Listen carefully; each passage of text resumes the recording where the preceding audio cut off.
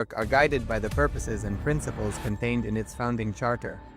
The UAN is a manifestation of the profound connection amongst indigenous peoples across the world, including African, Andean, American, European, Caribbean, Oceanic, and Asian regions, rooted in shared wisdom, sustainable practices, and deep reverence for the earth.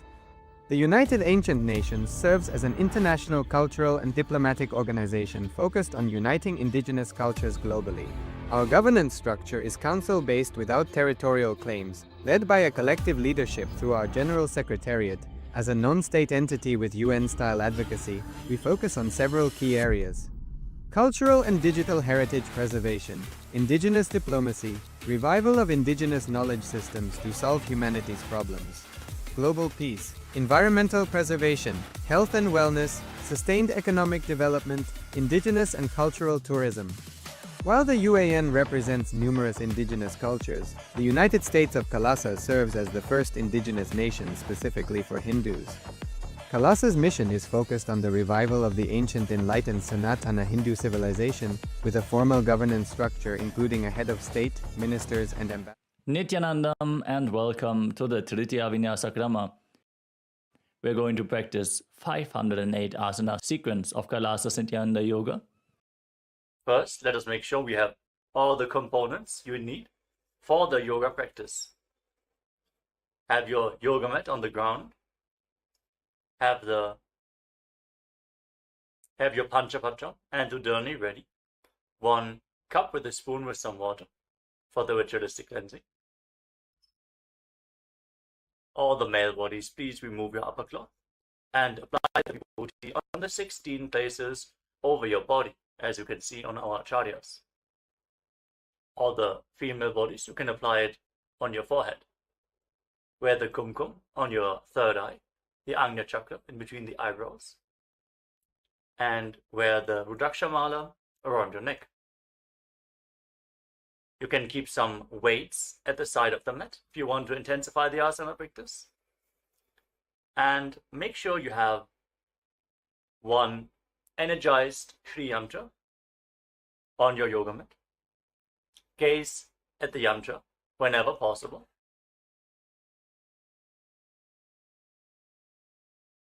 To mirror the macrocosmic energies into your microcosmos. Let us all now settle down into a comfortable cross-legged position with your head, neck, and spine in a straight line. Close your eyes, take a deep breath. Visualize Swamiji in your inner space as you bring your hands into Namaskara Mudra in front of your heart center as you open this session with the Satguru Vandanam.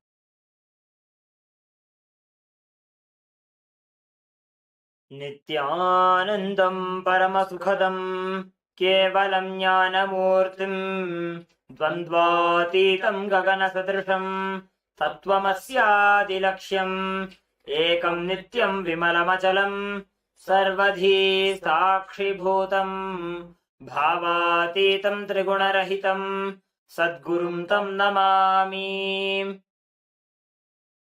Next, we are going to chant the Shiva Mula mantra. Om Ham Haum Shivaya Namaha 11 times, invoking Paramashiva's presence for this ritual of Nithyananda Yoga. Please follow along internally. Om Ham Haum Shivaya Namaha. Om Ham Haum Shivaya Namaha. Om Ham Haum Shivaya Namaha. Om Ham Haum Shivaya Namaha. Om Ham Haum Shivaya Namaha. Om Ham Haum Shivaya Namaha. Om Ham Haum Shivaya Namaha. Om Ham Haum Shivaya Namaha. Om Ham Haum Shivaya Namaha. Om Ham Haum Shivaya Namaha. Om Ham Haum Shivaya Namaha. Let us now enter into the Tattvachamana, the ritualistic cleansing. Take your Panchapatram and Udana. Keep your right hand in the Gokarna Mudra in the shape of a cow's ear. Take 1 Udani, 1 spoon of water, and pour it into your right palm. Each time the word Swadha is chanted, sip the water from the bottom of your palm and take another udoni of water into your hand for a total of 3 times. Om Atmatattvam Shodhayami Swadha. Om Vidyatattvam Shodhayami Swadha. Om Shivatattvam Shodhayami Swadha. Now wash your right hand with the water from the Panchamaton and wipe your lips twice with the bottom of your right thumb as we chant Om Ham Hridayaya Namaha. Wash your hand again. With your index, middle and ring finger joined together, touch above the upper lip and below the lower lip. Then wash your hand again. With your index finger and thumb joined together, touch your right nostril and your left nostril. With your ring finger and thumb, touch your right eye, your left eye, your right ear, and your left ear. Then wash your hand again. With your little finger and thumb, touch your navel, your right chest, and your left chest. And with all the tips of the fingers joined together, touch the crown of your head, the right shoulder, the left shoulder, and your heart center. Wash your hand again. Now place your right hand over the left and place both your hands on the right thigh. Sit straight, close your eyes, and make a conscious resolution. What you want to manifest in today's Nityananda Yoga session. Hold the visualization of what you want to manifest as we chant the Sankalpa mantra. Om Mamopatta Samasta Duritakshayadvara Bhagavat Sri Nityananda Paramashiva Prityartham Sri Nityanandeshwari Paramashiva Shakti Sameta Sri Nityanandeshwara Paramashiva Prityartham Cha Shubhe Shobhane Muhurte Adya Brahmanaha Dvitiya Parardhe Shri Shvetavaraha Kalpe Vaivasvatamanvantare Ashtavimshatitame Nityayuge Prathame Pade Jambudvipe Bharatavarse Bharatakhande Meroho Dakshine Parshve Shakabde Asmin Vartabane Vyavaharike Prabhavadinam Shashtyaha Samvatsaranam Madhye शुभनाम संवत्सरे शुभायने शुभऋतौ शुभमासे शुभपक्षे शुभतिथौ शुभवासरयुक्तायां शुभनक्षत्र शुभयोग शुभकर्ण एवं गुणविशेषणविशिष्टायाम् अस्यां शुभतिथौ श्रीकैलासोन्नतद्वादशान्तश्यामलापीठारूढ श्रीमीनाक्षी सुन्दरेश्वराभिन्नस्वरूप परशिवपुत्ररत्नकुमार गुरुमन्यतुल्यावतार श्रीपार्वतीस्तन्यपानलब्धदिव्यज्ञानविश्रुत सकलनिगमागमसारभूतद्राविडवेदप्रवक्त्रे श्रीमत्परमशिवकरुणासमधिगतमुक्तामयचतुरश्रयान् गीयमानछत्रचामर श्रीजिन्नकाहलादि समस्तबिरदावल्यलङ्कृत ज्ञानविज्ञानचक्रवर्ती सर्वजनसङ्गसद्यो निर्वाणदीक्षाव्यजापवर्गवर्ष विश्राणजीमूत परमतकलभकेसरी शैवसिद्धान्तस्थापनाचार्य श्रीराजाधिराजपाण्ड्यमहाराजगुरु क्षपनशाक्यादिमहान्धकारनिवारणज्ञानभानु वीक्षणानर्हार्हध्वजोच्छेदनपूर्वक श्रीमद्ऋषभध्वजस्थापक शैवसमयकर्त्रे सर्वज्ञपीठारूढ श्रीजगद्गुरु श्रीज्ञानसम्बन्धदेशिकस्वामी वागीशसुन्दरमाणिक्यवाचकस्वामिनाम् अवतारभूत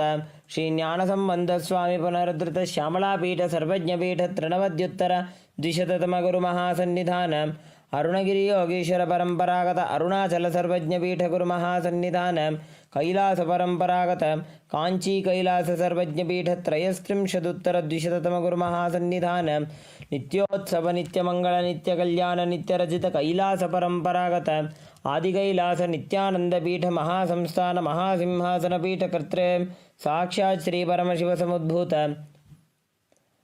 कैलास परंपरागत वैवस्वतमनु इक्ष्वाकु हरिश्चंद्र भगीरथ श्रीरामचंद्र शूरसेन इत्यादि अनवच्छिन्न सार्वभौम चक्रवर्ती परंपरागत चतुष्षष्टि योगिनी मंडित चतुष्षष्टि संप्रदाय प्रवर्तक मनुधर्म शासन सूर्यवंश प्राप्त सर्वज्ञपीठ सुरांगी साम्राज्य मूर्धाभिषिक्त चूड़ामणि साक्षात् श्री परमशिव समुद्भूत कपिल महागुरु पुनरुद्धृत महानिर्वाणिपीठ अष्टोत्तर सहस्र श्री महामंडलेश्वर साक्षात् श्री परमशिव समुद्भूत श्री महागणपति समारंभ अनवच्छिन्न पीठाधीश्वर गुरुपरंपरा प्राप्त अटलपीठ अष्टोत्तर सहस्रतम अष्टोत्तर सहस्र श्री अटलपीठाधीश्वर धर्म मुक्ति स्वर्गपुर स्वर्णपीठ त्रयोविंश गुरु महासन्निधान कैलास परंपरागत आदिपीठ सर्वज्ञपीठ जगद्गुरु श्री कैलास पुनरुद्धारक श्री कैलास परमाचार्य श्रीमत् परमहंस परिव्राजकाचार्य वर्य सच्चिदानंद प्रणव स्वरूप श्रोत्रिय ब्रह्मनिष्ठ श्रीमज्जगद्गुरु श्रीलश्री भगवत् श्री नित्यानंद परमशिव श्री ज्ञान संबंध देशिक परमाचार्य स्वामिनां प्रीत्यर्थं तेषां पादारविन्दयोः भक्ति सिद्ध्यर्थं गुरुकृपा कटाक्ष सिद्ध्यर्थं क्षेमस्थैर्य वीर्य विजय आयुरारोग्य ऐश्वर्यानाम् अभिवृद्ध्यर्थं धर्मार्थ काम मोक्ष चतुर्विध बल पुरुषार्थ सिद्ध्यर्थं समस्त दुरितोपशान्त्यर्थं समस्त मंगल अवाप्त्यर्थं भगवत् श्री नित्यानंद परमशिव प्रसादेन सकुटुम्बस्य ज्ञान वैराग्य जीवन मुक्ति प्राप्त्यर्थं पूर्ण आरोग्य युक्त दृढ़गात्र यौगिक शरीर सिद्ध्यर्थं परमशिव शक्ति आविष्करणार्थं नित्यानंद योगाभ्यासं करिष्ये. Now wash your right hand once more. ओम अप उपस्पृश्य And keep your Panchapatam and Udani aside out of harm's way. Let us now enter into the first asana of the sequence, Sukhasana. In a comfortable cross-legged position with your head, neck and spine in a straight line, place your hands on top of the knees in Bindu Mudra with index fingers and thumbs together. Gaze forward. Visualize Lord Shiva in your inner space. Hold the visualization. Breathe in Samana Kumbhaka. Inhale deeply into your navel region. And visualize the fire in your navel being kindled, rising up your spine as you exhale. Let us now move to the next asana of the sequence, Savitri Asana. Now place your hands flat on the knees as you keep the right heel against the perineum with the left foot on top.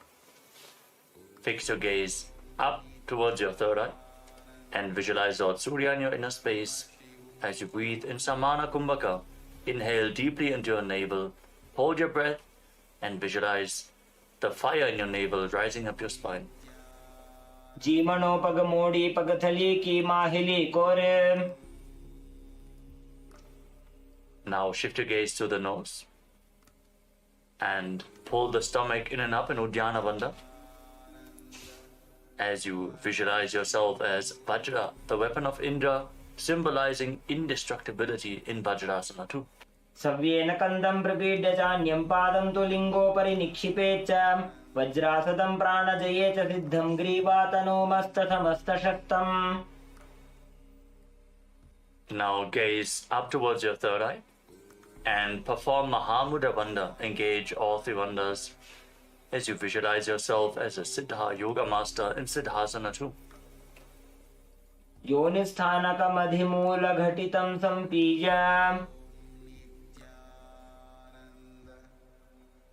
From the same position now, bring the left foot in between the thigh and calf of the right leg and cup your palms on top of the right knee. Fix your gaze at the tip of your nose. Engage all the bandhas and visualize Lord Brahma in your inner space in Brahmasana too. पद्मं ब्रह्मंस्तथा सैद्धं स्वस्तिकं वज्रमासनं बद्धकोणं भद्रपृष्ठं मूलबन्धं तथैव च. Now keep your hands relaxed on the knees and sit in a relaxed way as you intensely listen for a sound in your right ear, visualizing Swamiji, the Supreme Pontiff of Hinduism, liberating your soul in Muktasana too. मुक्तासने स्थितो योगी मुद्रां सन्धाय शाम्भवे शृणुयात् दक्षिणे कर्णे नादमन्तस्तमेकधिः. Now shift your gaze up towards your third eye and rotate your hands into Bindu Mudra. Visualize the great sage Valmiki, poet and author of Ramayana, in Valmikasana too. देसी करीडावा पग की पगथली JD बारिला फणा दिशिमोडी. Now place your hands flat on your knees and raise the left shoulder to the height of your head. Like a god, visualize yourself with more than one head in Dvishirasana. स्कन्दशिरः पर्यन्तं नीत्वा स्थातव्यं द्विशीर्षं भवति. Lower the left shoulder and now raise the right shoulder. Again, visualize yourself with more than one head. स्कन्धशिरः पर्यन्तं नीत्वा स्थातव्यं द्विशीर्षं भवति. Now raise your hands up, place them on top of your head, fingers interlocked. Fix your gaze at the tip of the nose, pull your stomach in and up, and visualize yourself as an alligator in Kumbhirasana. नितम्बे हस्तयुगलं भूमौ सङ्कोचितः पतेत् कुम्भीरासनमावक्ष्ये वायूनां धारणाय च. Place your hands back down on the knees. Sit with your spine straight. Now place your heels underneath the opposite thighs. Sit with your spine straight. Gaze to your nose and visualize each of your chakras as a bright white light in Chakrasana 2. सव्योरुदक्षिणे गुल्फे दक्षिणं दक्षिणेतरे निदध्यादृजुकायास्तु चक्रासनमिदं मतम्. Now bring your feet in between the opposite thighs and calves. Fix your gaze at the tip of the nose. Keep your hands on the knees and embody peace, well-being, good fortune and prosperity. Visualize a swastika in swastikasana 2. जानूर्वोरन्तरे सम्यक् दृष्ट्वा पादतले उभे समगाय सुखासीन स्वस्तिकं तत्प्रचक्षते. अनेन विधिना योगी मारुतं साधयेत् सुधीः. देहे न क्रमते व्याधिस्तस्य वायुश्च सिद्ध्यति. Maintain your legs in the same position, but interlock your fingers in front of your chest in Parusha Mudra. Keep visualizing a swastika in swastikasana 3. जानूर्वोरन्तरे कृत्वा योगी पादतले उभे ऋजुकाय समासीन स्वस्तिकं तत्प्रचक्षते. Now keep the right foot between the thigh and calf and place the left foot onto the opposite thigh. Gaze the tip of your nose and embody Vira, the state and space of bravery in Virasana 2. वीरासनमनस्थैर्यकरमुत्साह वीर्यकृत लक्ष्यसन्धानजननं सुखासनमनामयम्. Now bring your heels together at the perineum. Sit with your toes slightly separated. Keep your knees wide and interlace your fingers around the feet. As you gaze to the tip of the nose, unclutch from all ego-fulfilling successes in your life as you tuck your chin to the chest in Jalandhara Bandha in Siddhi Haritali Asana. पगतली संपूट करी अंगुल को संपूट करे. Now interlock your fingers around the feet and pull them close towards your perineum.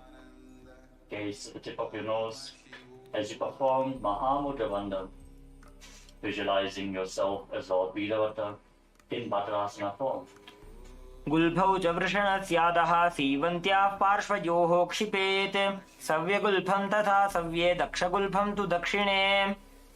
Now sitting on the ground, cross your heels and keep the knees raised. Place the back of your hands on the knees with the palms facing upwards.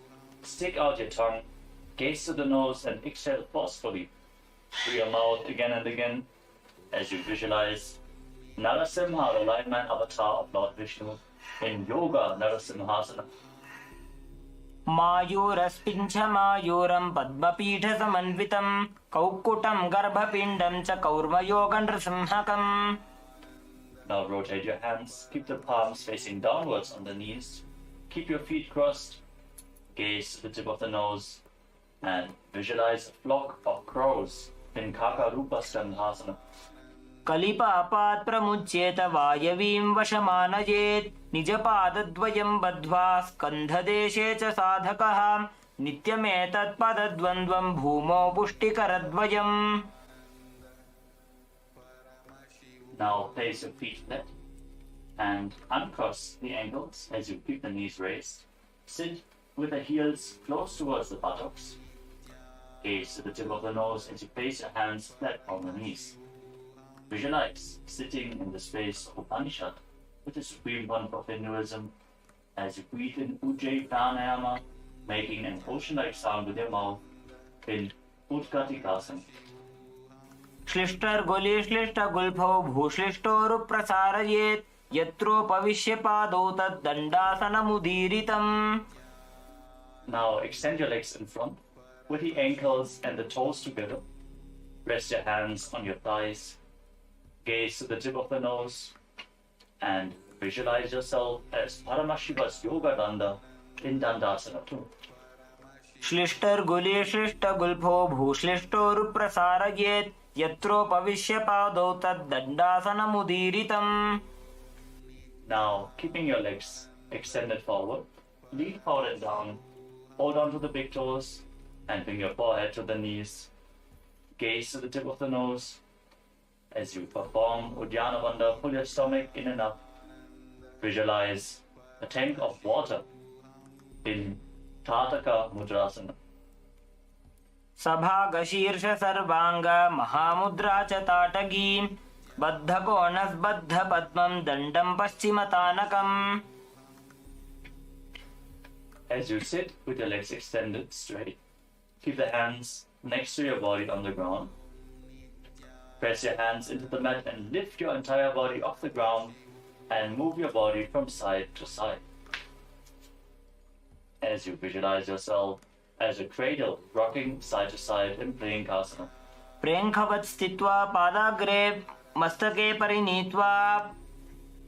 Now, from the same position, with your legs extended forward, raise your body off the ground and swing back and forth like a cradle in Priyankasana 2. प्रेङ्खवत् स्थित्वा पादाग्रे मस्तकोपरि नीत्वा पृष्ठभागे भूमौ निधाय.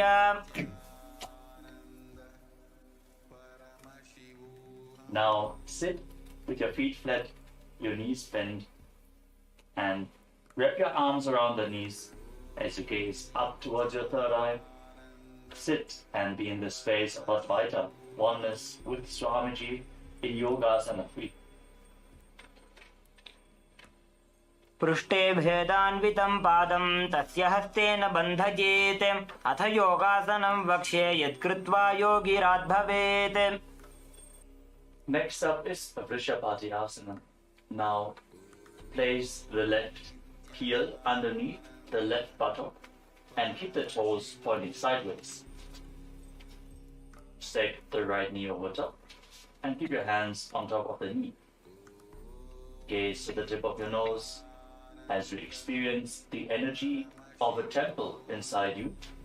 Breathe in Siddhkari Kumbhaka. Press your tongue against the teeth.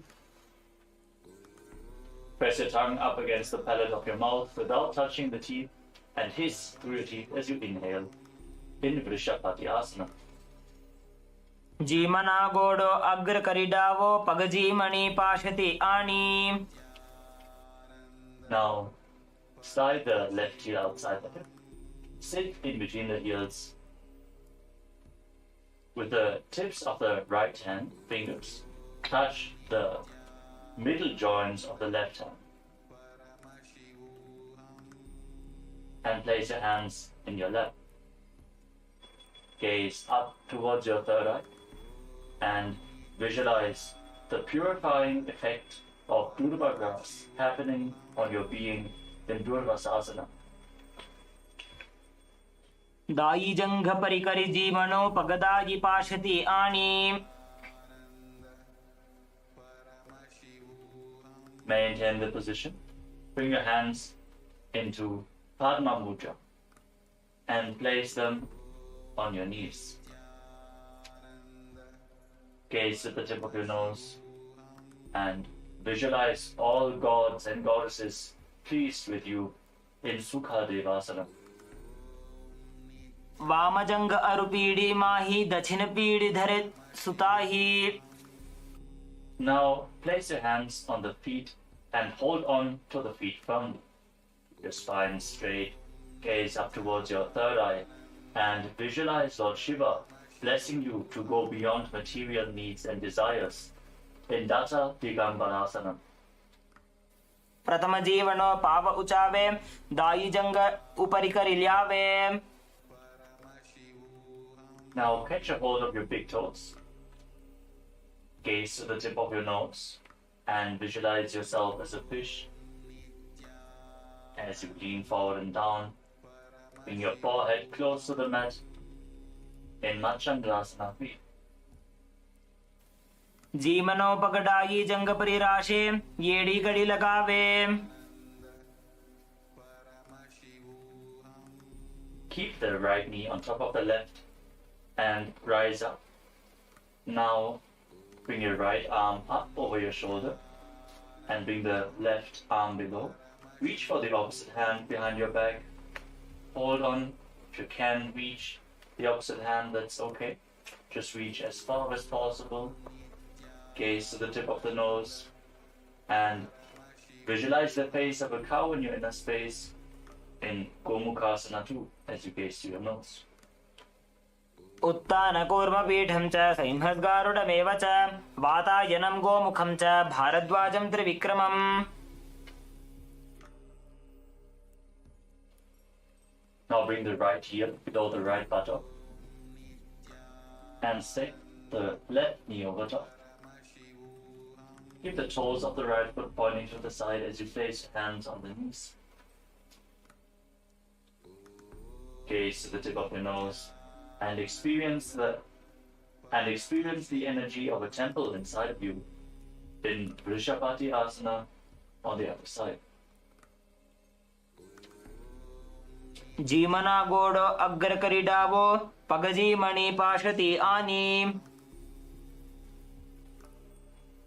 Now slide the right heel outside the hip. Sit in between the heels.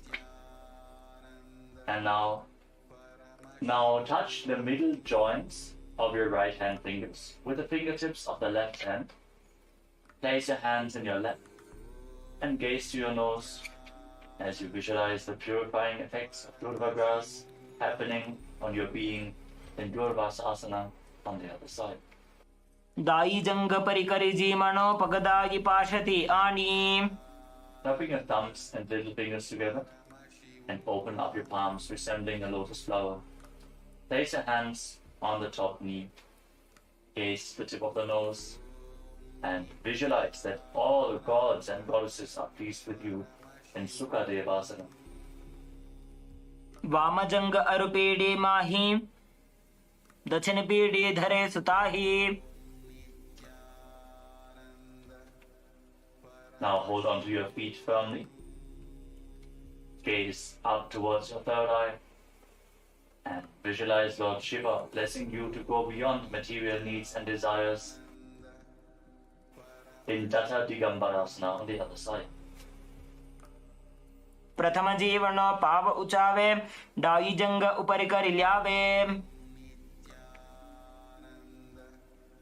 Now hold on to the big toes as you gaze to your nose and lean forward and down, visualizing yourself as a fish. Don't forget to breathe in Siddhkari Kumbhaka in Machandasana 3. जीमनो पगड़ाई जंग परिराशे येड़ी गड़ी लगावे. Now rise up with the left knee on top. Raise the left arm over top of the shoulder and bring the right arm behind your back. Hold on to opposite hands behind your back if you can as you visualize the face of a cow in your inner space in Gomukhasana 2. उत्तान कूर्म पीठं च सिंहस्गारुडमेव च वातायनं गोमुखं च भारद्वाजं त्रिविक्रमम्.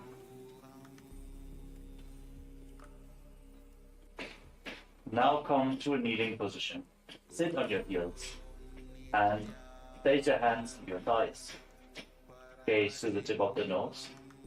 Embody Vira, the state and space of bravery, as you exhale deeply and hold your breath again and again in Vechaka Kumbhaka in Nidasana. બને પગ ગોઠ નથી વાળીને તેના ભનુગુદાની નીચે. Now place your left foot flat on the ground in front of you, with the heel touching your perineum. Place your hands on the respective knees and gaze up towards your third eye. Embody Vida, the state and space of bravery, and Dakshinapada Tirasana. બને પગ ગોઠ નથી વાળીને તેના ભનુગુદાની નીચે. Now move your right knee to the side and keep the foot in front, with the heel close to the perineum. Wrap your arms around the raised knee, holding on to opposite forearms. Gaze to the tip of your nose and visualize and control the outgoing breath as you keep breathing in Rechaka Kumbhaka in Dakshina Shvasa Gamanasana. જમણું પગનો ઢીંચન જમણે હાથની કાખલીમાં રાખી. Now raise the right knee and sit back down onto the left heel. Keep the right heel against the perineum, hands on the knees, gaze to your third eye, embody Vira, the state and space of bravery, in Vamapada Tirasana. બને પગ ગોઠા નથી વાળીને તેના ભનુગુદાની નીચે. Now bring the left knee outwards, the left foot in front, with the heel against the perineum. And wrap your arms around the right knee, holding on to opposite forearms. Gaze to your nose and visualize and control the outgoing breath in Vama Shvasa Gamanasana. જમણું પગનો ઢીંચન જમણે હાથની કાખલીમાં રાખી. Now place both your feet flat on the ground and bring your right arm around the raised knees. Twist to the side and bring the other arm behind your back, interlocking the fingers if you can. Balance in this posture. Gaze to your third eye and visualize yourself bound by a noose of integrity, keeping your emotions integrated and aligned to your purpose in Parashasana. पादतले भूमो निधाय जाननिवृति निधाय विपरीतहस्ताभ्याम् ऊरुसहितजङ्गे निबध्य तिष्ठेत् पाशासनं भवति. Now bring the left arm around the knees and the right arm behind your back. Repeat Parashasana on the other side as you gaze to the tip of your nose. पादतले भूमो निधाय जाननिवृति निधाय विपरीतहस्ताभ्याम् ऊरुसहितजङ्गे निबध्य तिष्ठेत् पाशासनं भवति.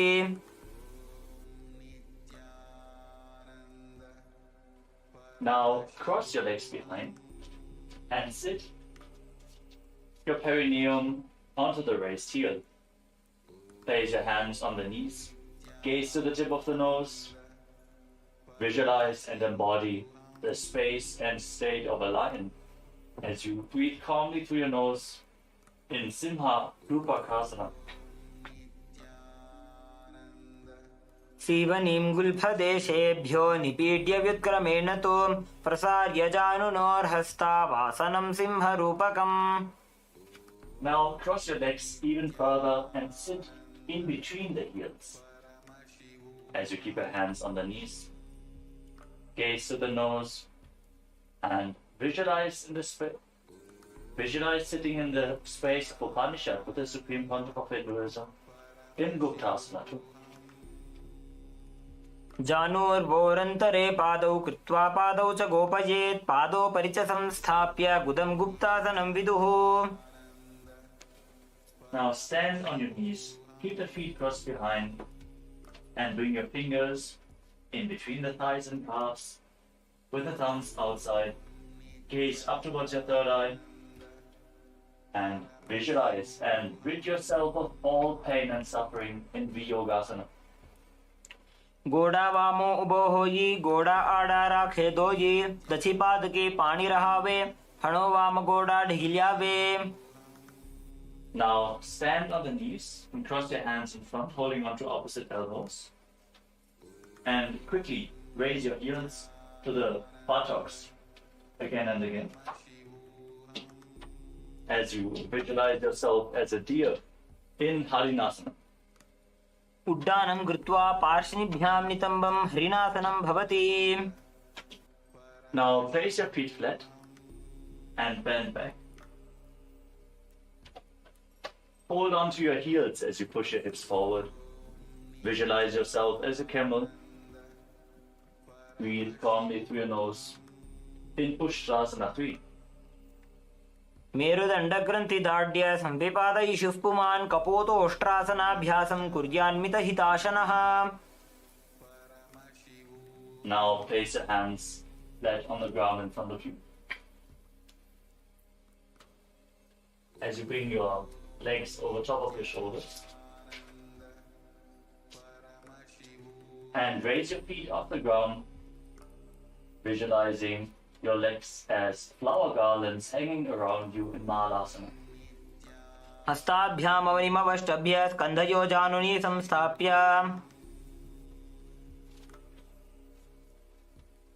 We move on to Ganga Vatavana Karna. Now stand up.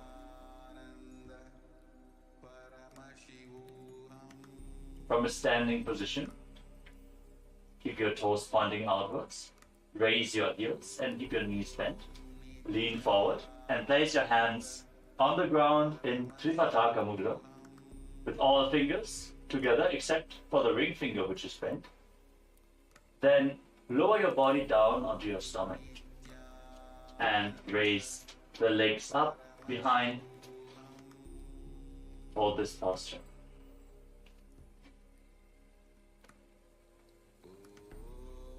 Now come to a kneeling position.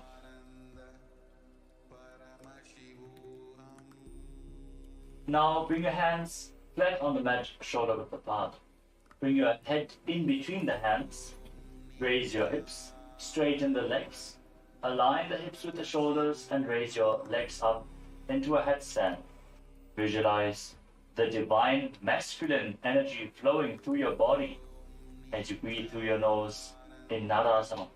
योगासनस्थश्च योगी भवति साधकः. Now slowly lower your legs down and come to a kneeling position.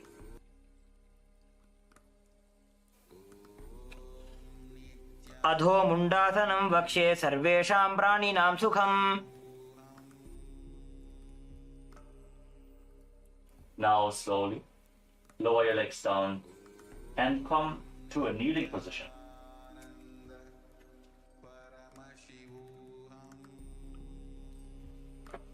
Keep your heels under the buttocks and interlock your fingers in Parusha Mudra. Place them on the ground to the right side of your body and bring your head forward and down. Visualize your body being softly purified in Midaki Pavasana 2. आसन को गुणगुलमय by जाई. Now bring your hands to the other side of the body. Place them down on the ground. Lower your head down as you repeat Midaki Pavasana 2. आसन को गुणगुलमय by जाई.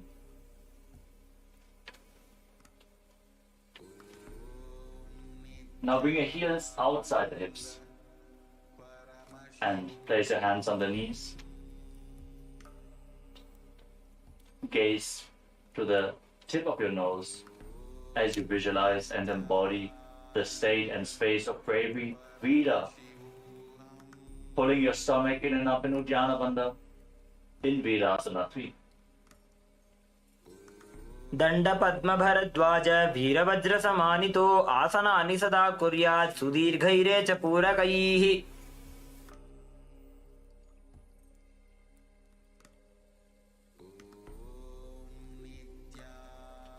Now place both hands down on the ground and press your entire body up.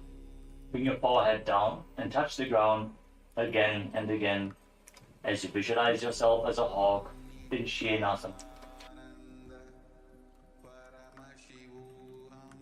विपरीत नृत्य च स्थितो नासिका भूमौ संस्पृश्य. Now place your forearms on the ground, elbows shoulder width apart, and keep your palms flat as you raise your hips and lift your legs up over top of your body. Keep the legs as straight as possible. Bring your body into a C shape as you visualize yourself as a peacock. And breathe calmly through your nose in Pincha Mayurasana. मायूरस्पिञ्छ मायूरं पद्मपीठसमन्वितम्. Now come to a kneeling posture. Tuck your toes with the heels raised and sit down on the heels. Place your hands. Make a fist with your hands and place them on your thighs as you gaze to the tip of the nose and visualize yourself milking a cow in Godohikasana. पार्ष्णिभ्यां तु भुवस्त्यागे तत्स्यात् गोदोहिकासनम्. Now slowly stand up. Raise your arms up above your head with the hands separated. Raise your chin. Gaze up towards your third eye and visualize yourself as a camel in Ustrasana form. पादाङ्गुल्याभ्यां भूमिं धृत्वा बाहु ऊर्ध्वीकृत्य तिष्ठेत् उष्ट्रासनं भवति. Now join your hands in Anjali Mudra above your head. Gaze up towards the sky as you visualize yourself as a mountain standing stable for thousands of years in Tadasana. महामुद्राबद्ध कोनो ताड़ासन विभेदकान् विनोत्तानं सदा कुर्यात् अन्तर्पत्नी पतिप्रिया. Now again, separate your palms. Face them up towards the sky as you visualize yourself as a palmyra tree in Talasana. बेहात ऊंचा करिने पंजा पहोला राखिने. Now extend your arms out to the side at shoulder level and swing the hands forward in a circular motion again and again as you visualize yourself as a potter's wheel in Kulala Chakrasana. हस्तो प्रसार्य भ्रमणं कर्तव्यं. कुलालचक्रासनं भवति. Now rise up onto the tips of your toes. Keep your spine straight. Cross your hands in front of your chest and hold on to opposite arms. Gaze to the tip of your nose and visualize yourself as a caged bird being released in Panchasana. चरणस्याग्रभागेनोत्तिष्ठेत् भुवस्थले मुनिः. कृत्वा हस्तपरीयस्तीं सिद्धं सेवेत सिद्धये. Now lower your heels down. Keep your hands at the side and raise the sole of the left foot against the right knee. Keep your hands at the side. Gaze at the tip of the nose. Visualize the moon in your inner space as you pull your stomach in and up in Uddiyana Bandha and perform Ujjayi Kumbhaka, making an ocean-like sound with your mouth in Ardha Chandrasana. एकेन पादेन भूमिं वष्टभ्य अन्यपादतलेन ऊरुमवष्टभ्य तिष्ठेत्. Now bring the left heel towards the opposite hip. Now sit down and stand back up, alternating the sides again and again.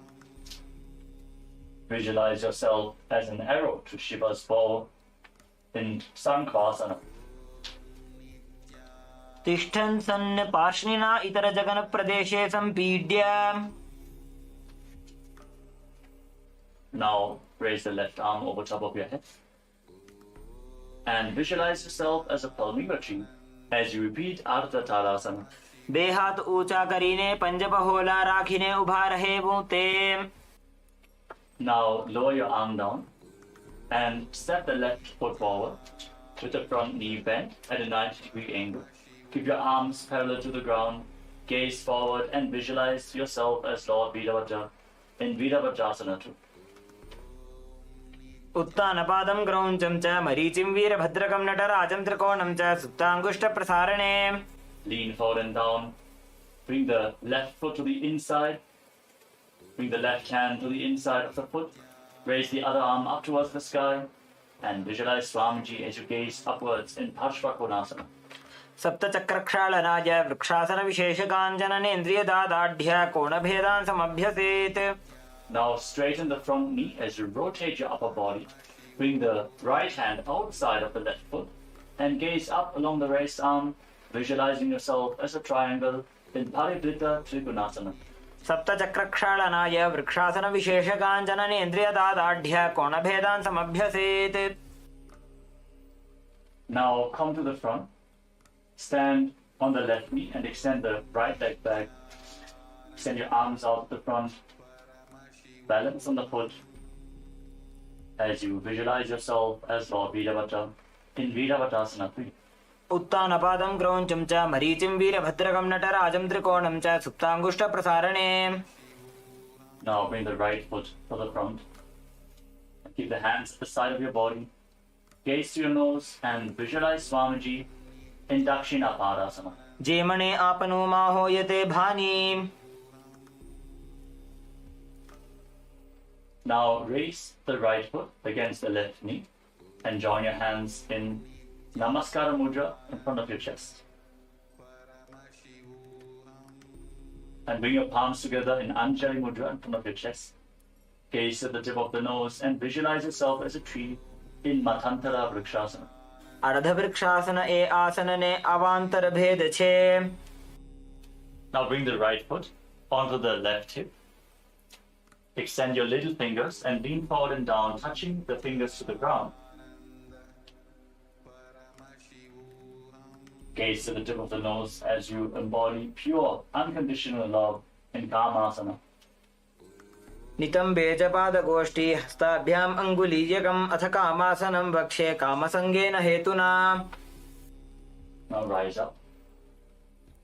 Slide the right foot onto the knee and squat down, keeping the hands on the respective knees as you bring the hips to the same level as the knees. Gaze to your nose and visualize yourself as a Vimana capable of crossing into different dimensions in Vimanasana. एकं पादं भूमौ निधाय नितम्बं जानुप्रदेश आनीय. Rise back up. Now keep the sole of the right foot against the knee and join your hands in Anjali Mudra in front of your chest. Gaze to the tip of the nose and visualize Swamiji in Ardha Bhadasana. वने पगे उभा रहे ऊंते पूर्णपादासन कहा वेछे. Now catch a hold of the foot and extend it up towards your head, keeping the knees straight. Visualize Swamiji near inner space in Uttita Trivikramasana. उत्तानकूर्मपीठं च संहद्गारुडमेव च वातायनं गोमुखं च भारद्वाजं त्रिविक्रमम्. Now bring the leg behind. Bring your hands over top of your shoulders and catch a hold of the foot behind your back. As you visualize yourself as Lord Nataraja in Natarajasana 2. शलभासन भेदाश्च नटभेरुण्ड नामके गण्डभेरुण्ड सहिते शीर्षदण्डासनं तथा. Next up is Lata Vrishchika Karana. Now stand on the right foot with the knee bent and the toes pointing outwards. Bring the left foot behind towards the buttocks. Raise the right arm and keep the hand by the side of your chest with the fingers pointing upwards. Extend your left arm outwards and slightly up and curl your fingers inwards as you bend the wrists. Now stand straight with the feet together and the hands by the side of your body. Gaze to the tip of the nose and visualize Swamiji in Purna Padasana. वने पगे उभा रहे ऊंते पूर्णपादासन कहा वेछे. Now stand tall, raising one arm straight above your head. Visualize yourself as a Palmyra tree in Ardha Tadasana. बे हाथ ऊंचा करीने पंजा पहोला राखीने. Lower your arm down. Now step the right foot forward. Bend the front knee at a 90-degree angle. Extend your arms parallel to the ground. Gaze forward as you visualize yourself as Lord Virabhadra in Virabhadrasana too. उत्तानपादं क्रौञ्चं च मरीचिं वीरभद्रकं नटराजं त्रिकोणं च सुप्ताङ्गुष्ठप्रसारणे. Now lean forward and down. Bring the right hand to the inside of the right leg. Raise the other arm up. Gaze up along the raised arm. As you visualize Swamiji in your inner space in Parshvakonasana. सप्तचक्रक्षालनाय वृक्षासनविशेषकाञ्जननेन्द्रियदार्ढ्य कोणभेदान् समभ्यसेत्. Now straighten the front knee and rotate your body. Bring the left hand to the outside of the right leg and raise the other arm up. Gaze up along the raised arm and visualize yourself as a triangle in Parivritta Trikonasana. सप्तचक्रक्षालनाय वृक्षासनविशेषकाञ्जननेन्द्रियदार्ढ्य कोणभेदान् समभ्यसेत्. Now rise up. Lean forward as you raise your left leg off the ground. Extend your arms over top of your head and balance as you visualize yourself as Lord Virabhadra in Virabhadrasana 3. उत्तानपादं क्रौञ्चं च मरीचिं वीरभद्रकम्. Now extend the left leg to the front at a 90-degree angle. Keep your hands relaxed at the side as you visualize Swamiji. Gaze through your nose and breathe in Ujjayi Pranayama in Dakshina Padasana. जेमने आपनो मा होयते भानी.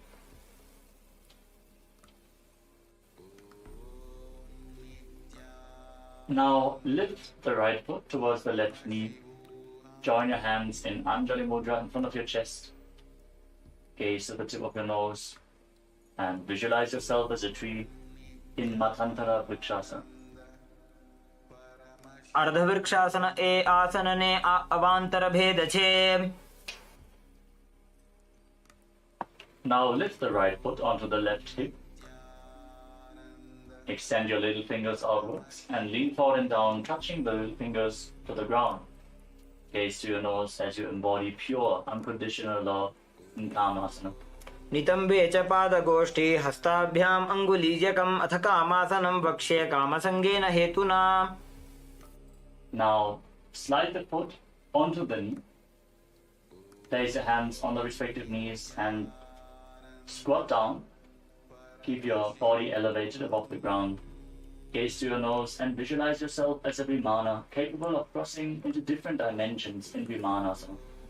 एकं पादं भूमौ निधाय नितम्बं जानुप्रदेश आनीज्य द्वितीयं पादं जानुनी निधाय.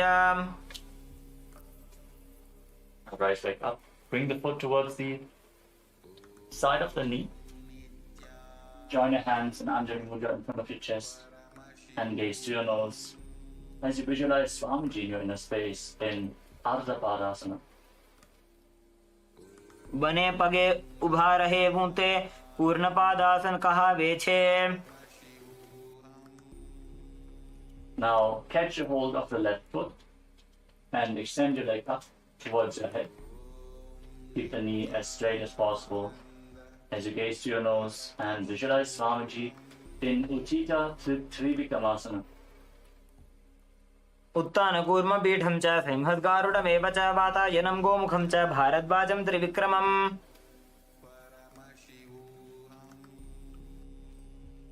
Now raise your foot up behind yourself. Now raise your foot up behind your back. Catch a hold of the foot with both hands. As you pull it up, bend your back and visualize yourself as Lord Nataraja in Natarajasana too. शलभासन भेदाश्च नटभेरुण्ड नामके गण्ड भेरुण्ड सहित शीर्षदण्डासनं तथा. Now turn the toes of the left foot outwards. Bend the left knee. Bring the right foot behind the buttocks. As you bring the left hand to the side of the chest with the fingers pointing up, extend your right hand outwards and up as you bend the wrist. In Latha Vrishchikakarma.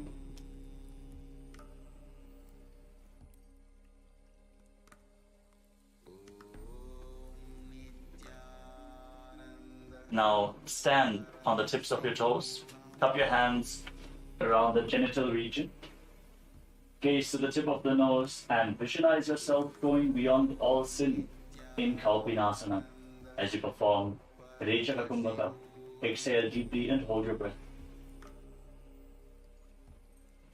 वृष्णसहितलिङ्गम् ऊरुमध्ये गाढं धृत्वा चरणाग्राभ्यां स्थातव्यं कौपीनासनं भवति. Now spread the legs to the side as far as possible. Lower your body down into a side split and extend your arms out to the side, parallel to the ground. Gaze to the tip of the nose and visualize yourself destroying and going beyond anything which finds you in Tipakarasana. आसन को गुण शरीर को सो जाई. Now turn your body into a front split. Keep the top of the foot which is behind flat on the ground.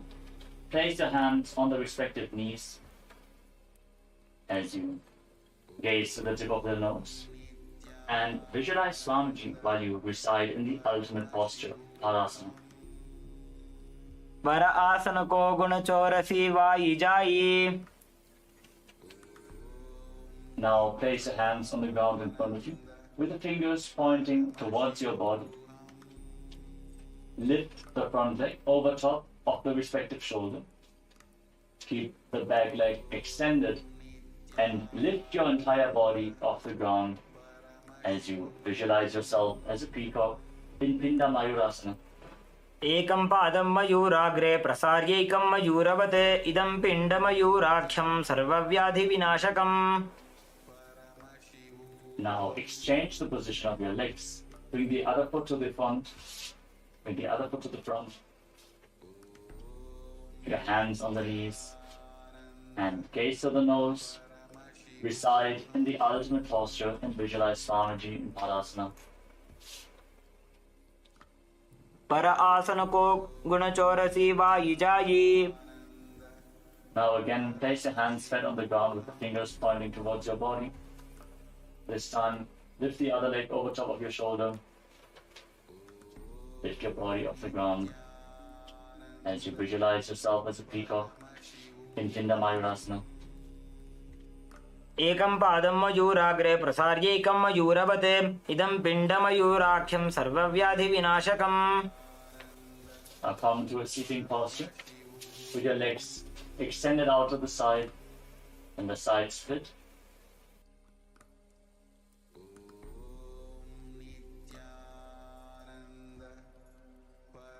Now bring your legs to the side and stretch the legs out as far as possible.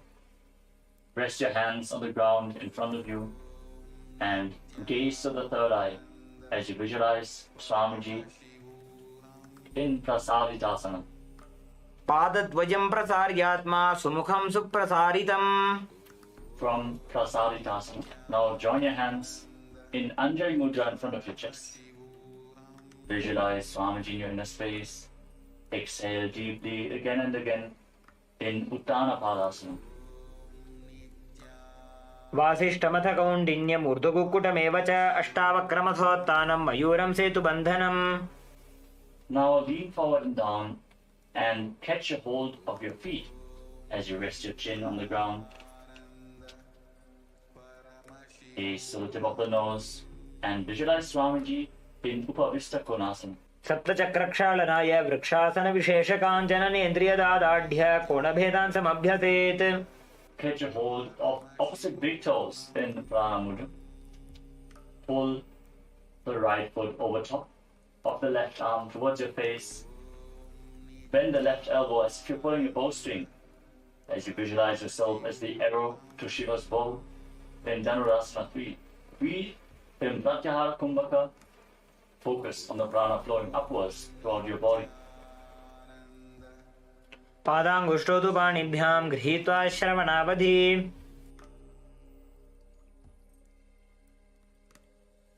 Now bring the right foot onto the left thigh and place your palms over top of each other.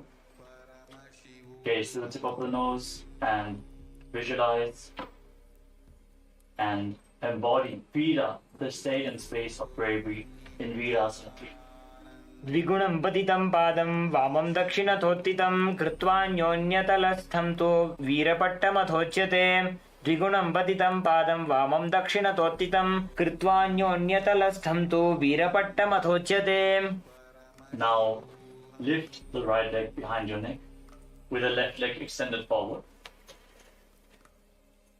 Join your hands in Anjali Mudra in front of your chest and gaze up towards your third eye as you visualize Swamiji in Ekapadasana 2. एकपादमथो कण्ठे उत्थाप्यैकं च दण्डवत् करौ सम्पुटितौ कृत्वा एकपादं तदुच्यते. Hold this posture. Now bend the left leg. Keep the left heel against your perineum. Keep gazing upwards towards your third eye, visualizing Swamiji in Dakshinapada Shirshasana. बेसिने बामे पगमाथा उपर लावीदाकाना. Now place the hands on the ground in front of you with the fingers pointing towards your body. Lean forwards onto your elbows and extend the left leg back. Balance on your arms as you visualize yourself as a peacock in Ekapada Mayurasana. कण्ठे पादं प्रसार्यैकमेकपादं मयूरके. Now bring the left leg to the front and roll back. Lay down on your back as you hold onto the right foot with both hands. Gaze to the tip of the nose and visualize Swamiji in Supta Trivikramasana. उत्तानकूर्मपीठं च सिंहद्गारुडमेव च वाताजनं गोमुखं च भारद्वाजं त्रिविक्रमम्. Keep the leg behind your neck. Extend your hands below your body with the palms facing down. Lay on your arms as you gaze to the tip of the nose and visualize yourself as a tiger in Vyagrasana. व्याघ्रासनमथो भक्षे क्रोधकालविनाशनम् एकपादं शीर्षमध्ये मेरुदण्डोपरि स्थितम्. Now rise up. Extend your legs out to the front. Again, catch a hold of opposite big toes. As you repeat Dhanurasana 3 on the other side, bring the left leg over top of your shoulder and pull the left foot towards your face. Now bring the left leg over top of your shoulder and pull the foot towards your face as if you're pulling a bowstring, visualizing yourself as an arrow to Shiva's bow in Dhanurasana. पादाङ्गुष्ठौ तु पाणिभ्यां गृहीत्वा श्रवणावधि. Now place the left foot onto the right thigh. Place your palms over top of each other. Rest them in your lap as you gaze to the nose and embody Vira, the state and space of bravery in Virasana. द्विगुणं पतितं पादं वामदक्षिणतोत्थितं कृत्वान्योन्यतलस्थं तु वीरपट्टमथोच्यते. Now lift the left foot behind your neck as you join your hands in Anjali Mudra in front of your chest. Gaze up towards your third eye and visualize Swamiji in Ekapadasana. एकं पादमथो कण्ठे उत्थाप्यैकं च दण्डवत् करौ सम्पुटितौ कृत्वा एकपादं तदुच्यते. Now bend the right foot. Bring the heel towards your perineum. Maintain your hands in front of your chest, the leg behind your neck. Gaze to your third eye and visualize Swamiji in Vama Parashirasasana. बेसिने बामे पगमाथा उपर लाविडाकाना. Now place your hands on the ground in front of you. Keep the fingers pointing back. Lean forward onto your elbows. Extend the right leg back. Balance on your arms with the leg behind your neck as you visualize yourself as a peacock in Ekapada Mayurasana. कण्ठे पादं प्रसार्यैकमेकपादं मयूरके. Now extend the right leg forward and lay down on your back. Keep the left leg behind your neck. Hold onto the foot with both hands. Gaze to your third eye and visualize Swamiji in Supta Trivikramasana. उत्तानकूर्मपीठं च संहस्गारुडमेव च वातायनं गोमुखं च भारद्वाजं त्रिविक्रमम्. Now bring your hands down below your body, with the palms facing down. Gaze to the tip of the nose and visualize yourself as a tiger in Vyagrasana. व्याघ्रासनमथो वक्षे क्रोधकालविनाशनम् एकपादं शीर्षमध्ये मेरुदण्डोपरि स्थितम्. Now free your leg.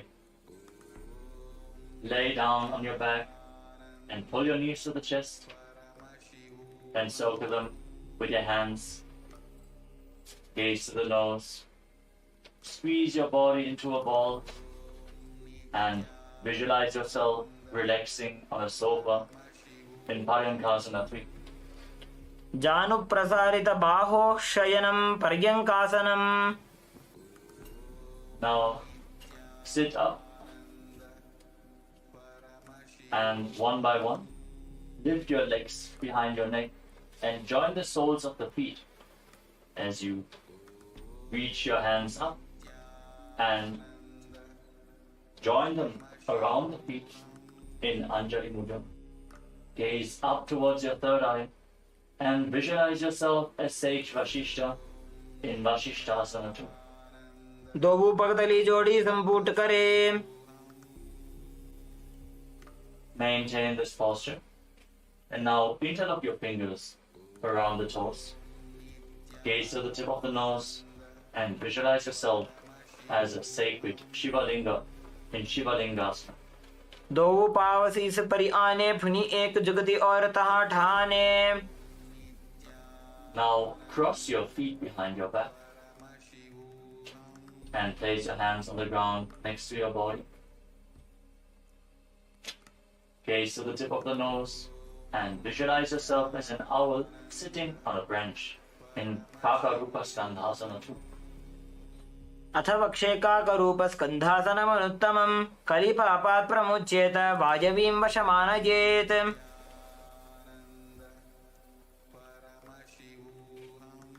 Now shift your gaze up towards your third eye and visualize yourself as a bird in a forest in Aranya Chatakasana. एकेन पादेन भूमिं वष्टभ्य अन्यपादतलेनोरु अवष्टभ्य. Now keep the soles of the feet together behind your head. Place your right hand on the left shoulder and extend the left arm up towards the sky.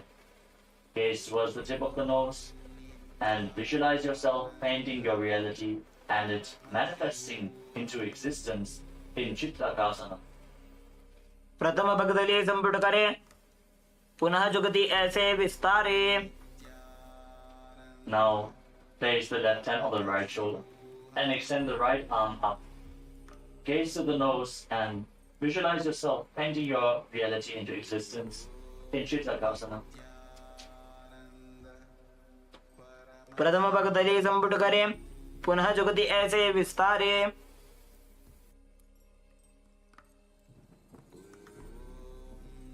Now sit and lift both legs behind your head.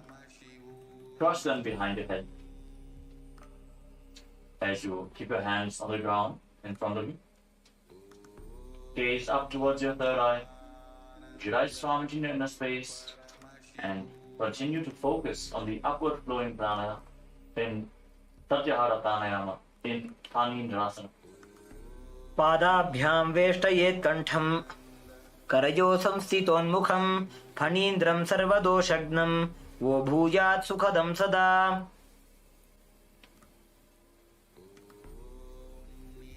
With your feet crossed behind your head, gaze to your third eye and visualize yourself bound by a noose of integrity, keeping your emotions integrated and aligned to your purpose in Pashini Mudrasana.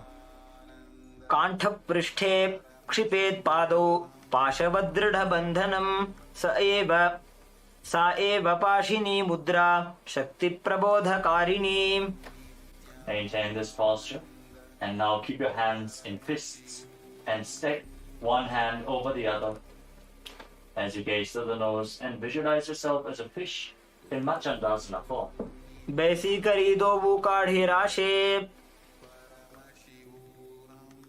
Now join the soles of the feet behind your back and join your hands in Anjali Mudra in front of your chest.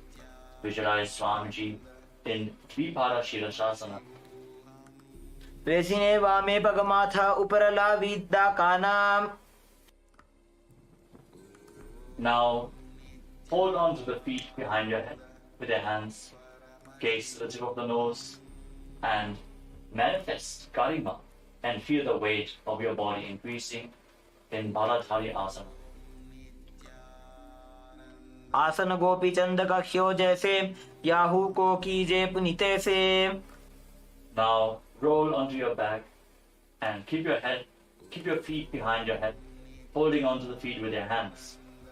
Gaze to the nose and visualize all the gods and goddesses blessing you in Devasana. प्रथमे सोधो सोवे सोजी करे काकसी कर गहदोजी. Now hold your feet from the side with your legs behind your head. Keep the back of your head on the ground. Gaze to the tip of the nose and maintain silence externally and internally. Visualize yourself as the source of energy with nutritious vegetation sprouting from your being in Mritika Vanjikasana. प्रथम सेन सुतो हो ज ठाने पग ऊंचाई आगने आने. Now cross your feet behind your head and interlock your fingers around your lower back. Gaze to the tip of the nose and visualize an abundance of gold being showered on you in Masakasana. मसकासन प्रथमे सुधो San है करे वाम पाद कंधा परिधरे. Hold on to the big toes in Prana Mudra as you extend your legs up straight. Keep your back flat and visualize each of your chakras as a bright white light as you breathe calmly through your nose in Sahaja Kumbhaka. In Chakrasana, breathe. देहातानी आंगल्योठी बेपगाना अंगली पकड़िने. Now place your feet flat on the ground. Keep your knees raised and place your hands at the side of your body. Visualize Swamiji in your space in Tanasana. पादद्वयं विनोत्तानासनं भवति. Now keep your elbows on the ground and raise the middle portion of the ground and raise the middle portion of your body off the ground. Visualize yourself as a mountain with 3 peaks as you breathe calmly through your nose in Sahaja Kumbhaka in Triputasana. उत्तानशयनं पादतलाभ्यां भूमिं धृत्वा. Now bring your hands in towards your shoulders. Keep them flat on the mat and lift your body up. Keep your hands and feet flat on the ground as you visualize each of your limbs as a pillar of a Hindu temple in Chatushpada Pitam. In Chatushpada Pitam. पूर्वतानं चतुष्पादपीठं वज्रासनं तथा चकोरक्रौञ्च शलभभुजङ्गमपि वृश्चिकम्. Now extend your legs forward and raise your hips. Keep the hands flat on the mat. Now extend your legs forward and raise your hips up. Your fingers pointing towards your feet. Gaze to the nose as you visualize Swamiji in Purvatanasana. पूर्वतानं चतुष्पादपीठं वज्रासनं तथा चकोरक्रौञ्च शलभभुजङ्गमपि वृश्चिकम्. The next asana is Ulpakonasana. Now lay down on your back. Now raise your hips and your legs up. Support your lower back with your hands and separate your legs wide to the side as you bring them down towards your head. Gaze the tip of the nose and visualize Swamiji in Purva Gunasana. सप्तचक्रक्षालनाय vrikshasana विशेषकाञ्जननेन्द्रियदादाढ्य कोणभेदान् समभ्यसेत्. Now lay down on your back. Extend your legs. Now bring the crown of your head onto the ground. Raise your chest up and then extend your legs and your arms forwards and up. And visualize Swamiji in Uttana Padasana too.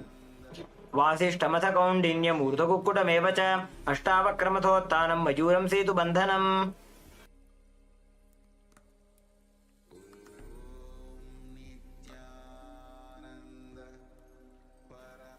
Now place your head on the ground and raise your hips up high. Visualize your body as a bridge in Setu Bandhanasana. वासिष्ठमथ कौण्डिन्यमूर्धकुक्कुटमेव च. Now bring your hands over top of your shoulders. Keep the hands flat with the fingers pointing towards your feet. Step your feet flat, raise your hips up high, and walk your hands towards the feet. As you visualize each of your chakras as a bright light in Chakrasana form. नोभ्यामारं समागृह्य कुण्डल्याः पार्श्वयोः क्षिपेत्. Now bring your hands even closer towards your feet. Hold onto your ankles if you can. Now walk your feet towards your hand and hold onto your ankles if you can. Gaze forward. Visualize Swamiji in Beta Buddhi Asana. आसन को गुणपान अपान की गाठी सूटे. Now lay down on your back and lift your legs up high over top of your head. Now as you lay on your back, lift your legs up and bring the toes on the ground over top of your head. Hold on to your feet, gaze to the tip of your nose and visualize Swamiji in Vichtrakarani. शैतपश्चिमतानस्ते हस्तौ तत्र प्रसारयेत्. पादौ दण्डासनौ कृत्वा विचित्रकरणी भवेत्. Lower your legs, lay on your back, keep your toes pointing up to the sky. And now bring one thumb towards your nose and bring the other hand down to the hip. Alternate the position of your hands again and again. Visualize yourself as a hatchet being thrown in Parashvasana. पादतले भूमो निधाय जाननि उरसि निधाय. Now roll your body to the side. Place the right elbow on the ground and rest your head on the hand. Place the left hand on the thigh and raise your hips off the ground. Keep your body straight as a plank as you visualize yourself as Bhagavan Dakshinamurti in Dakshinasana. शय्यर्जुदक्षिणाङ्गेन मस्तके धो निधायशः. दक्षं हस्तं च वामान्तो जङ्घपृष्ठे ततो जपेत्. Now lay down on your stomach. Bring your hands back to the hips. And lift your legs and arms off the ground. Raise your head and chest as you visualize yourself as a locust in Shalabhasana too. शलभासन भेदाश्च नटभेरुण्ड नामके गण्डभेरुण्ड सहिते शीर्षदण्डासनं तथा. Now bend your knees. Hold on to the feet and pull them outside the hips. Breathe in Jivachala Kumbhaka. Inhale deeply. Hold your breath and really move the prana within your system as you visualize yourself as a frog in Bhekasana. बकं भेकासनं चैव मकरं मत्स्य नामकं मत्स्येन्द्रद्विविधं चात्र कुण्डलीबोधकारणम्. Now keep pushing the left foot towards the ground as you pull the right foot up towards your head. Visualize yourself as a hyena or another beast of prey in Bherundasana. शलभासनभेदाश्च नटभेरुण्डनामके गण्डभेरुण्डसहिते शीर्षदण्डासनं तथा. Now bring the right foot back down. As you lift the left foot towards your foot, repeat Bherundasana on the other side. शलभासनभेदाश्च नटभेरुण्डनामके गण्डभेरुण्डसहिते शीर्षदण्डासनं तथा. Now catch the big toe of one of your feet with thumb, little and ring finger. Extend the other hand to the front. As you alternate the position of your hands again and again, hold on to the respective big toe. Hold on to the respective big toe again and again in Shakatasya Karana. In Shakatasya Karana.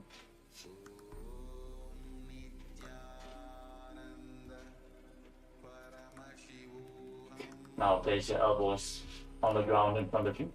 Rest your chin on your hands. Keep the knees bent, the feet raised up. Gaze to the tip of the nose and visualize Swamiji in Shulasana.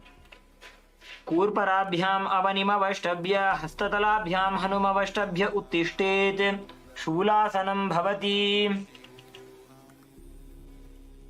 Now place your feet flat on the ground. Your toes pointing back. Gaze to the nose and visualize yourself as an alligator in Makarasana. उदासूने बाने हाता माथाने बाने भानी. Now place your hands flat on the ground next to your shoulders and raise your hips up. Bring the legs over top of your body and try to touch your feet to the back of your head. Gaze to the tip of the nose and visualize yourself as the leader of a hyena pack or another beast of prey in Ganda Bherundasana. शलभासनभेदाश्च नटभेरुण्डनामके गण्डभेरुण्डसहिते शीर्षदण्डासनं तथा. Now place your arms flat on the ground. Again, lift your hips up. Bend your knees and bring the feet to the back of your head. Gaze to your nose and visualize yourself as the pack leader of a hyena pack in Ganda Bherundasana too. शलभासनभेदाश्च नटभेरुण्डनामके गण्डभेरुण्डसहिते शीर्षदण्डासनं तथा. Now bring your feet to the ground in front of your face. Keep visualizing yourself as a hyena pack leader in Ganda Bherundasana 3. शलभासनभेदाश्च नटभेरुण्डनामके गण्डभेरुण्डसहिते शीर्षदण्डासनं तथा. Now raise your feet up, straighten the leg, point the toes at a 45-degree angle and visualize yourself as a locust in Viparita Shalabhasana 2. शलभासनभेदाश्च नटभेरुण्डनामके गण्डभेरुण्डसहिते शीर्षदण्डासनं तथा. Now bring your legs flat on the ground. Keep your hands at the side of your shoulders. Now, as you lay on your stomach, with the hands by the shoulders, tuck your toes and just ever so slightly lift your body off the ground. Keep it completely straight as you visualize yourself as sturdy as a wooden stick or staff in Chaturanga Dandasana. विपरीतं मण्डलं च द्विधैव विदितं हिनः दण्डासनं द्विधा प्रोक्तं विपरीतोपवेशने. Now come to a kneeling posture. Sit on top of your heels and lean forward and down. Hold on to your head with both hands. The elbows at the side of the knees. Touch your knees with your chin. Pull your stomach in and up and contract the perineal floor as you forcefully pull the apana vayu upwards within your body, visualizing yourself having no karma at all in Niranjana Karmasana. बालको गर्भशय्यायां तिष्ठेत् संकुचितो यथा तथा गर्भासने योगी निरञ्जन विधिं भजेत्. Now rise up. Place your hands on the ground in front of you with the fingers pointing towards your body. Bend your elbows, bring them towards your navel, and lift the legs off the ground. Extend the legs straight. Be completely parallel to the ground. Visualize yourself as a peacock. Samana Kumbhaka. Without inhaling or exhaling, hold the prana in your navel region in Danda Mayurasana. मयूरं दण्डवत् कुर्यान् मायूरं दण्डनामकं कुर्यान् मायूरं पार्श्वाभ्यां मायूरपार्श्वनामकम्. Lower your body down.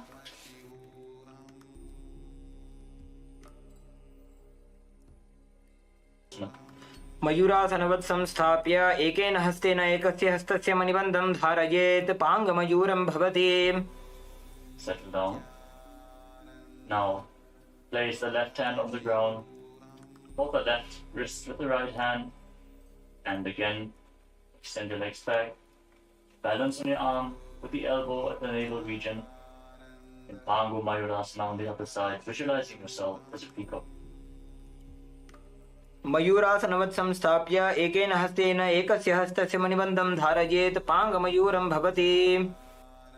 Now, bring the right foot outside the hip and bring the left foot to the right side of the groin against your thigh. Hold on to the right foot with your hand and gaze to the nose as you visualize Goddess Saraswati, the goddess of knowledge, engaging Mahamudravanda in Jnanasana. अथान्यदासनं कृत्वा सर्वव्याधिनिवारणं योगाभ्यासी भवेत् क्षिप्रं ज्ञानासनप्रसादतः. Now take the left foot and pull it towards the left armpit.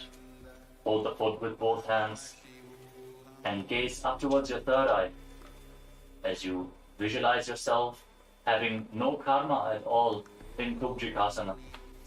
अथ जठराग्निसन्दीपनं गुल्मप्लीह शूलहरकुब्जिकासनम्.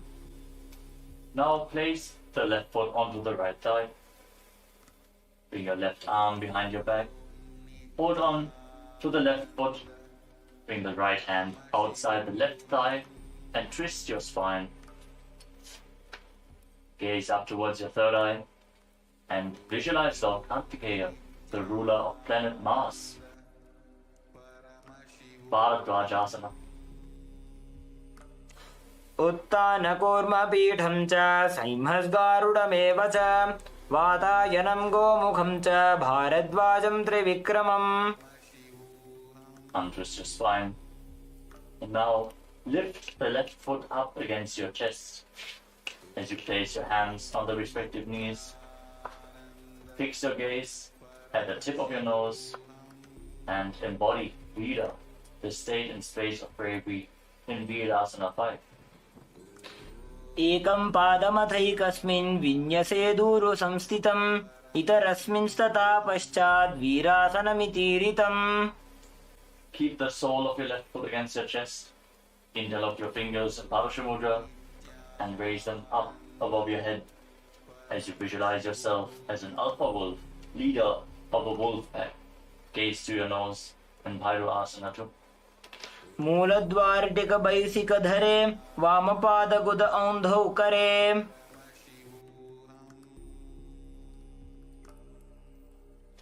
Now move the right foot to the outside of the left hip. Place the left foot flat on the ground with the knee raised. Bring your left arm around the raised knee and behind your back. Interlock your fingers behind your back as you gaze up towards your third eye and visualize Sage Matsindrata, the master of Hatha Yoga, in Baddha Matsindrasana. मत्स्येन्द्रपीठं जठरप्रदीप्तिं प्रचण्डरुक्मण्डलखण्डनास्त्रम् अभ्यासतः kundalini प्रबोधं दण्डस्थिरत्वं हि ददाति पुंसाम्. Now bring the left foot outside the hip and place the right foot on top of the left thigh. Hold on to the left foot with your hand as you gaze to the nose and visualize Goddess Saraswati, as you perform Mahamudra Bandha in Jnanasana. अथान्यदासनं कृत्वा सर्वव्याधिनिवारणं योगाभ्यासी भवेत् क्षिप्रं ज्ञानासनप्रसादतः. Now lift the right foot towards the right armpit. Hold it with both hands as you gaze up towards your third eye and visualize yourself having no karma at all in Kubjikasana. अथ जठराग्निसन्दीपनं गुल्मप्लीह शूलहरकुब्जिकासनम्. Now place the right foot on the left thigh. Bring the right arm behind your back. Catch a hold of the right foot. Place the left hand outside of the right thigh to twist your spine. Gaze up to your third eye and visualize Lord Murugan in Bharadvajasana. उत्तानकूर्मपीठं च सैंहं गारुडमेव च वातायनं गोमुखं च भारद्वाजं त्रिविक्रमम्. Now lift the right foot to the left chest. Keep your hands on the respective knees as you gaze to the tip of the nose and embody Vira, the space and state of bravery in Virasana 5. एकं पादमथैकस्मिन् विन्यसेद् ऊरु संस्थितम् इतरस्मिन् स्तता पश्चात् वीरासनमितीरितम्. Now interlock your fingers and raise them up above your head. Gaze to the tip of the nose and visualize yourself as an alpha wolf, leader of a wolf pack in Bhairasana. मूलद्वारटिकबैदिकधरे वामपादगुद औन्दौ करे. Now lower your hands down. Bring the left foot to the outside of the right hip. Place the right foot flat on the ground. Bring the right arm around the raised knee and interlock your fingers behind. Gaze up towards your third eye and visualize Sejmatsindhanata in Bandhamatsindasana. मत्स्येन्द्रपीठं जठरप्रदीप्तिं प्रचण्डरुक्मण्डलखण्डनास्त्रम्. Now bring the soles of the feet together in front of your perineum. Interlock the fingers around the toes. Push the knees to the mat. Gaze to the tip of the nose. Visualize Swamiji in your inner space. And hold your breath. Hold the air inside and visualize the presence of Vayu inside and outside your body in Santa Kumbhaka, in Baddha Konasana. पद्मं ब्रह्मंस्तथा सैद्धं स्वस्तिकं वज्रमासनं बद्धकोणं भद्रपृष्ठं मूलबन्धं तथैव च. Now keep your heels against the perineum. Place the right hand on top of the heels and place the left hand on top of the right hand. Gaze to the tip of the nose and visualize yourself as Lord Veeravatta in Vajrasana 5. वृषणानि नीचे सीवनीना डाबा भागमा डाबा. Now raise your heels up and turn your feet inwards to sit down on the heels with the toes pointing back. Place your hands on the respective knees. Gaze to the tip of the nose. Visualize the Yoni Mandala, the visual representation of Devi Paramashiva Shakti as you perform Santa Kumbhaka. Hold the breath and visualize the prana inside and outside your body in Yonyasana. पादौ सम्मील्य पादाग्रे आधारे पार्ष्णिलिङ्गतः आनीय पादतलो संविशेत् योन्यासनं भवति. From the same position. Now firmly hold your heels with your hands. Gaze to the third eye. Engage all the bandhas and visualize Sage Gorakhnath, the founder of the Natya Yoga Hindu Sampradaya, in Gorakshasana Patrasana. Vrishanani niche sivani nadaba bhagamada pagani. Now bring your hands behind the back.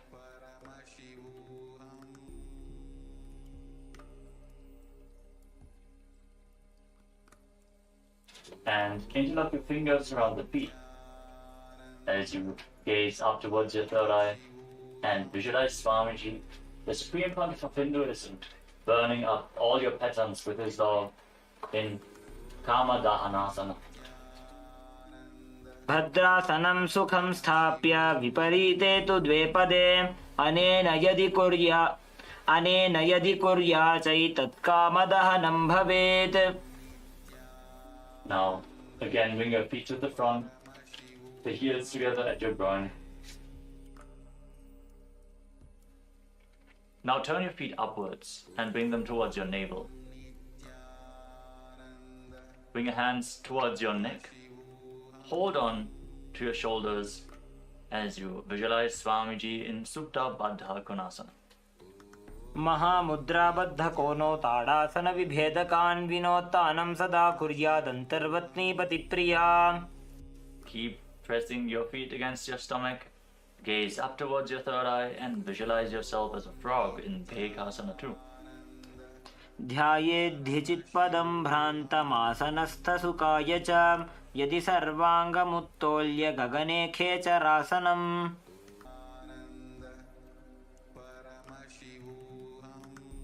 Now keep your heels together at your perineum and bring your navel towards the toes as you place your hands on the knees. Gaze towards the tip of your nose and visualize Swamiji in Bhagasana 3. पग उल्टा मोड़ी बैसे पग का माहिला गुल्फा. Rise up. The next asana is Siddhi Jivasana. As you keep the soles of the feet upwards towards your stomach, place your hands on the respective knees and gaze to the nose. Visualize yourself living the life of a perfected yogi. Put your stomach in and up. पगा को सोजो जाई.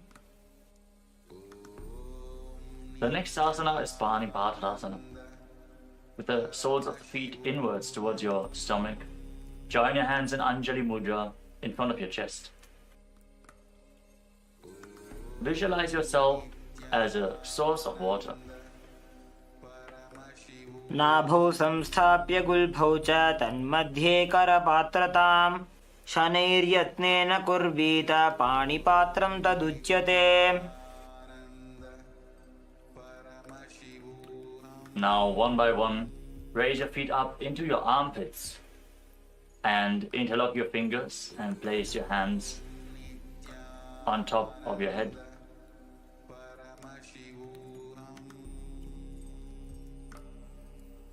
Gaze to the tip of the nose and visualize yourself as one of the Saptarishis in Saptarishi Asana. दोवो पग की पगथली तिनकी लैकज सोजा. Relax. Now bring your feet in so the heels are touching your navel. Push the knees together and bring the outside of your thighs down on the ground.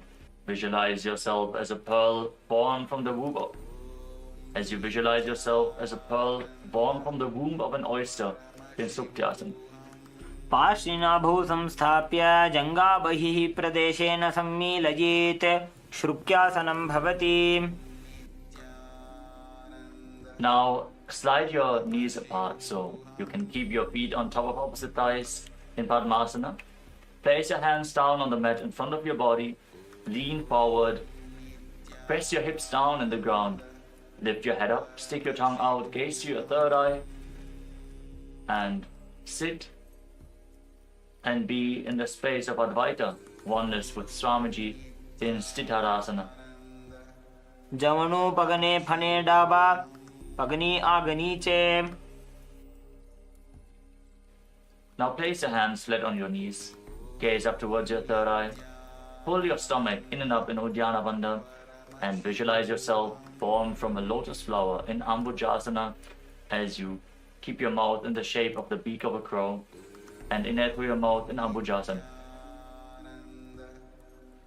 अपानमुत्थापय शनैः स्वशक्तितः प्राणं समाकृष्य. Now maintain your legs in Padmasana posture.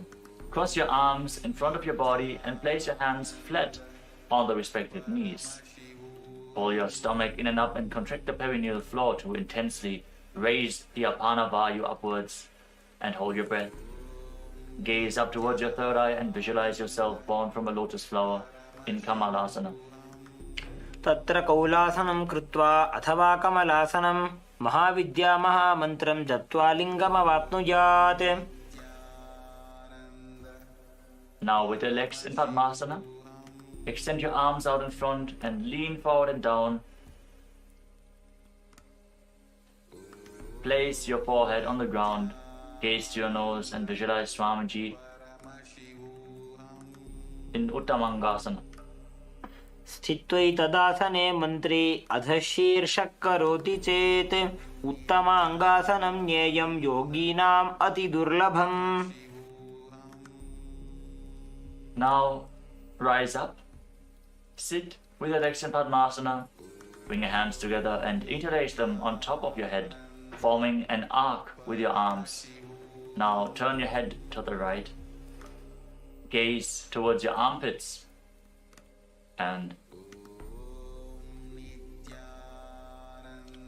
visualize yourself being blessed by Lord Shiva, experiencing supreme bliss as you pull your stomach in and up in Uddiyana Bandha in Padmasana 5.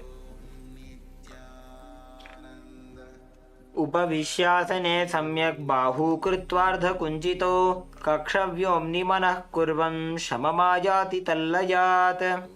Now bring your right hand in front of your third eye and place the left hand against the back of your neck. Gaze up towards your third eye as you visualize a river of Shakti, conscious energy flowing into you through the Sahasrara chakra in Kulyasana. अथ कुल्यासनं वक्ष्ये यत्कृत्वा कौलिको भवेत् एकहस्तं मस्तकस्थो दशीर्षभिन्नगेकरम्. Now place your left hand on your stomach and bring the right hand behind your back, holding onto the left elbow. Then lean forward and down and touch your nose to the mat. Gaze to the tip of the nose as you visualize all the celestial gods and goddesses blessing you in Divyasana. अथ दिव्यासनं वक्ष्ये पृष्ठं हस्तेन बन्धयेत् एकहस्तमध्यदेशं भूमिहस्तं च नासया. Now rise up. Again, raise your hands above your head, interlock the fingers, place them on your head, form an arc with your arms and gaze to the left towards your armpit. Perform Uddiyana Bandha, pull your stomach in and up and visualize yourself being blessed by Lord Shiva, experiencing supreme bliss in Padmasana 5. उपविश्यासने सम्यक् बाहू कृत्वार्धकुञ्चितो कक्षव्योम्नि मनः कुर्वन् शममायाति तल्लयात्. Now place the left hand on your third eye and bring the right hand behind your neck. Gaze up towards your third eye as you visualize a river of Shakti, conscious energy flowing into you through your Sahasrara chakra in Kulyasana. अथ कुल्यासनं वक्ष्ये यत्कृत्वा कौलिको भवेत् एकहस्तं मस्तकस्थो दशीर्षभिन्नगेकरम्. Now place your right hand on your stomach and bring the left hand behind your back. Hold on to the right elbow with your left hand. Lean forward and down and touch your nose to the mat as you gaze to your nose and visualize all the celestial gods and goddesses blessing you in Divyasana. अथ दिव्यासनं वक्ष्ये पृष्ठं हस्तेन बन्धयेत् एकहस्तमध्यदेशं भूमिहस्तं च नासया. As you sit in Padmasana now, interlock your fingers and place them against your navel. Inhale deeply through your nose and hold your breath. Inhale deeply and hold your breath as you gaze to your third eye and visualize your body being completely purified in Pavanasana. अथान्यदासनं वक्ष्ये साधकानां हिताय वै पवनासनरूपो च खेचरो योगिराट् भवेत्. Now bring your hands through the legs and keep your legs in Padmasana. As you hold on to your neck, Tuck your chin to the chest, lock your throat, gaze to the nose, and visualize yourself as a bat as you breathe in Ujjayi Pranayama in Valgulyasana. अथ भूरिभुक्तस्य पाचनं सद्यो जरामशूलदो वल्गुल्यासनं स्थित्वा. Now unlock your throat, pull your stomach in and up in Uddiyana Bandha as you gaze to the tip of the nose and visualize Lord Rama in your inner space in Parasharamasana too. प्रथमकरे पद्मासन आचे सूधोर्सो वे भूपरिपाछे. Now holding onto your neck, roll onto your back, rock back and forth, performing a circular motion with your entire body. Gaze to the tip of the nose, complete the circle as you visualize yourself generating unlimited potential energy in Garbha Bindasana. मायूरं पिञ्छमायूरं पद्मपीठसमन्वितम्. Now keep your legs crossed in Padmasana. Place your hands down on the mat in front of your body. Lean forward, push your hips into the ground. Lift your head up, stick the tongue out and gaze to your third eye. And visualize and embody the space and state of a lion in Simhasana too. उत्तानकूर्मपीठं च संहद्गारुडमेव च वातायनं गोमुखं च भारद्वाजं त्रिविक्रमम्. The next asana is Urdhva Kukutasana too. With your hands on the ground, bring your knees towards your armpits, lift your body up and balance on your arms as you visualize yourself as a rooster. ऊर्ध्वकुक्कुटवासिष्ठमरीचिहलमत्स्यकं परिवृत्तिं चोदरस्य विविधं धनुरासनम्. Now sit in Padmasana, pull your feet in closer towards your body, then cross your arms behind your back and hold on to the big toes and Prana Mudra with index and middle fingers. Lock your chin to the chest in Jalandhara Bandha. Gaze to your nose and visualize yourself as a beautiful lotus flower in Padmasana 6. वामोरुपरि दक्षिणं च चरणं संस्थाप्य.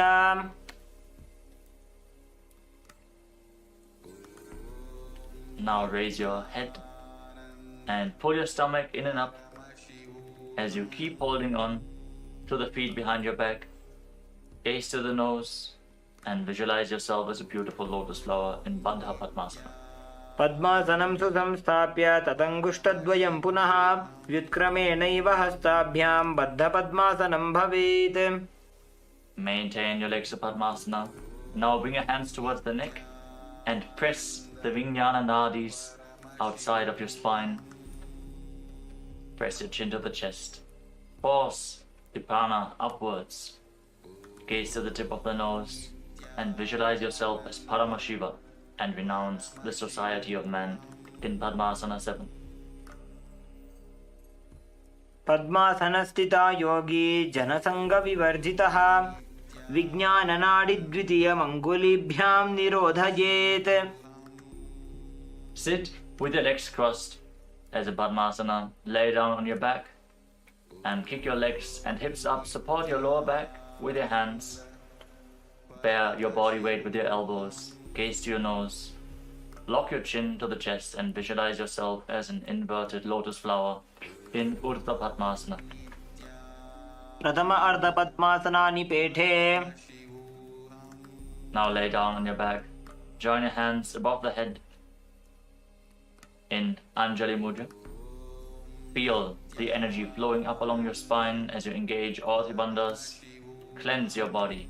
Gaze to the nose and visualize yourself as a mountain standing stable for thousands of years in Parvatasana 2. अथ वक्षे महादेव पर्वतासनमङ्गलं यत्कृत्वा स्थिररूपी स्यात् षट्चक्रादिविलोपनम्. Now lay down flat on your back. Place your hands on your stomach and gaze to the nose.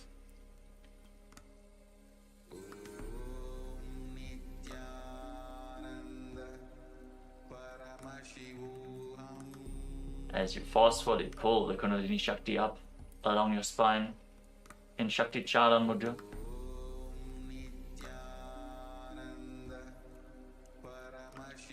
Visualize your body is dead, and Swamiji, the Supreme Pontiff of Hinduism, is liberating you in Shivasana too, as you internally chant Om Nithyananda Paramashivoham.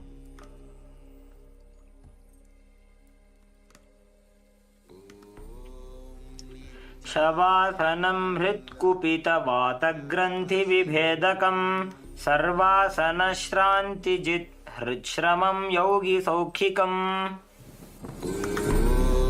Nityanand परमशिवोऽहम्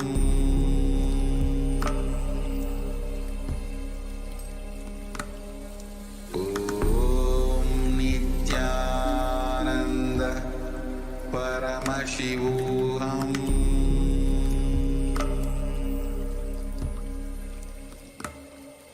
ॐ नित्यानन्द परमशिवोऽहम्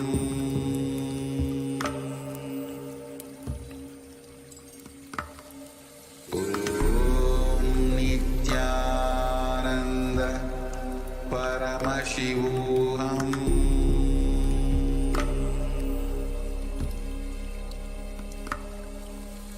ॐ नित्यानन्द परमशिवोऽहम् ॐ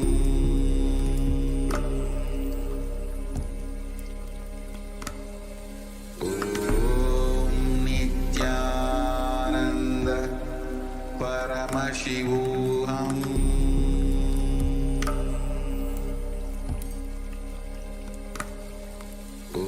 ॐ नित्यानन्द परमशिवोऽहम्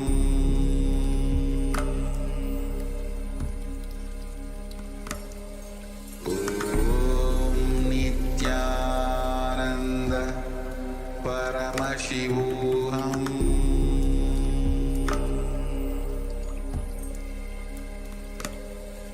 ॐ नित्यानन्द परमशिवोऽहम् ॐ नित्यानन्द परमशिवोऽहम् ॐ नित्यानन्द परमशिवोऽहम् ॐ नित्यानन्द परमशिवोऽहम्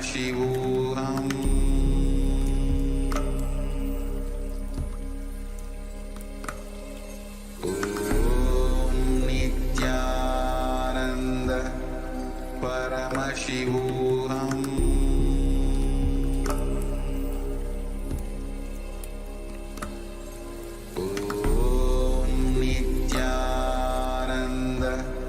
परमशिवोऽहम्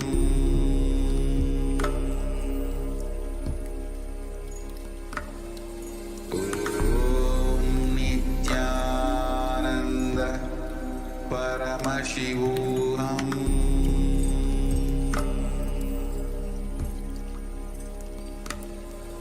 ॐ नित्यानन्द परमशिवोऽहम् ॐ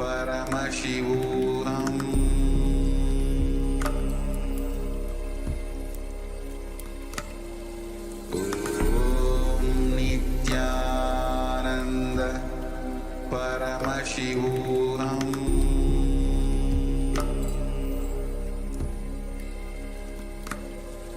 ॐ नित्यानन्द परमशिवोऽहम्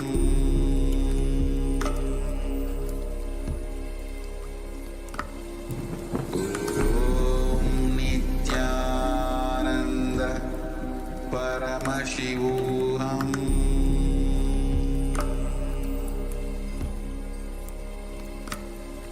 ॐ नित्यानन्द परमशिवोऽहम्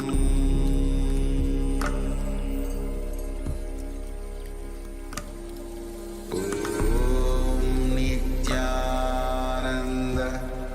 परमशिवोऽहम् Paramashivoham.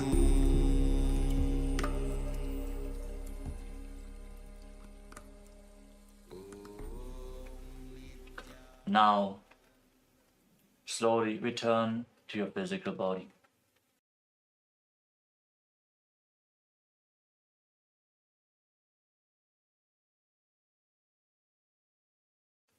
Start to wiggle your fingers and toes.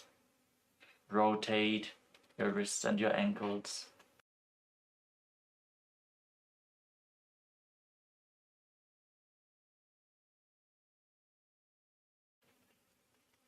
Bend and stretch your elbows and knees. Pull your knees up towards your chest. Squeeze your body into a ball as you rock your body from side to side. And slowly return to a comfortable seated position. Congratulations, you completed the Tritiya Vinyasa Krama 508 asana sequence of Kailasa's Nityananda Yoga. Now let us conclude today's ritual of Nityananda Yoga as we sit with our head, neck and spine in a straight line, the hands in Namaskara Mudra in front of the heart center. Eyes closed. Take a deep breath. Visualize Swamiji in your inner space as we chant the Purna mantra.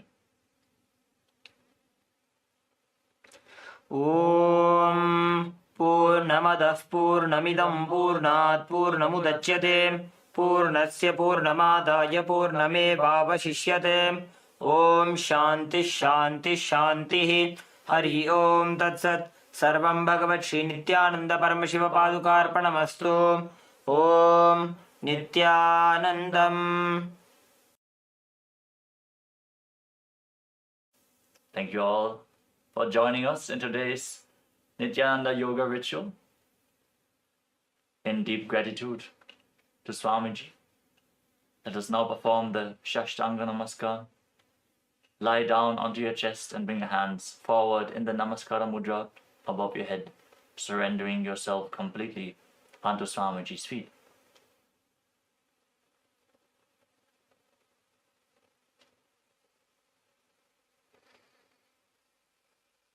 Relax. Rise up. Thank you all so much for joining us today, performing Kailasa's Nityananda Yoga. Hope to see you all tomorrow in one of our live sessions. Also, check out the Pratama Vinyasa Krama, the 108 asana sequence, and the Dvitiya Vinyasa Krama, the 308 asana sequence, which is available on live stream 24/7 on Kailasa's Nityananda Yoga YouTube channel. Thank you all. Nityanandam. Established since 2002 in the United States of America, the United Ancient Nations is an intergovernmental organization currently made up of 160+ members and indigenous nations. The UAN and its work are guided by the purposes and principles contained in its founding charter. The UAN is a manifestation of the profound connection amongst indigenous peoples across the world, including African, Andean, American, European, Caribbean, Oceanic, and Asian regions, rooted in shared wisdom, sustainable practices, and deep reverence for the earth.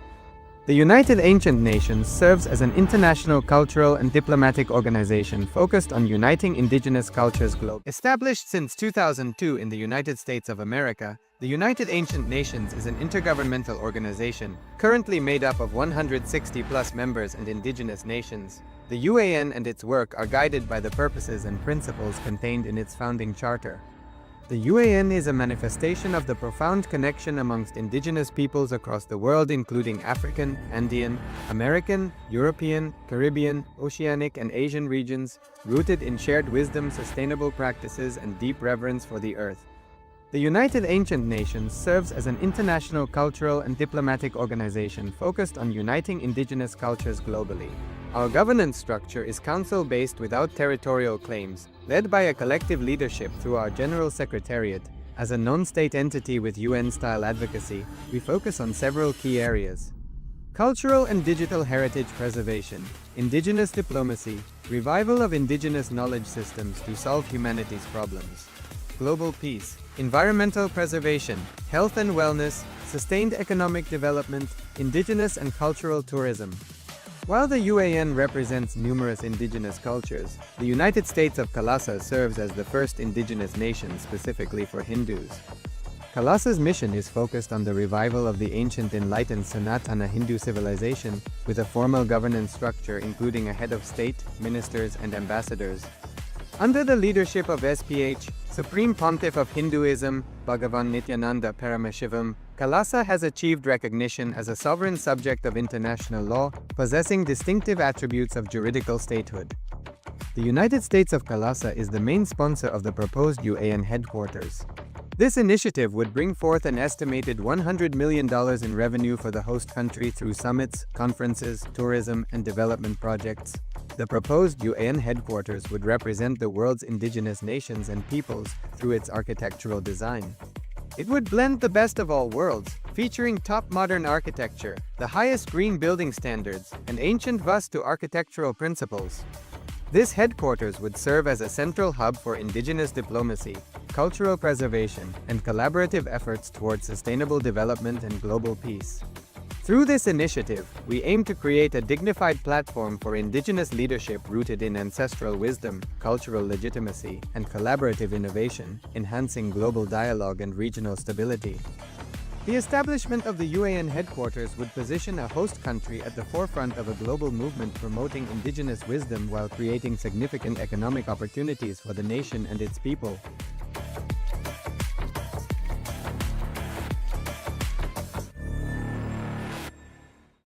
Established since 2002 in the United States of America, the United Ancient Nations is an intergovernmental organization, currently made up of 160+ members and indigenous nations. The UAN and its work are guided by the purposes and principles contained in its founding charter.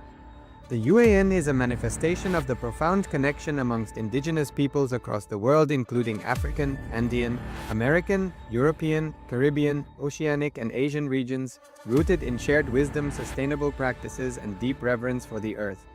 The United Ancient Nations serves as an international cultural and diplomatic organization focused on uniting indigenous cultures globally. Our governance structure is council-based without territorial claims, led by a collective leadership through our General Secretariat. As a non-state entity with UN-style advocacy, we focus on several key areas: cultural and digital heritage preservation, indigenous diplomacy, revival of indigenous knowledge systems to solve humanity's problems, global peace, environmental preservation, health and wellness, sustained economic development, indigenous and cultural tourism. While the UAN represents numerous indigenous cultures, the United States of Kailasa serves as the first indigenous nation specifically for Hindus. Kailasa's mission is focused on the revival of the ancient enlightened Sanatana Hindu civilization, with a formal governance structure including a head of state, ministers, and ambassadors. Under the leadership of SPH, Supreme Pontiff of Hinduism, Bhagavan Nithyananda Paramashhivam, Kailasa has achieved recognition as a sovereign subject of international law, possessing distinctive attributes of juridical statehood. The United States of Kailasa is the main sponsor of the proposed UAN headquarters. This initiative would bring forth an estimated $100 million in revenue for the host country through summits, conferences, tourism, and development projects. The proposed UAN headquarters would represent the world's indigenous nations and peoples through its architectural design. It would blend the best of all worlds, featuring top modern architecture, the highest green building standards, and ancient Vastu architectural principles. This headquarters would serve as a central hub for indigenous diplomacy, cultural preservation, and collaborative efforts towards sustainable development and global peace. Through this initiative, we aim to create a dignified platform for indigenous leadership rooted in ancestral wisdom, cultural legitimacy, and collaborative innovation, enhancing global dialogue and regional stability. The establishment of the UAN headquarters would position a host country at the forefront of a global movement promoting indigenous wisdom while creating significant economic opportunities for the nation and its people.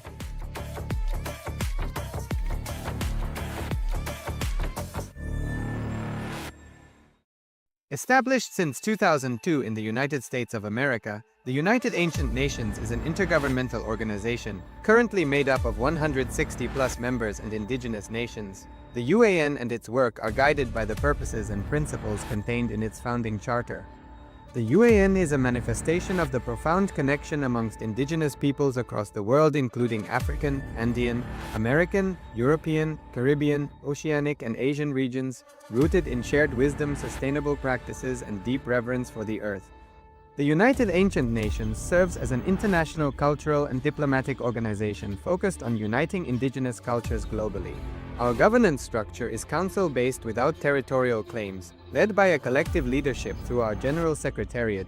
As a non-state entity with UN-style advocacy, we focus on several key areas: cultural and digital heritage preservation, indigenous diplomacy, revival of indigenous knowledge systems to solve humanity's problems, global peace, environmental preservation, health and wellness, sustained economic development, indigenous and cultural tourism. While the UAN represents numerous indigenous cultures, the United States of Kailasa serves as the first indigenous nation specifically for Hindus. Kailasa's mission is focused on the revival of the ancient enlightened Sanatana Hindu civilization, with a formal governance structure including a head of state, ministers, and ambassadors. Under the leadership of SPH, Supreme Pontiff of Hinduism, Bhagavan Nithyananda Paramashhivam, Kailasa has achieved recognition as a sovereign subject of international law, possessing distinctive attributes of juridical statehood. The United States of Kailasa is the main sponsor of the proposed UAN headquarters. This initiative would bring forth an estimated $100 million in revenue for the host country through summits, conferences, tourism, and development projects. The proposed UAN headquarters would represent the world's indigenous nations and peoples through its architectural design. It would blend the best of all worlds, featuring top modern architecture, the highest green building standards, and ancient Vastu architectural principles. This headquarters would serve as a central hub for indigenous diplomacy, cultural preservation, and collaborative efforts towards sustainable development and global peace.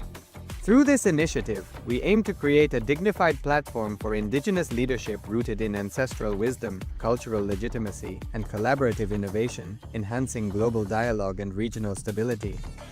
The establishment of the UAN headquarters would position a host country at the forefront of a global movement promoting indigenous wisdom while creating significant economic opportunities for the nation and its people.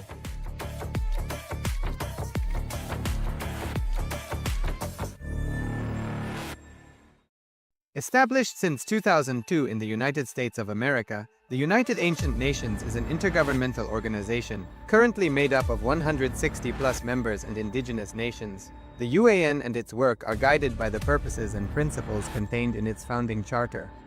The UAN is a manifestation of the profound connection amongst indigenous peoples across the world, including African, Andean, American, European, Caribbean, Oceanic, and Asian regions, rooted in shared wisdom, sustainable practices, and deep reverence for the earth. The United Ancient Nations serves as an international cultural and diplomatic organization focused on uniting indigenous cultures globally. Our governance structure is council-based without territorial claims, led by a collective leadership through our General Secretariat. As a non-state entity with UN-style advocacy, we focus on several key areas: cultural and digital heritage preservation, indigenous diplomacy, revival of indigenous knowledge systems to solve humanity's problems, global peace, environmental preservation, health and wellness, sustained economic development, indigenous and cultural tourism. While the UAN represents numerous indigenous cultures, the United States of Kailasa serves as the first indigenous nation specifically for Hindus. Kailasa's mission is focused on the revival of the ancient enlightened Sanatana Hindu civilization, with a formal governance structure including a head of state, ministers, and ambassadors. Under the leadership of SPH, Supreme Pontiff of Hinduism, Bhagavan Nithyananda Paramashhivam, Kailasa has achieved recognition as a sovereign subject of international law, possessing distinctive attributes of juridical statehood. The United States of Kailasa is the main sponsor of the proposed UAN headquarters. This initiative would bring forth an estimated $100 million in revenue for the host country through summits, conferences, tourism, and development projects. The proposed UAN headquarters would represent the world's indigenous nations and peoples through its architectural design. It would blend the best of all worlds, featuring top modern architecture, the highest green building standards, and ancient Vastu architectural principles. This headquarters would serve as a central hub for indigenous diplomacy, cultural preservation, and collaborative efforts towards sustainable development and global peace. Through this initiative, we aim to create a dignified platform for indigenous leadership rooted in ancestral wisdom, cultural legitimacy, and collaborative innovation, enhancing global dialogue and regional stability. The establishment of the UAN headquarters would position a host country at the forefront of a global movement promoting indigenous wisdom while creating significant economic opportunities for the nation and its people.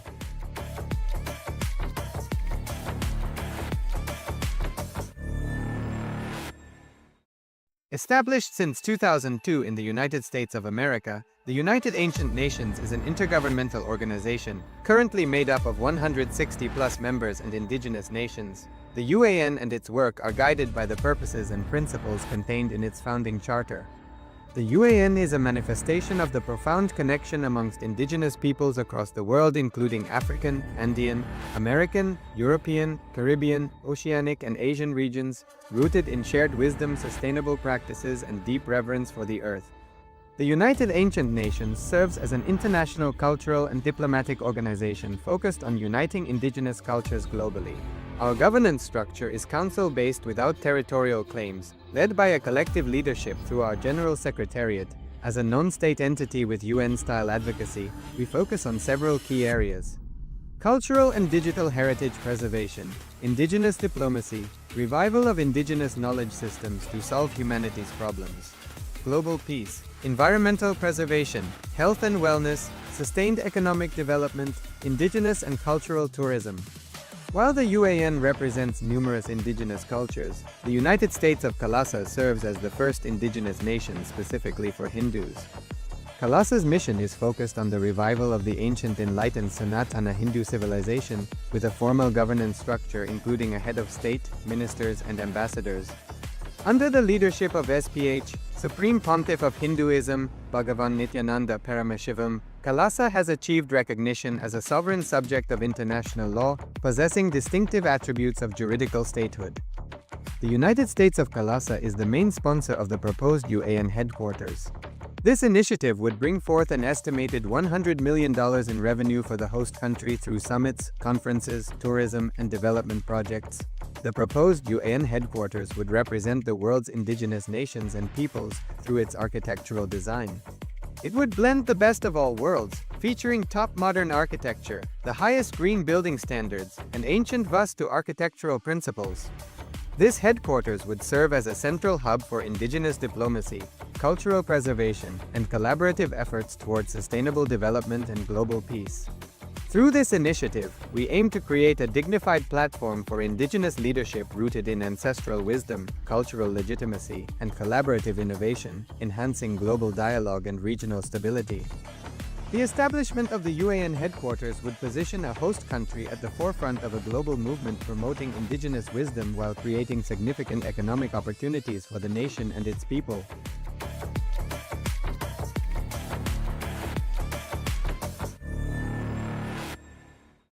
Established since 2002 in the United States of America, the United Ancient Nations is an intergovernmental organization, currently made up of 160+ members and indigenous nations. The UAN and its work are guided by the purposes and principles contained in its founding charter. The UAN is a manifestation of the profound connection amongst indigenous peoples across the world, including African, Andean, American, European, Caribbean, Oceanic, and Asian regions, rooted in shared wisdom, sustainable practices, and deep reverence for the earth. The United Ancient Nations serves as an international cultural and diplomatic organization focused on uniting indigenous cultures globally. Our governance structure is council-based without territorial claims, led by a collective leadership through our General Secretariat. As a non-state entity with UN-style advocacy, we focus on several key areas: cultural and digital heritage preservation, indigenous diplomacy, revival of indigenous knowledge systems to solve humanity's problems, global peace, environmental preservation, health and wellness, sustained economic development, indigenous and cultural tourism. While the UAN represents numerous indigenous cultures, the United States of Kalasa serves as the first indigenous nation specifically for Hindus. Kalasa's mission is focused on the revival of the ancient enlightened Sanatana Hindu civilization, with a formal governance structure including a head of state, ministers, and ambassadors. Under the leadership of SPH, Supreme Pontiff of Hinduism, Bhagavan Nityananda Paramashivam, Kailasa has achieved recognition as a sovereign subject of international law, possessing distinctive attributes of juridical statehood. The United States of Kailasa is the main sponsor of the proposed UAN headquarters. This initiative would bring forth an estimated $100 million in revenue for the host country through summits, conferences, tourism, and development projects. The proposed UAN headquarters would represent the world's indigenous nations and peoples through its architectural design. It would blend the best of all worlds, featuring top modern architecture, the highest green building standards, and ancient Vastu architectural principles. This headquarters would serve as a central hub for indigenous diplomacy, cultural preservation, and collaborative efforts towards sustainable development and global peace. Through this initiative, we aim to create a dignified platform for indigenous leadership rooted in ancestral wisdom, cultural legitimacy, and collaborative innovation, enhancing global dialogue and regional stability. The establishment of the UAN headquarters would position a host country at the forefront of a global movement promoting indigenous wisdom while creating significant economic opportunities for the nation and its people.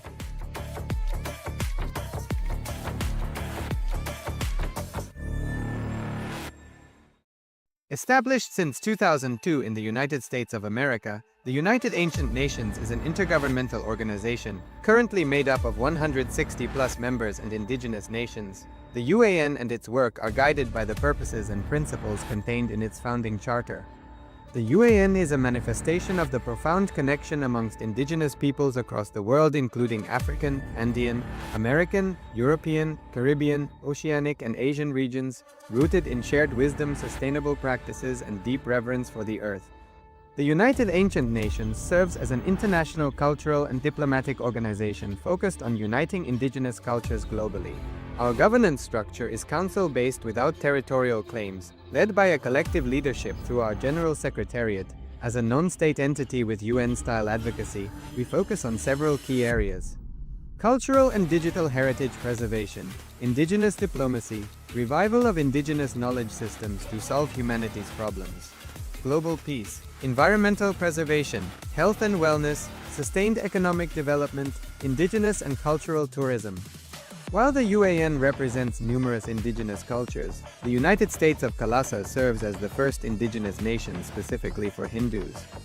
Kailasa's mission is focused on the revival of the ancient enlightened Sanatana Hindu civilization, with a formal governance structure including a head of state, ministers, and ambassadors. Under the leadership of SPH, Supreme Pontiff of Hinduism, Bhagavan Nityananda Paramashivam, Kailasa has achieved recognition as a sovereign subject of international law, possessing distinctive attributes of juridical statehood. The United States of Kailasa is the main sponsor of the proposed UAN headquarters. This initiative would bring forth an estimated $100 million in revenue for the host country through summits, conferences, tourism, and development projects.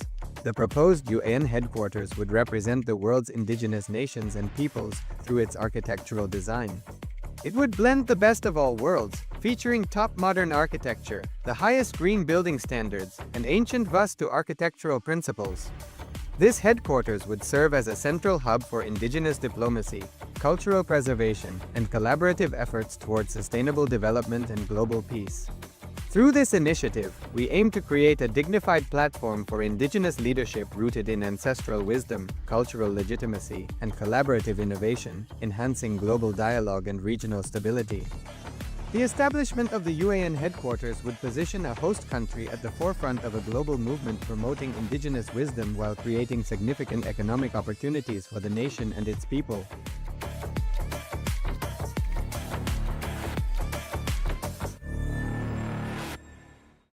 Established since 2002 in the United States of America, the United Ancient Nations is an intergovernmental organization, currently made up of 160+ members and indigenous nations. The UAN and its work are guided by the purposes and principles contained in its founding charter. The UAN is a manifestation of the profound connection amongst indigenous peoples across the world, including African, Andean, American, European, Caribbean, Oceanic, and Asian regions, rooted in shared wisdom, sustainable practices, and deep reverence for the earth. The United Ancient Nations serves as an international cultural and diplomatic organization focused on uniting indigenous cultures globally. Our governance structure is council-based without territorial claims, led by a collective leadership through our General Secretariat. As a non-state entity with UN-style advocacy, we focus on several key areas: cultural and digital heritage preservation, indigenous diplomacy, revival of indigenous knowledge systems to solve humanity's problems, global peace, environmental preservation, health and wellness, sustained economic development, indigenous and cultural tourism. While the UAN represents numerous indigenous cultures, the United States of Kailasa serves as the first indigenous nation specifically for Hindus. Kailasa's mission is focused on the revival of the ancient enlightened Sanatana Hindu civilization, with a formal governance structure including a head of state, ministers, and ambassadors. Under the leadership of SPH, Supreme Pontiff of Hinduism, Bhagavan Nithyananda Paramashivham, Kailasa has achieved recognition as a sovereign subject of international law, possessing distinctive attributes of juridical statehood. The United States of Kailasa is the main sponsor of the proposed UAN headquarters. This initiative would bring forth an estimated $100 million in revenue for the host country through summits, conferences, tourism, and development projects. The proposed UAN headquarters would represent the world's indigenous nations and peoples through its architectural design. It would blend the best of all worlds, featuring top modern architecture, the highest green building standards, and ancient Vastu architectural principles. This headquarters would serve as a central hub for indigenous diplomacy, cultural preservation, and collaborative efforts towards sustainable development and global peace. Through this initiative, we aim to create a dignified platform for indigenous leadership rooted in ancestral wisdom, cultural legitimacy, and collaborative innovation, enhancing global dialogue and regional stability. The establishment of the UAN headquarters would position a host country at the forefront of a global movement promoting indigenous wisdom while creating significant economic opportunities for the nation and its people.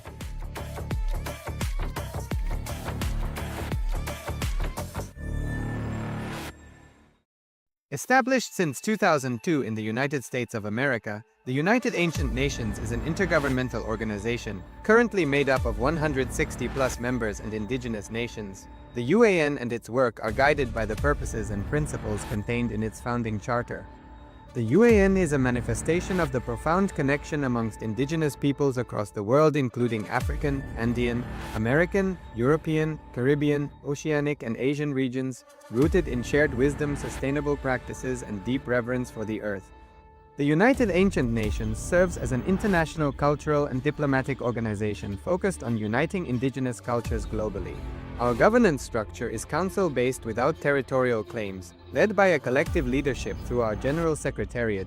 As a non-state entity with UN-style advocacy, we focus on several key areas: cultural and digital heritage preservation, indigenous diplomacy, revival of indigenous knowledge systems to solve humanity's problems, global peace, environmental preservation, health and wellness, sustained economic development, indigenous and cultural tourism. While the UAN represents numerous indigenous cultures, the United States of Kailasa serves as the first indigenous nation specifically for Hindus. Kailasa's mission is focused on the revival of the ancient enlightened Sanatana Hindu civilization, with a formal governance structure including a head of state, ministers, and ambassadors.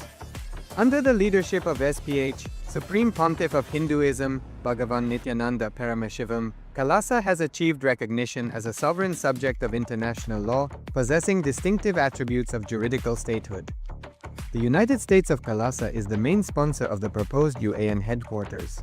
This initiative would bring forth an estimated $100 million in revenue for the host country through summits, conferences, tourism, and development projects. The proposed UAN headquarters would represent the world's indigenous nations and peoples through its architectural design. It would blend the best of all worlds, featuring top modern architecture, the highest green building standards, and ancient Vastu architectural principles. This headquarters would serve as a central hub for indigenous diplomacy, cultural preservation, and collaborative efforts towards sustainable development and global peace. Through this initiative, we aim to create a dignified platform for indigenous leadership rooted in ancestral wisdom, cultural legitimacy, and collaborative innovation, enhancing global dialogue and regional stability. The establishment of the UAN headquarters would position a host country at the forefront of a global movement promoting indigenous wisdom while creating significant economic opportunities for the nation and its people.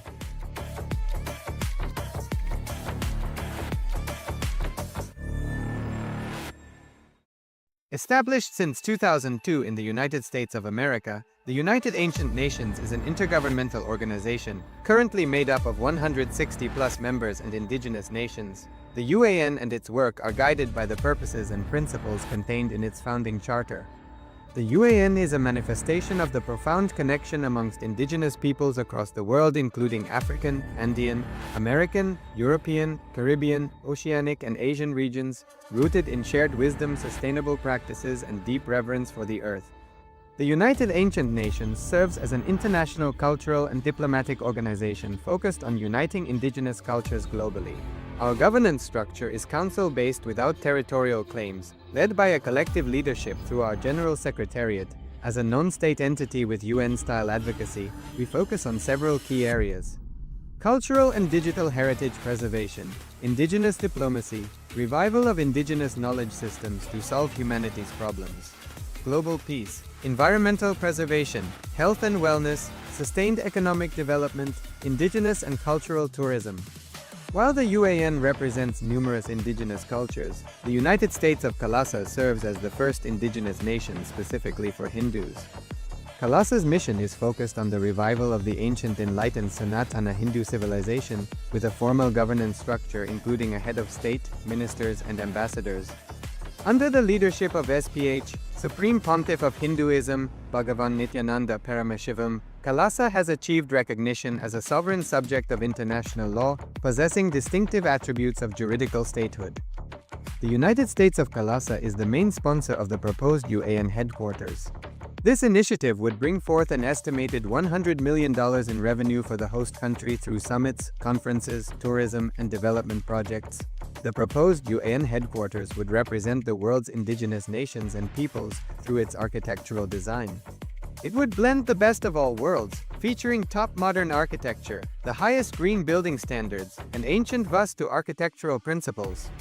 This headquarters would serve as a central hub for indigenous diplomacy, cultural preservation, and collaborative efforts towards sustainable development and global peace. Through this initiative, we aim to create a dignified platform for indigenous leadership rooted in ancestral wisdom, cultural legitimacy, and collaborative innovation, enhancing global dialogue and regional stability. The establishment of the UAN headquarters would position a host country at the forefront of a global movement promoting indigenous wisdom while creating significant economic opportunities for the nation and its people.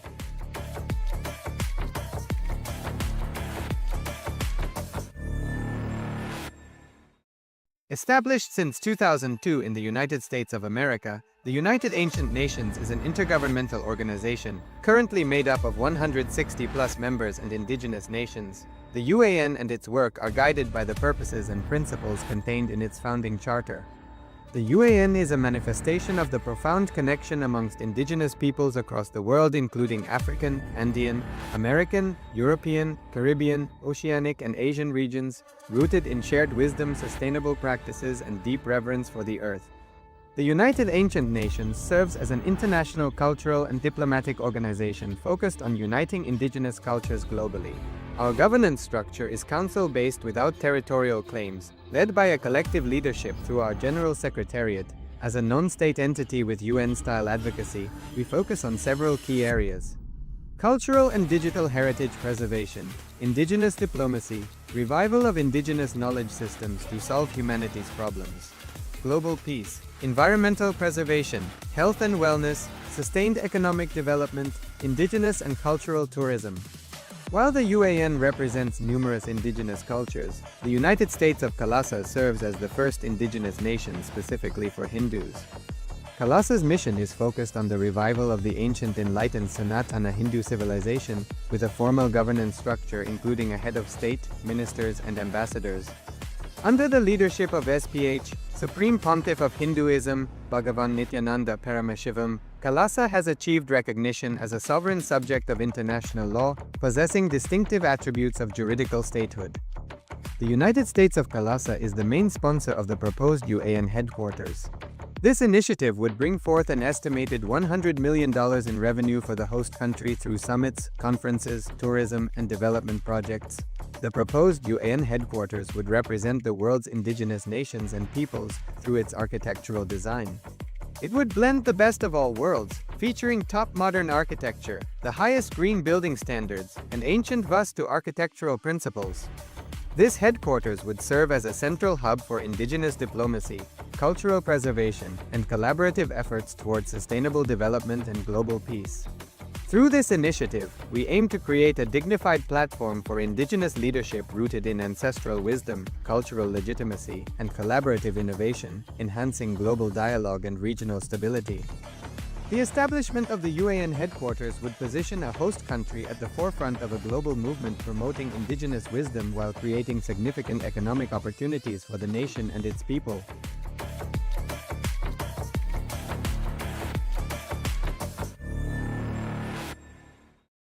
Established since 2002 in the United States of America, the United Ancient Nations is an intergovernmental organization, currently made up of 160+ members and indigenous nations. The UAN and its work are guided by the purposes and principles contained in its founding charter. The UAN is a manifestation of the profound connection amongst indigenous peoples across the world, including African, Andean, American, European, Caribbean, Oceanic, and Asian regions, rooted in shared wisdom, sustainable practices, and deep reverence for the earth. The United Ancient Nations serves as an international cultural and diplomatic organization focused on uniting indigenous cultures globally. Our governance structure is council-based without territorial claims, led by a collective leadership through our General Secretariat. As a non-state entity with UN-style advocacy, we focus on several key areas: cultural and digital heritage preservation, indigenous diplomacy, revival of indigenous knowledge systems to solve humanity's problems, global peace, environmental preservation, health and wellness, sustained economic development, indigenous and cultural tourism. Nityananda, I'm requesting Kailasa LA to please turn on your camera.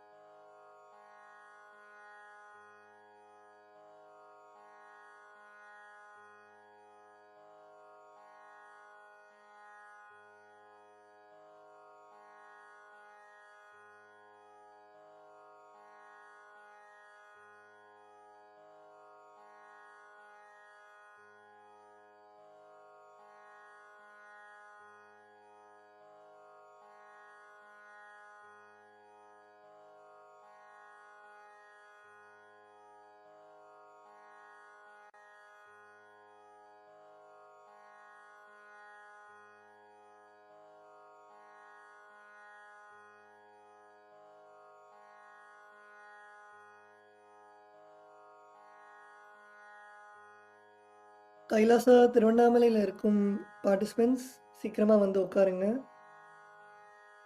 பூஜையை ஆரம்பிக்கணும்.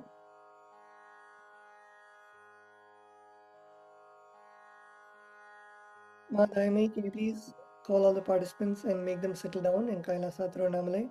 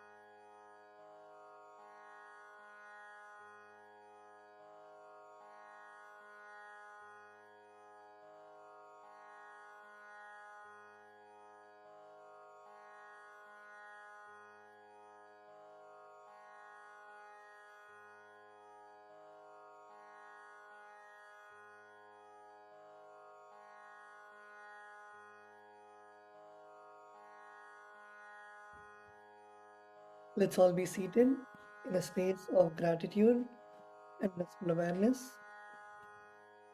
Close your eyes. Bring your awareness to your Ananda Gandha. Visualize Swamiji's presence in your Ananda Gandha. Take a deep breath, inhale and exhale. Visualize Swamiji's presence in the Guru Padukas in front of you. Visualize Swamiji seated in front of you, blessing you with all the auspiciousness.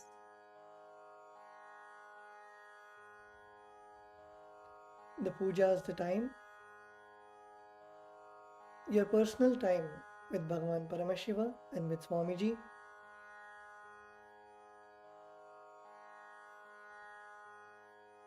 Get into a space of deep feeling connection and the space of Soham Asmi, that even when you worship, you are Swamiji.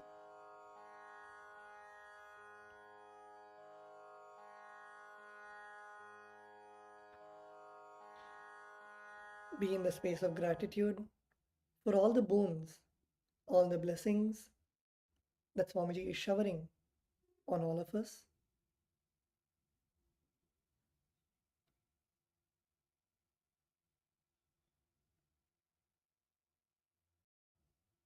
And with that, let us now begin the Pada Puja.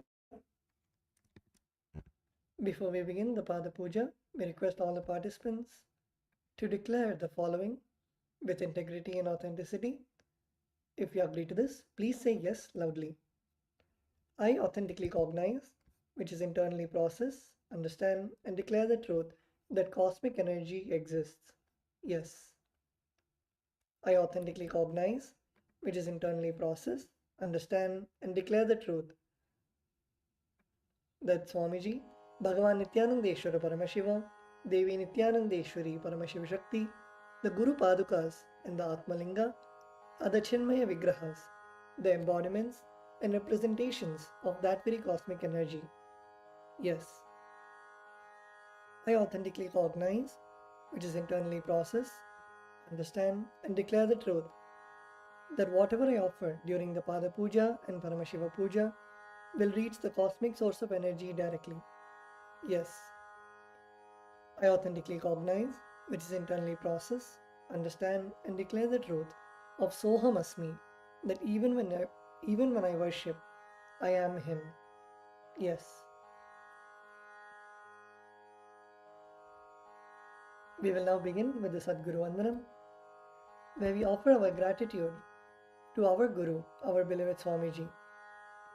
The meaning of the mantra we are now going to chant is, I surrender to that Guru who is the eternal bliss, the bestower of supreme happiness, the one who is the embodiment of wisdom, who is beyond duality, who is omnipresent, to whom the supreme goal is giving the enlightenment experience, who is eternal, pure, and unshakable, who is the silent spectator of all thought processes, who is beyond emotions, and who is without the three qualities called Sattva, Rajas, and Tamas.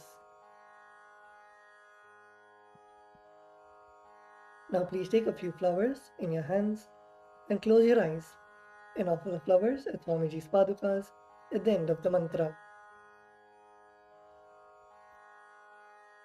Nityanandam Paramasukhatam Kevalam Jnanamurtim Vandvatitam Gagana Sadrisham Tattvamasyatilaksham Ekam Nityam Vimalamachalam Sarvadhi Sakshi Bhutam Bhavatitam Triguna-rahitam Sadgurum Tam Namami. The next is the Guru Parampara Vandanam. In the Guru Parampara Vandanam, we offer our gratitude to the eternal lineage of all the Gurus, the enlightened masters. The meaning of the mantra we are now going to chant is, I surrender to the lineage of all the enlightened masters, which has Bhagavan Nityanandeshwara Paramashiva as the beginning, Devi Nityanandeshwari Paramashiva Shakti as the middle, and my master, Bhagavan Nithyananda Paramashivam at the end. Now please take a few flowers in your hands and close your eyes and offer the flowers at Swamiji's Padukas at the end of the mantra. Nityanandeshwara Paramashiva Samarambham Nityanandeshwari Paramashiva Shakti Madhyamam Nityananda Pariyantam Vande Guru Paramparam. The next is the offering of the Arunagiri Yogeshwara Vandanam. In the Arunagiri Yogeshwara Vandanam, we offer our respects and gratitude to Bhagavan Arunagiri Yogeshwara, who is the incarnation of Paramashiva. The meaning of the mantra we are now going to chant is the Arunagiri Yogeshwara, who is the Lord of all beings, who has the sacred musk paste applied on his forehead, who has a glittering stick, who has worn a loin cloth on his glittering hip, who has worn the Datura flower, the king cobra, and a crescent moon on his forehead. That Arunagiri Yogeshwara's presence happens. Now please take a few flowers in your hands and close your eyes and offer the flowers at Swamiji's Padukas at the end of the mantra. Lalate Tripundri Nitilakrita Kasturi Tilakaha Spuranmala Dhara Spurita Katikaupi Navasanaha Dadhano Dustaram Shirasi Panirajam Shashikalam Pradipas Sarvesham Arunagiri Yogi Vijayate. The next is the Tattvachamanam, the ritualistic cleansing of the mouth. Now keeping your right hand in the Gokarna Mudra, pour an udharani of water into your right palm and sip the water from the base of your palm each time the word Svadha is chanted. Om Atmadattvam Shodhayami Svadha, Om Vidyadattvam Shodhayami Svadha, Om Shivadattvam Shodhayami Svadha.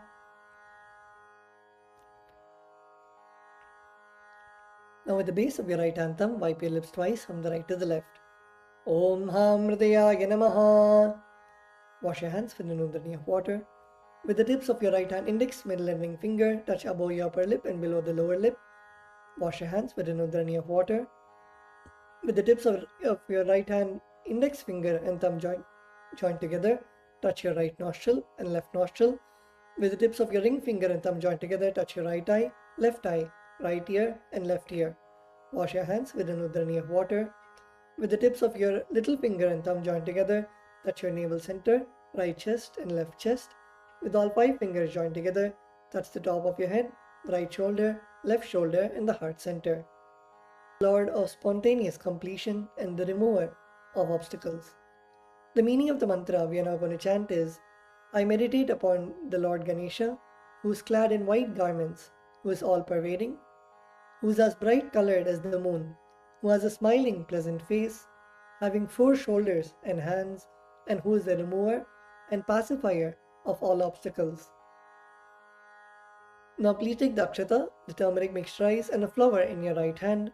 Keeping both your hands as fists, tap the sides of your forehead along with the mantra. Om Shuklam Baradharam Vishnum Shashivarnam Chaturbhujam Prasannavadanam Dhyayet Sarva Vignopashantage. The next is the pranayama, the regulation of the prana, the life energy. Now continue to keep the akshata in your right hand. Open your little finger, ring finger and thumb. Inhale through the left nostril by closing your right nostril with your thumb. Hold your breath by closing both the nostrils and exhale through the right nostril while we chant the Samhita mantras. Om Hom Ishanamurdhaya Namaha, Om Him Tatpurushottaraya Namaha, Om Hum Magornataya Namaha, Om Him Mamadevukhyaya Namaha, Om Hum Satyojatmurtaya Namaha, Om Hamrdhaya Namaha, Om Him Shirsaya Namaha, Om Hum Shikaya Namaha, Om Him Kavachaya Namaha, Om Hum Netrebhyo Namaha, Om Hastraya Namaha, Om Hom Ishanamurdhaya Namaha, Om Him Tatpurushottaraya Namaha, Om Hum Magornataya Namaha, Om Him Mamadevukhyaya Namaha, Om Hum Satyojatmurtaya Namaha, Om Hamrdhaya Namaha, Om Him Shirsaya Namaha, Om Hum Shikaya Namaha, Om Him Kavachaya Namaha, Om Hum Netrebhyo Namaha, Om Hastraya Namaha, Om Hum Ishanamurdhaya Namaha, Om Him Tatpurushottaraya Namaha, Om Hum Magornataya Namaha, Om Him Mamadevukhyaya Namaha, Om Hum Satyojatmurtaya Namaha, Om Hamrdhaya Namaha, Om Him Shirsaya Namaha, Om Hum Shikaya Namaha, Om Him Kavachaya Namaha, Om Hum Netrebhyo Namaha, Om Hastraya Namaha.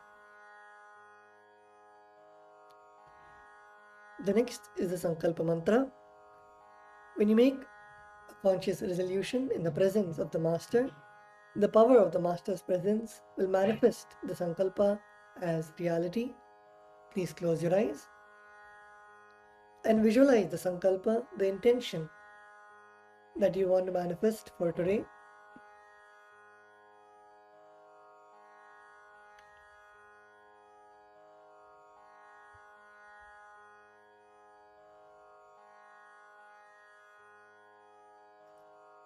Whether it is completion or anything that you want to manifest, hold it in your inner space.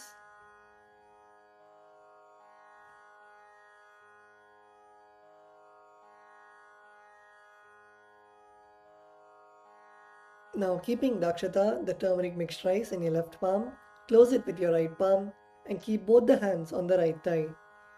We will now begin the Sankalpa mantra.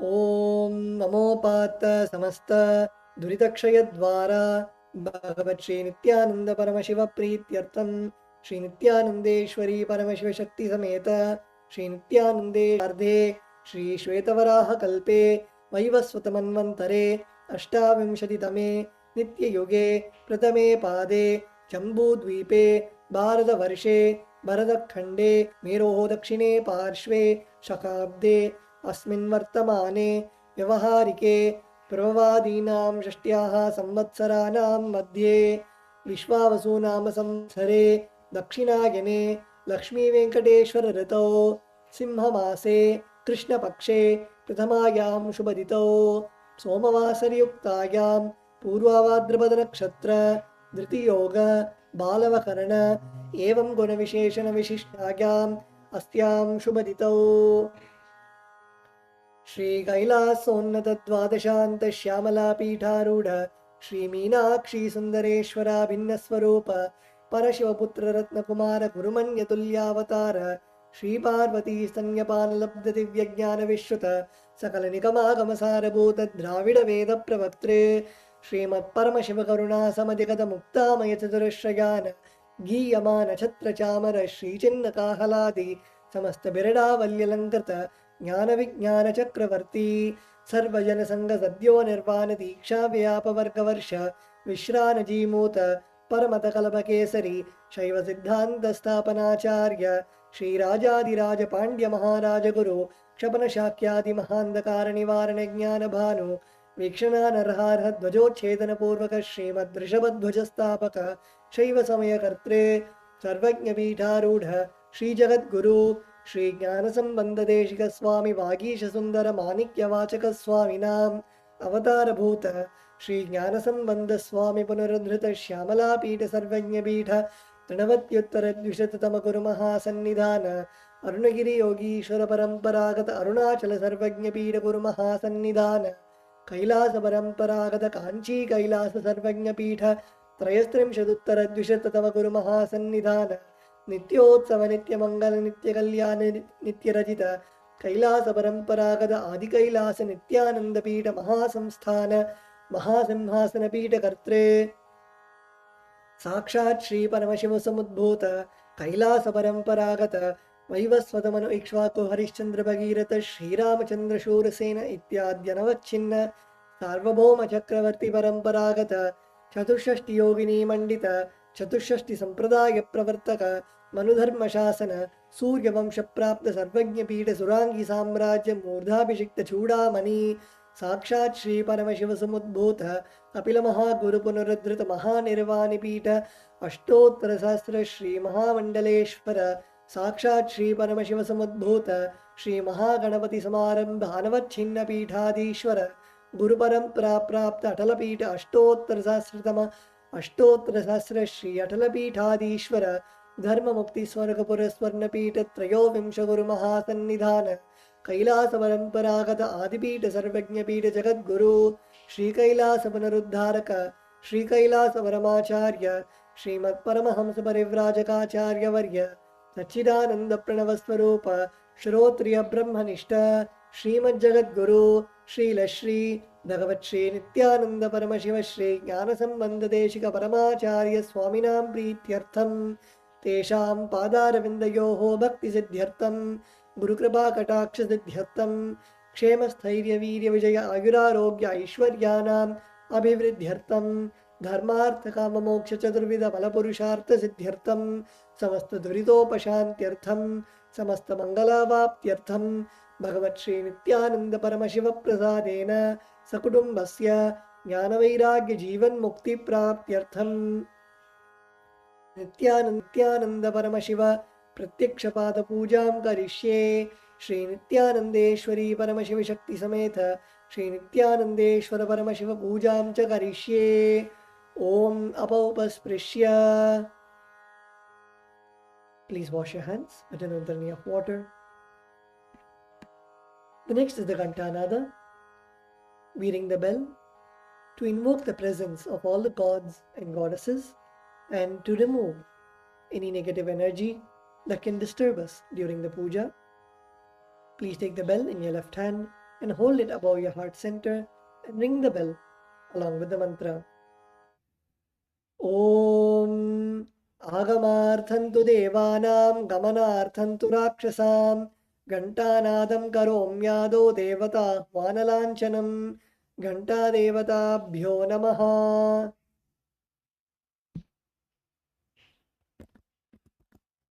The next is the Manasa Puja, the internal worship. Now please close your eyes and visualize the meaning of the mantra in your inner space. The meaning of the mantra we are now going to chant is, what seed can I offer to the Master except my heart? I offer the gratitude flowing as nectar to wash his feet and to rinse his mouth.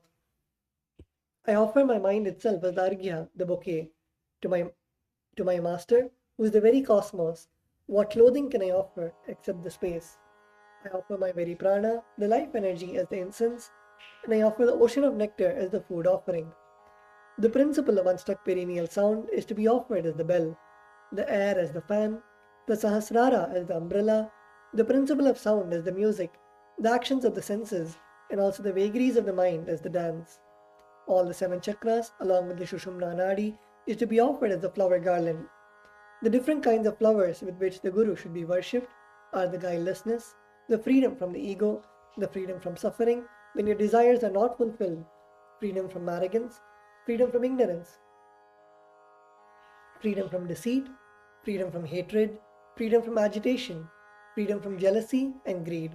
And the Guru should also be worshipped with the flowers of non-violence, mastery over the senses, compassion, forgiveness, and enlightenment. Now please take some flowers in your hands and place your hands in the Purva Mudra. You can see the Acharya on the screen. Close your eyes and offer the flowers at Swamiji's Padukas at the end of the mantra.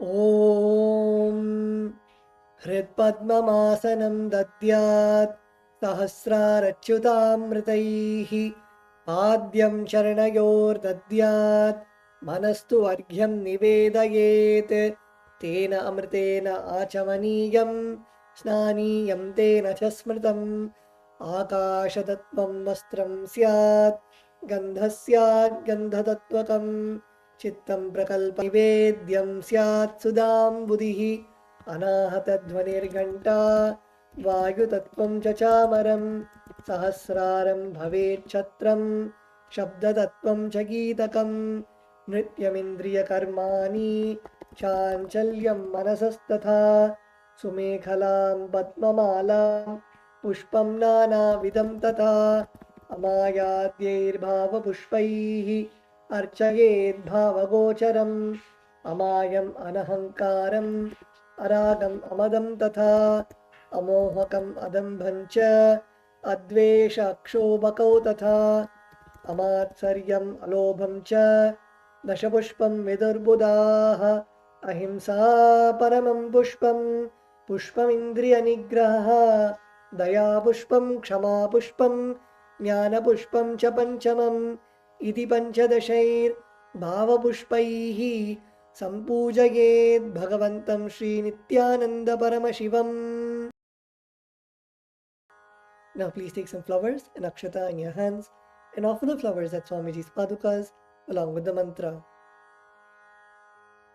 Asanam Om Sarvabhutantarasthaya Sarvabhutantaratmane Kalpayamyupaveshartham Asanam Te Namo Namaha. Om Hrim Idam Suvarnasanam Sarvadevadevi Swarupaya Bhagavate Sri Nityananda Paramashivaya Namaha. The next is the offering of Swagatam, the offering of welcoming the Master. The meaning of the mantra we are now going to chant is, O the Lord of all gods, O the one whose darshans are waited by the gods for the fulfillment of their desires, welcome, welcome. Today my birth, life, and all deeds are fructified. The fruits of all my tapas is materialized just by welcoming you. Now please take some flowers in your hands and offer the flowers at Swamiji's padukas along with the mantra. Swagatam Om Shantatvat Sarvakartritvat Bhavo Paratikaranat Shiva Ukto Mahatantra Mantravidbhis Sada Shivaha Asmai Shivaya Gurave Vitaraga Vai Ameyatvat Anantoyam Majatvaja Prakirtitaha Yasya Darshanamichanti Deva Swabhishta Siddhaye Tasmai Te Parameshana Swagatam Swagatam Prabho Adya Me Saphalam Janma Jivanam Saphala Kriyaha Swagatam Yatvaya Tanme Tapasam Phalamagatam Om Hrim Sarvadeva Devi Swarupa Bhagavat Shri Nityananda Paramashiva Swagatam Suswagatam Te.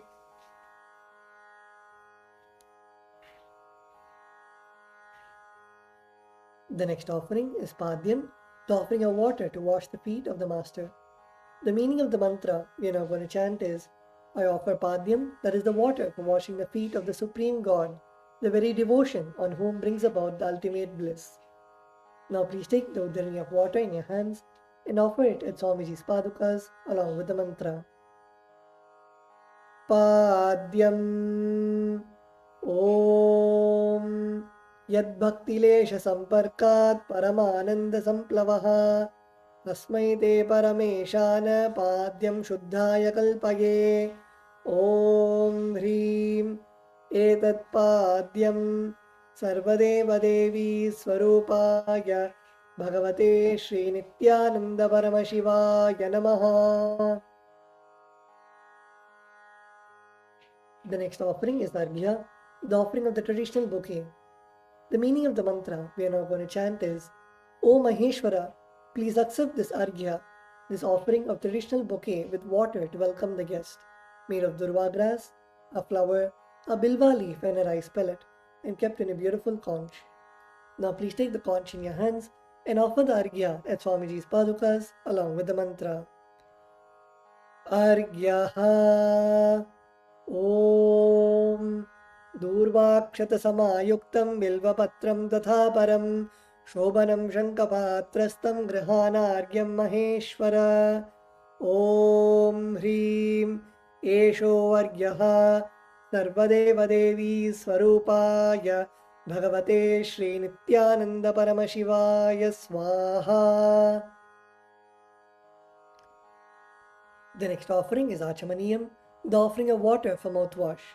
The meaning of the mantra we are now going to chant is, please accept this auspicious and sin-removing Ganga water offered by me as Achamaniyam, that is the water for mouthwash offered by me with devotion to you. Now please take the udharani of water in your hands and offer it at Swamiji's padukas along with the mantra. Achamaniyam Om Mandakinyastu Yadvari Sarvapapaharam Shubham Grihanachamaniyantam Maya Bhaktya Niveditam Om Hrim Idam Achamaniyodakam Sarvadeva Devi Swarupaya Bhagavate Sri Nityananda Paramashivaya Swadha. The next offering is Madhuparka, the offering of the nectarine drink. The meaning of the mantra we are now going to chant is, I offer this Madhuparka, this drink which is full of nectar. Be pleased towards me, O Lord. Now please take the Madhuparka in your hands and offer it at Swamiji's Padukas along with the mantra. Madhuparkaha Om Sarvakalmashanashaya Paripurna Sudhatmakam Madhuparkamimam Deva Kalpayami Prasidame Om Hrim Esha Madhuparkaha Sarvadeva Devi Swarupaya Bhagavate Sri Nityananda Paramashivaya Swadha. The next offering is Gandha Tailam, the offering of the scented oil. The meaning of the mantra we are now going to chant is, I offer with love and affection this scented oil to you. O the healer of all the worlds, you are the purest among all the worlds.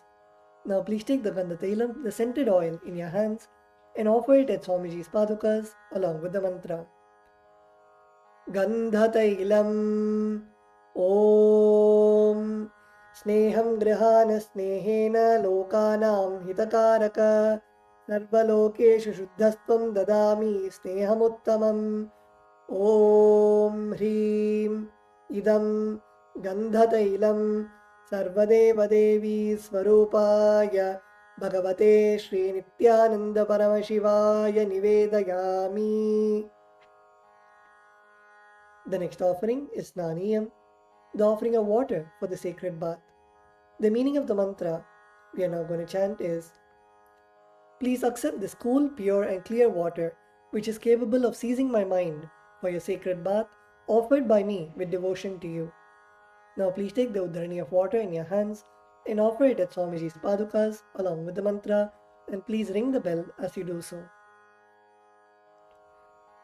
Snaniyam Om Idam Shushitalam Vari Shvachham Shuddham Manoharam Snanartham Te Maya Bhaktya Kalpitam Pratigrihyatam Om Hrim Idam Snaniyodakam Sarvadeva Devi Swarupaya Bhagavate Sri Nityananda Paramashivaya Nivedayami. The next offering is Vastram, the offering of the sacred cloth. The meaning of the mantra we are now going to chant is, I offer Vastram, this cloth offering, to the Master who removes the veil of Maya or illusion. The Master who is the true light of enlightenment, who does not have a veil of Maya and has the very space as the dress. Now please take the offering of clothes in your hand and offer it at Swamiji's Padukas along with the mantra. Om Maya Chitrapata Channa Nijaguhyoru Tejase Niravarana Vinyaya Vasaste Kalpayamyaham Om Hrim Idam Vastrottariyam Sarvadeva Devi Swarupaya Bhagavate Sri Nityananda Paramashivaya Nivedayami. The next offering is Abharanam, the offering of the sacred jewelry.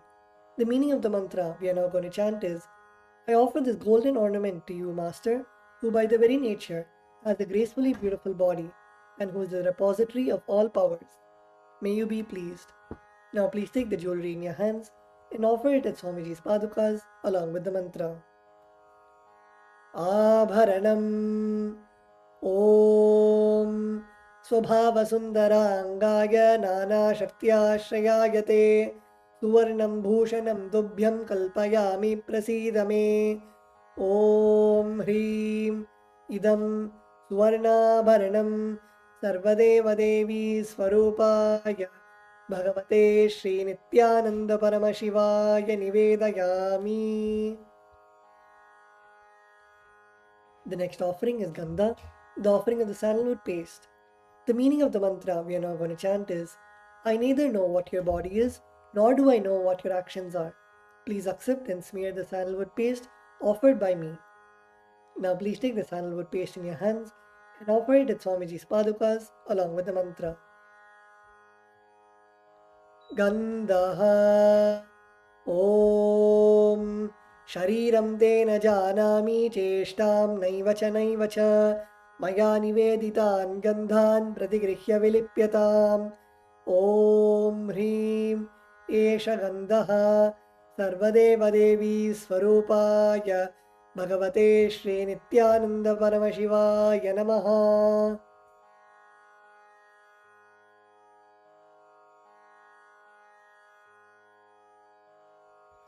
The next offering is Pushpam, the offering of the fragrant flowers.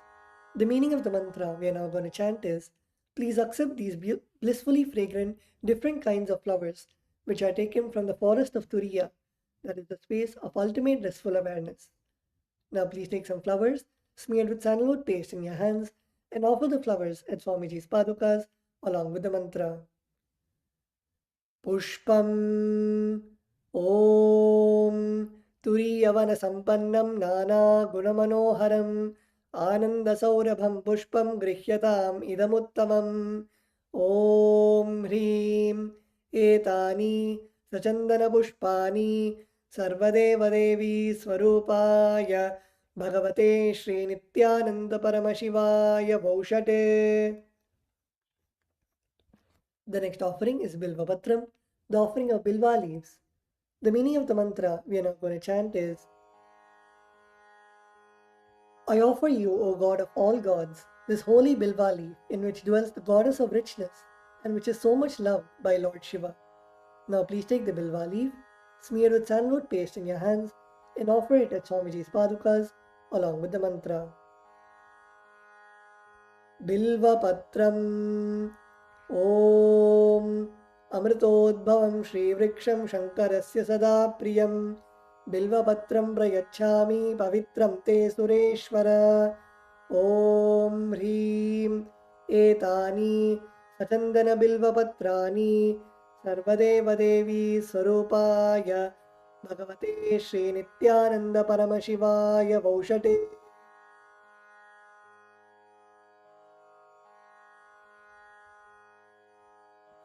The next offering is Tulsi Patram, the offering of the Tulsi leaves. The meaning of the mantra we are now going to chant is, let this offering of Tulsi leaf be unto the Supreme Soul, who has unlimited forms and who is the bestower of all boons. Now please take the Tulsi leaves, smear the sandalwood paste in your hands, and offer it at Swamiji's padukas along with the mantra. Tulasi Patram Om Namaste Bahurupaya Varadamurtaye Paramatmane Swaha Om Hreem Idam Sachandana Tulasi Patram Sarvadeva Devi Swarupaya Bhagavate Shri Nityananda Paramashivaya Namaha. The next offering is Dhupa, the offering of the lit incense. The meaning of the mantra we are now going to chant is, this incense smoke is made of sacred herbs of intoxicating fragrance. Please accept this incense smoke fit to be inhaled by all the devas. Now please take the lit incense sticks in your hands and slowly wave it towards Swamiji's padukas along with the mantra, and please ring the bell as we do so. Dhupaha Om Vanaspatiraso Divyo Gandhadhyassu Manoharaha Agreyas Sarvadevanam Dhupoyam Pratigrihyatam Om Hreem Esha Dhupaha Sarvadeva Devi Swarupaya Bhagavate Shri Nityananda Paramashivaya Namaha. The next offering is Deepa, the offering of the lit lamp. The meaning of the mantra we are now going to chant is, please accept this light of inner and outer worlds, which is very bright and which removes darkness from everywhere. Now please take the lit lamp in your hands and slowly wave it towards Swamiji's padukas along with the mantra, and please ring the bell as you do so. Deepaha Om Suprakasho Mahadeepaha Sarvatastimiراpaha Sabhakyabhyantara Jyotir Deepoyam Pratigrihyatam Om Hreem Esha Deepaha Sarvadeva Devi Swarupaya Bhagavate Sri Nithyananda Paramashivaya Namaha. The next offering is Naivedyam, the offering of food. The meaning of the mantra we are now going to chant is, these different kinds of food offerings are prepared from sweetener and other ingredients. O Lord, please accept this food offering prepared by me with devotion. Now please take an udharani of water and hover it clockwise over the Naivedyam and offer the water at Swamiji's padukas along with the mantra, and please ring the bell as you do so. Naivedyam Om Naivedyam Vividham Deva Sharkara Divinirmitam Maya Niveditam Bhaktya Grahana Parameshwara Om Hrim Idam Shopakarna Naivedyam Sarvadeva Devi Swarupaya Bhagavate Sri Nithyananda Paramashivaya Nivedayami. The next offering is Paniyam, the offering of water for drinking. The meaning of the mantra we are now going to chant is, the Lord of all demigods, the one who bestows deep fulfillment upon us. Please accept this water full of infinite bliss. Now please take the udharani of water in your hands and offer it at Swamiji's padukas along with the mantra. Paniyam Om Samastadeva Devesha Sarvatriptikaram Param Akhandananda Sampurnam Grahana Jalamuttamam Om Hrim Idam Panartodakam Sarvadeva Devi Swarupaya Bhagavate Sri Nithyananda Paramashivaya Namaha. The next offering is Punarachamaniyam, the offering of water for drinking. The meaning of the mantra we are now going to chant is, I offer this water for washing the hands and the mouth to you, whose mere remembrance purifies everybody. Now please take the udharani of water in your hands and offer it at Swamiji's padukas along with the mantra. Punarachamaniyam Om Uchchishtamapya Suchirva Yasya Smaranamatrataha Shuddhimapnoti Tasmai Te Punarachamaniyakam Om Hrim Idam Punarachamaniyodakam Sarvadeva Devi Swarupaya Bhagavate Sri Nithyananda Paramashivaya Swaha. The next is the offering of Aratrikam, the offering of Arati to the Master. Now please take the lit camphor in your hands and slowly wave it towards Swamiji's padukas along with the mantra, and please ring the bell as you do so. Aratrikam Om Hrim Esha Deepamala Sarvadeva Devi Swarupaya Bhagavate Sri Nithyananda Paramashivaya Namaha. Om Sangrahanyeshtya Yajate Imam Janatagum Sangrinaniti Dwadasharatni Rashana Bhavati Dwadashamasa Samvatsaraha Samvatsarameva Varunde Maunji Bhavati Urvai Munjaaha Urjameva Varunde Chitra Nakshatram Bhavati Chitram Va Etat Karma Karpura Gauram Karunavataram Samsarasaram Bhujagendraharam Sada Vasantam Hridayaravindehe Bhavam Bhavani Sahitam Namami Bhavam Bhavani Sahitam Namami Bhavam Bhavani Sahitam Namami.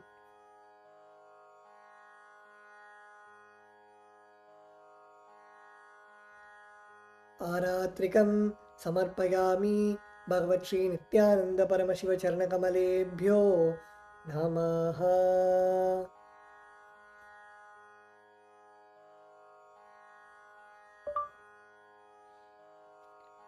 The next is the offering of Pushpanjali, the offering of fragrant flowers. The meaning of the mantra we are now going to chant is, Guru is the Brahma, who is the source of creation of the universe. Vishnu, who is the source of sustenance of the universe. And Shiva, who is the source of rejuvenation of the universe. Guru is all the three put together in a single form. I surrender to that Guru. I surrender to the Guru who is omnipresent and who has also given me a glimpse of his experience. I surrender to the Guru who has with the brush of wisdom opened my eyes blinded by ignorance. I surrender to the Guru, who by giving the knowledge about the self has burnt my karmic baggage of so many births. I surrender to the Guru, who is the Lord of the cosmos, who is the Guru of the cosmos. My soul is the same soul which is in all the beings. I surrender to Dakshinamurti, the primal Guru, who manifests himself differently in the form of Ishvara, Guru, and Atman, or the Self. I surrender to that Guru, who is the eternal bliss, the bestower of supreme happiness, the one who is the embodiment of wisdom, who is beyond duality, who is omnipresent, to whom the supreme goal is giving the enlightenment experience, who is eternal, pure, and unshakable, who is the silent spectator of all thought processes, who is beyond emotions, and the one who is without the three qualities called Sattva, Rajas, and Tamas. Now please take a few flowers in your hands, close your eyes till the end of the mantra, and offer the flowers at Swamiji's Padukas at the end of the mantra. Pushpanjalihi Gurur Brahma Gurur Vishnuhu Gurur Devo Maheshwaraha Guru Sakshat Param Brahma Tasmai Shri Gurave Namaha Akhanda Mandalakaram Vyaptam Yena Characharam Tatpadam Darshitam Yena Tasmai Shri Gurave Namaha अज्ञानतिमिरान्धस्य ज्ञानाञ्जनशलाकया चक्षुरुन्मीलितं येन तस्मै श्रीगुरवे नमः अनेकजन्मसम्प्राप्तकर्मबन्धविदाहिने आत्मज्ञानप्रदानेन तस्मै श्रीगुरवे नमः मन्नाथ श्रीजगन्नाथो मद्गुरु श्रीजगद्गुरुः ममात्मा सर्वभूतात्मा तस्मै श्रीगुरवे नमः ईश्वरो गुरुरात्मेति मूर्तिभेदविभागिने व्योमवद्व्याप्तदेहाय दक्षिणामूर्तये नमः नित्यानन्दं परमसुखदं केवलं ज्ञानमूर्तिं द्वन्द्वातीतं गगनसदृशं तत्त्वमस्यादिलक्ष्यम् एकं नित्यं विमलमचलं सर्वधी साक्षिभूतं भावातीतं त्रिगुणरहितं सद्गुरुं तं नमामि पुष्पाञ्जलिं समर्पयामि भगवत्श्री नित्यानंद परमशिव चरणकमलेभ्यो नमः ॐ नित्यानन्दम्.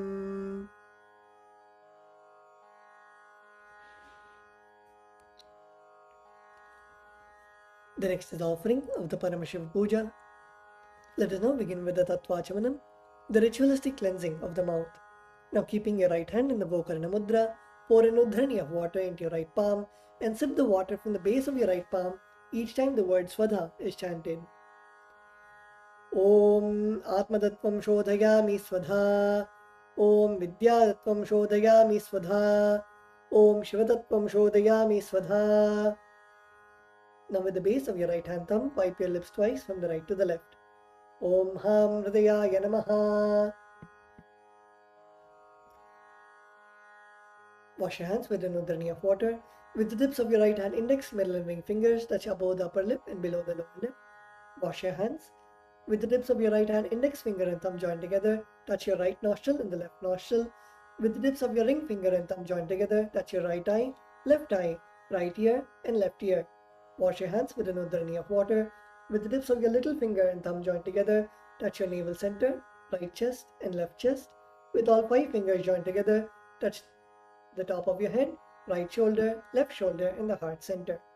Wash your hands with an udhrani of water. The next is the Sakali Karanam. Please close your eyes. Visualize yourself as Bhagavan Paramashiva. Sakali Karanam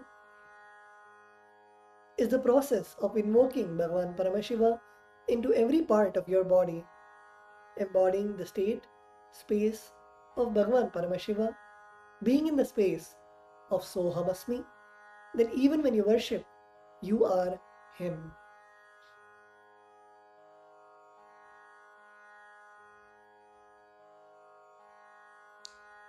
In that space, let us now begin the Sakali Karanam. Using the left hand, wipe the front and back of your right hand once, and using your right hand, wipe the front and back of your left hand twice. Om Hastraya Namaha. Now bring your hands into the Namaskara Mudra in front of your third eye and visualize that they are being drenched with the nectar oozing out of your third eye. Om Ham Shaktaye Vaushate. Now keeping both your hands together with your palms facing towards you, touch your thumbs to the center of your respective palms. Om Ham Shivasanaya Namaha. Om Ham Shivamurtaye Namaha. Now with the tips of your thumbs, touch the tip of your little finger and move your thumbs down towards the base of your little finger. Om Ham Satyojatamurtaye Namaha. Now with the tip of your thumbs, touch the tip of your ring finger and move your thumbs down towards the base of your ring finger. Om Him Vavadevuhyaya Namaha. Now with the tip of your thumbs, touch the tip of your middle finger and move your thumbs down towards the base of your middle finger. Om Hum Agora Hridayaya Namaha. Now your index finger. Om Hem Tat Purushavaktraya Namaha. Now your thumbs. Om Hom Ishanamurdhaya Namaha. Now bring your palms in front of you, facing towards you, and your thumbs.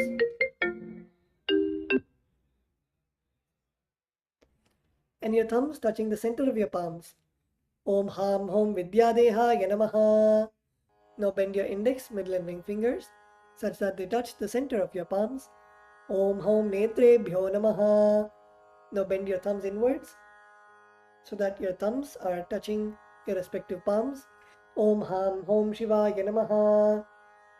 Now with the tip of your thumbs, touch the tip of your little finger and move your thumbs down towards the base of your little finger. Om Ham Hridayaya Namaha. Now your ring finger.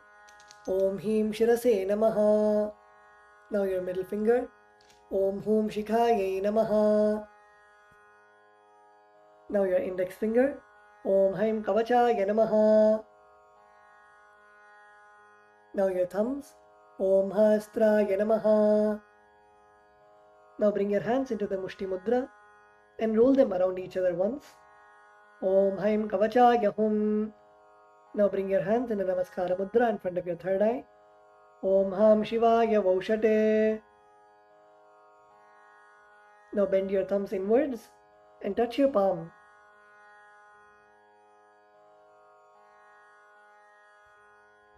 Touch your thumbs to the respective palms. Om Ham Hom Shivaya Namaha. Now with your right hand thumb and ring finger, touch your Ananda Gandha. Om Ham Shivasanaya Namaha. Om Ham Shivamurtaye Namaha.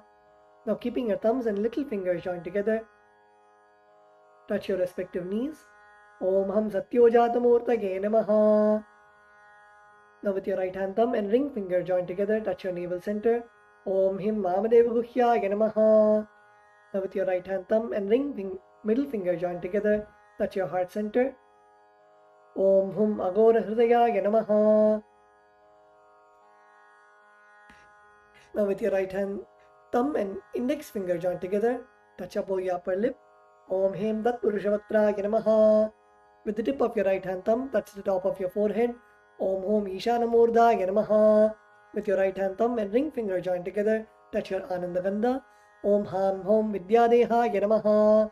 With the tip of your index, middle and ring fingers, touch your right eye, left eye and third eye respectively.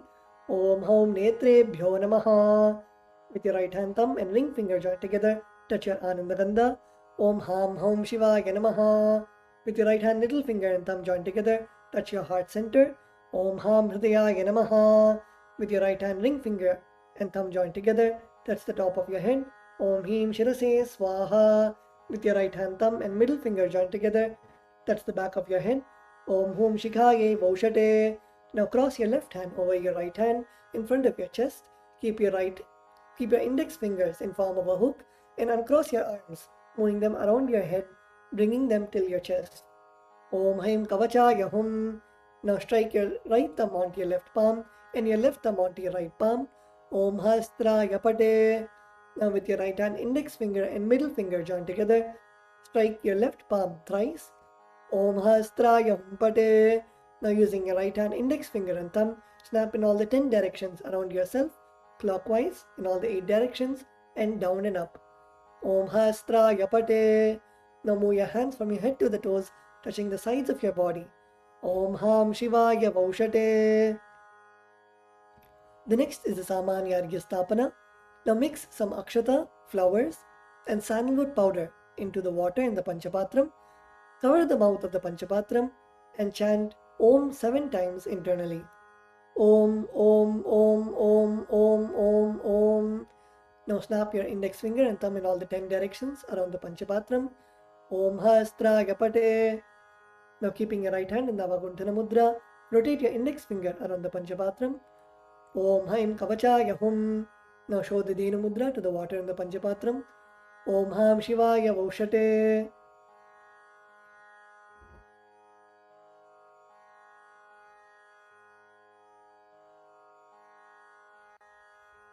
The next is the Avahana, invoking Bhagavan Paramashiva into the Atmalinga, requesting Bhagavan Paramashiva's presence to be there.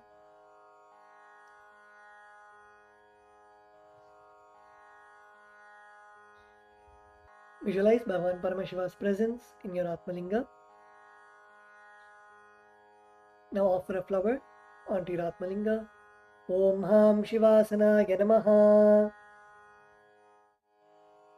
Now please take some flowers in your hands and close your eyes. We will now be chanting the Dhyana Shloka, meditating on the form of Bhagavan Paramashiva. Lalate Tripundri Nitilakrita Kasturi Tilakaha Spuranmaladhara Spuritakati Navasanaha Dadhano Dushtaram Shirasi Panirajam Shashikalam Pradeepas Sarvesham Arunagiri Yogi Vijayate Indhuni Bapanchamukha Hastadashayuktam Shulamragatankamasi Vajrama Bhayam Syat Pashavaradankushamanijvala Navame Shvedakamalasana Sadashivasvarupam Om Ham Shivamurtage Namaha Om Ham Om Shivaya Namaha Shri Nithyanandeshwari Paramashiva Shakti Sameta Shri Nithyanandeshwara Paramashivaya Namaha Dhyayami Avahayami.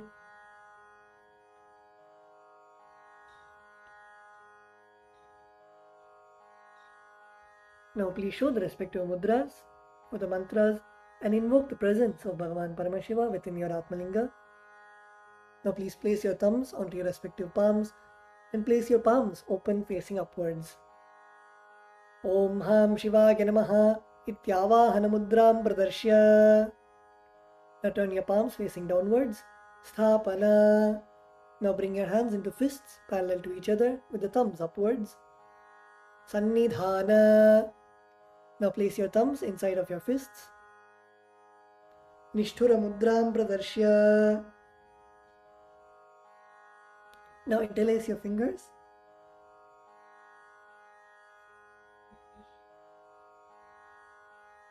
And clasp your hands, keeping your thumbs out. Astraya Humphat iti Kalakanthi Mudram Pradarshya. Now hold your left thumb with your right hand and cover your right hand with your left hand. Om Ham Shivaya Namaha iti Linga Mudram. Now bring your hands in Namaskara Mudra. Namaskara Mudram. Now rotate your right hand index finger clockwise around your Atmalinga. Om Haim Kavachaya Hum iti Avagunthana Mudram Japradarshya. The next is the Upachara Puja. Now please take the Akshata in your hands and offer it to Bhagavan Paramashiva along with the mantra. Om Ham Om Shivaya Namaha Shri Nithyanandeshwari Paramashiva Shakti Sameta Shri Nithyanandeshwara Paramashivaya Namaha Asanam Samarpayami. The next is the offering of the Padyam, Achamanam and Argyam. Now please take the Udharani of water and show it to Bhagavan Paramashiva's feet and offer it in the Padya Patram. Om Ham Shivaya Namaha.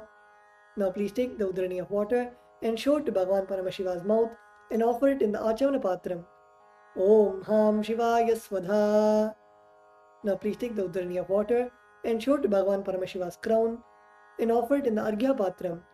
Om Ham Shivaya Swaha. Shri Nityanandeshwari Paramashiva Shakti Sameta Shri Nityanandeshwara Paramashivaya Namaha. Padyachamanargyam Dattva. The next offering is Snaniyam, the sacred bath for Bhagavan Paramashiva and Paramashiva Shakti. Now please take some water and offer it on to Bhagavan Paramashiva along with the mantra, and please ring the bell as you do so. Om Ham Hom Shivaya Namaha. Shri Nityanandeshwari Paramashiva Shakti Sameta Shri Nityanandeshwara Paramashivaya Namaha. Snanam Samarpayami. Now please take the Uddarani of water and show it to Bhagavan Paramashiva's mouth and offer it in the Achamana Patram. Om Ham Shivaya Svadha. Snananantram Achamaniyam Samarpayami. The next offering is Vastram, the offering of fresh clothes to Bhagavan Paramashiva. Now please take some Akshata in your hands and offer it on to Bhagavan Paramashiva along with the mantra. Om Ham Hom Shivaya Namaha. Shri Nityanandeshwari Paramashiva Shakti Sameta Shri Nityanandeshwara Paramashivaya Namaha. Vastre Igno Bhavita Uttari Abharanartam Akshatam Samarpayami. The next offering is Gandha, the offering of the sandalwood paste. Now please take the sandalwood paste in your right hand ring finger and offer it onto Bhagavan Paramashiva. On top of the sandalwood paste, offer some kumkum. The mantra. Om Ham Hom Shivaya Namaha. Shri Nityanandeshwari Paramashiva Shakti Sameta Shri Nityanandeshwara Paramashivaya Namaha. Gandhan Dharayami. Gandhasya Upari Haridra Kumkumam Samarpayami. The next is the offering of the Ashtapushpa Puja, the offering of flowers to Bhagavan Paramashiva and Paramashiva Shakti. Now please take some flowers in your hands and offer the flowers to Bhagavan Paramashiva each time the word Namaha is chanted. Om Bhavagya Devagya Namaha. Om Bhavasdevasya Patni Namaha. Om Sharvagya Devagya Namaha. Om Sharvasya Devasya Patni Namaha. Om Ishanagya Devagya Namaha. Om Ishanasya Devasya Patni Namaha. Om Pashupade Devagya Namaha. Om Pashupade Devasya Patni Namaha. Om Ugragya Devagya Namaha. Om Ugrasya Devasya Patni Namaha. Om Rudragya Devagya Namaha. Om Rudrasya Devasya Patni Namaha. Om Bhimagya Devagya Namaha. Om Bhimasya Devasya Patni Namaha. Om Hate Devagya Namaha. Om Hato Devasya Patni Namaha. Om Ham Hom Shivaya Namaha. Shri Nityanandeshwari Paramashiva Shakti Sameta Shri Nityanandeshwara Paramashivaya Namaha. Ashtapushpa Pujam Samarpayami. The next offering is Bilva Patram, the offering of the Bilva leaf. Now please take the Bilva leaf, smear with sandalwood paste in your hands and offer it at Swamiji's Padukas along with the mantra. Om Ham Hom Shivaya Namaha. Shri Nityanandeshwari Paramashiva Shakti Sameta Shri Nityanandeshwara Paramashivaya Namaha. Bilva Patram Samarpayami. The next offering is Dhupa, the offering of incense for Bhagavan Paramashiva. Now please offer a flower on the bell. Om Hastraya Pate. Now please sprinkle some water on the incense stick stand. Om Hastraya Pate. Now please offer a flower on the incense stick stand. Om Ham Hridayaya Namaha. Now please take the lit incense sticks in your hands and slowly wave it towards Bhagavan Paramashiva along with the mantra, and please ring the bell as you do so. Om Ham Hom Shivaya Namaha. Shri Nityanandeshwari Paramashiva Shakti Sameta Shri Nityanandeshwara Paramashivaya Namaha. Dhupamagrapayami. Now please take the Uddarani of water and show it to Bhagavan Paramashiva's mouth and offer it in the Achamana Patram. Om Ham Shivaya Svadha. The next offering is Deepa, the offering of lit lamp. Now please sprinkle some water on the lamp. Om Hastraya Pate. Please offer a flower on the lamp. Om Ham Hridayaya Namaha. Now please take the lit lamp, the Deepa in your hands, and offer and slowly wave it clockwise towards Bhagavan Paramashiva along with the mantra, and please ring the bell as you do so. Om Ham Hom Shivaya Namaha. Shri Nityanandeshwari Paramashiva Shakti Sameta Shri Nityanandeshwara Paramashivaya Namaha. Deepam Darshayami.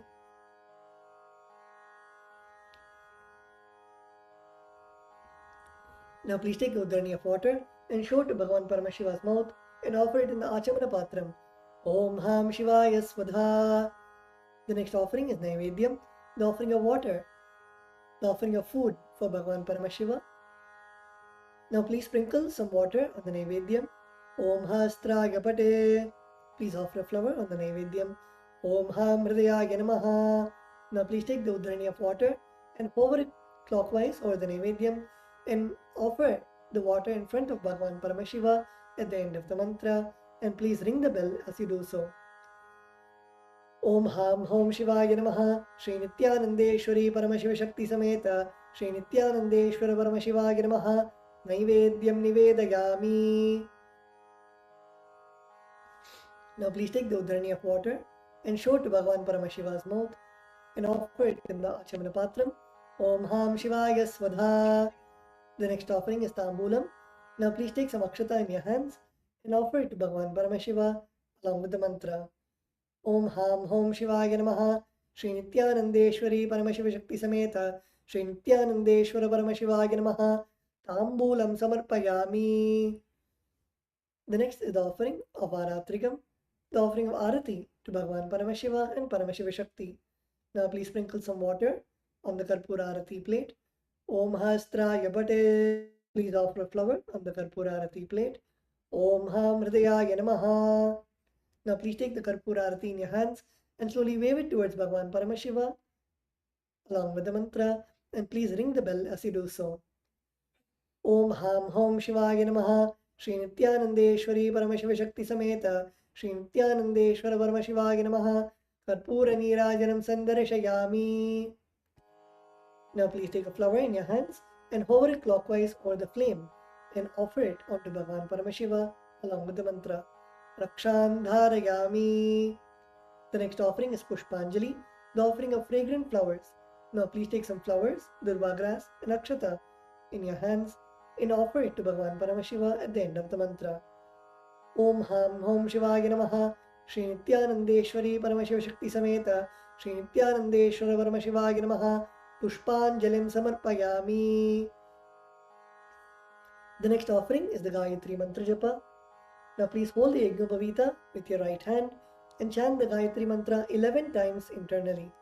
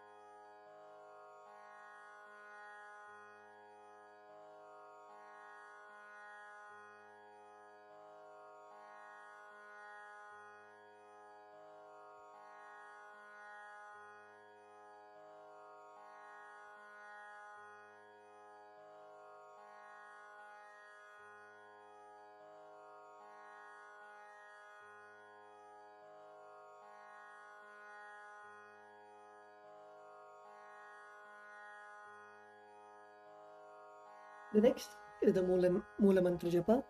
Please close your eyes and chant the Shiva Mula Mantra 11 times internally.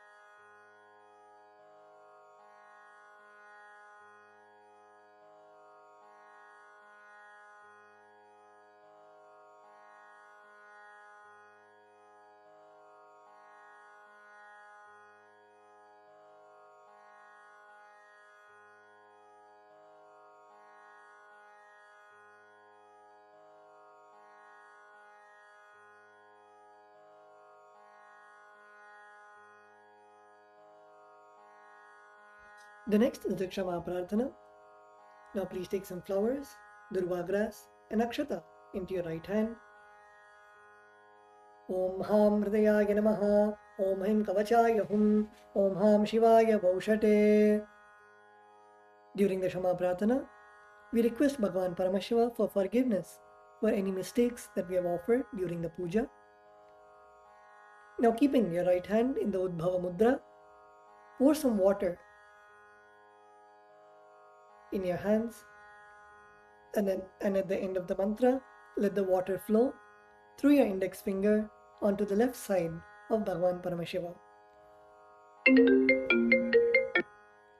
Om Yatkinchit Karma Devesha Sada Sukrita Dushkritam Tanme Shobhadasthasya Bhungshak Shapaya Shankara Shivo Data Shivo Bhokta Shiva Sarvam Idam Jagate Shivo Yadati Sarvatra Yashiva Sohamevatu Om Ham Hom Shivaya Namaha. The next is Tattvachamanam, the ritualistic cleansing of the mouth. Now keeping your right hand in the Gokarna Mudra, pour a nudhrani of water into your right palm and sip the water from the base of your right palm each time the word Swadha is chanted. Om Atmatattvam Shodhayami Swadha, Om Vidyatattvam Shodhayami Swadha, Om Shivatattvam Shodhayami Swadha. With the base of your right hand thumb, wipe your lips twice from the right to the left. Om Ham Hridayaya Namaha. Wash your hands with a nudhrani of water.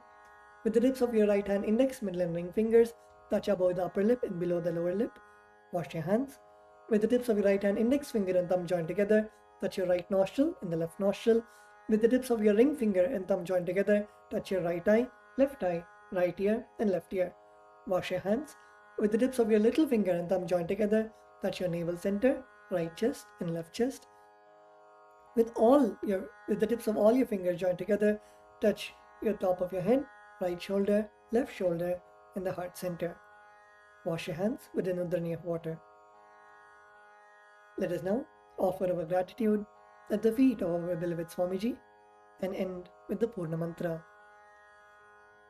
Om Purnamadah Purnamidam Purnat Purnamudachyate Purnasya Purnamataya Purnameva Vashishyate. Om Shanti Shanti Shanti Harihi Om Tatsat Sarvam Bhagavat Sri Nityananda Paramashiva Padukarpanamastu. Om Nityanandam.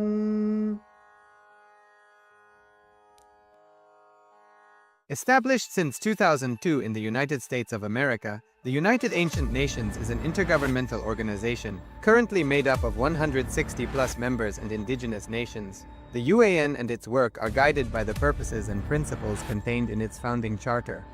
The UAN is a manifestation of the profound connection amongst indigenous peoples across the world, including African, Andean, American, European, Caribbean, Oceanic, and Asian regions, rooted in shared wisdom, sustainable practices, and deep reverence for the earth. The United Ancient Nations serves as an international cultural and diplomatic organization focused on uniting indigenous cultures globally. Our governance structure is council-based without territorial claims, led by a collective leadership through our General Secretariat. As a non-state entity with UN-style advocacy, we focus on several key areas: cultural and digital heritage preservation, indigenous diplomacy, revival of indigenous knowledge systems to solve humanity's problems, global peace, environmental preservation, health and wellness, sustained economic development, indigenous and cultural tourism. While the UAN represents numerous indigenous cultures, the United States of Kailasa serves as the first indigenous nation specifically for Hindus. Kailasa's mission is focused on the revival of the ancient enlightened Sanatana Hindu civilization, with a formal governance structure including a head of state, ministers, and ambassadors. Under the leadership of SPH, Supreme Pontiff of Hinduism, Bhagavan Nithyananda Paramashivham, Kailasa has achieved recognition as a sovereign subject of international law, possessing distinctive attributes of juridical statehood.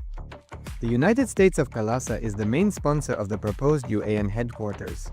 This initiative would bring forth an estimated $100 million in revenue for the host country through summits, conferences, tourism, and development projects.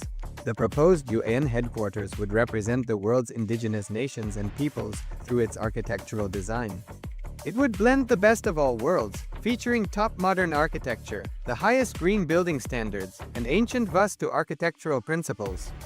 This headquarters would serve as a central hub for indigenous diplomacy, cultural preservation, and collaborative efforts towards sustainable development and global peace.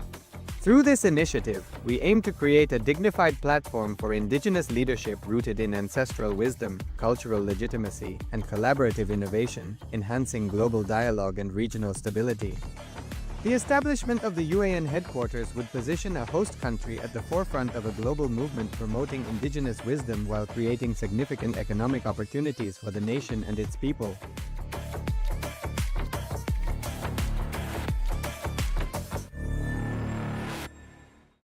Established since 2002 in the United States of America, the United Ancient Nations is an intergovernmental organization, currently made up of 160+ members and indigenous nations. The UAN and its work are guided by the purposes and principles contained in its founding charter. The UAN is a manifestation of the profound connection amongst indigenous peoples across the world, including African, Andean, American, European, Caribbean, Oceanic, and Asian regions, rooted in shared wisdom, sustainable practices, and deep reverence for the earth. The United Ancient Nations serves as an international cultural and diplomatic organization focused on uniting indigenous cultures globally. Our governance structure is council-based without territorial claims, led by a collective leadership through our General Secretariat. As a non-state entity with UN-style advocacy, we focus on several key areas: cultural and digital heritage preservation, indigenous diplomacy, revival of indigenous knowledge systems to solve humanity's problems, global peace, environmental preservation, health and wellness, sustained economic development, indigenous and cultural tourism. While the UAN represents numerous indigenous cultures, the United States of Kailasa serves as the first indigenous nation specifically for Hindus. Kailasa's mission is focused on the revival of the ancient enlightened Sanatana Hindu civilization, with a formal governance structure including a head of state, ministers, and ambassadors. Under the leadership of SPH, Supreme Pontiff of Hinduism, Bhagavan Nithyananda Paramashhivam, Kailasa has achieved recognition as a sovereign subject of international law, possessing distinctive attributes of juridical statehood. The United States of Kailasa is the main sponsor of the proposed UAN headquarters. This initiative would bring forth an estimated $100 million in revenue for the host country through summits, conferences, tourism, and development projects. The proposed UAN headquarters would represent the world's indigenous nations and peoples through its architectural design.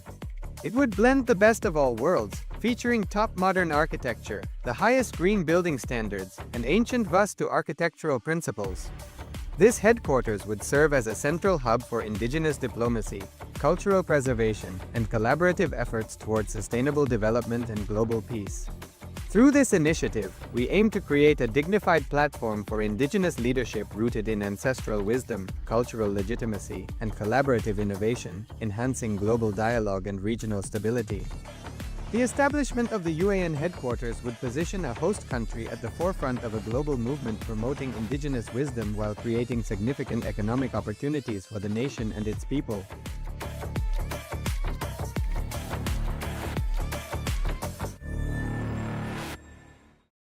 Established since 2002 in the United States of America, the United Ancient Nations is an intergovernmental organization, currently made up of 160+ members and indigenous nations. The UAN and its work are guided by the purposes and principles contained in its founding charter.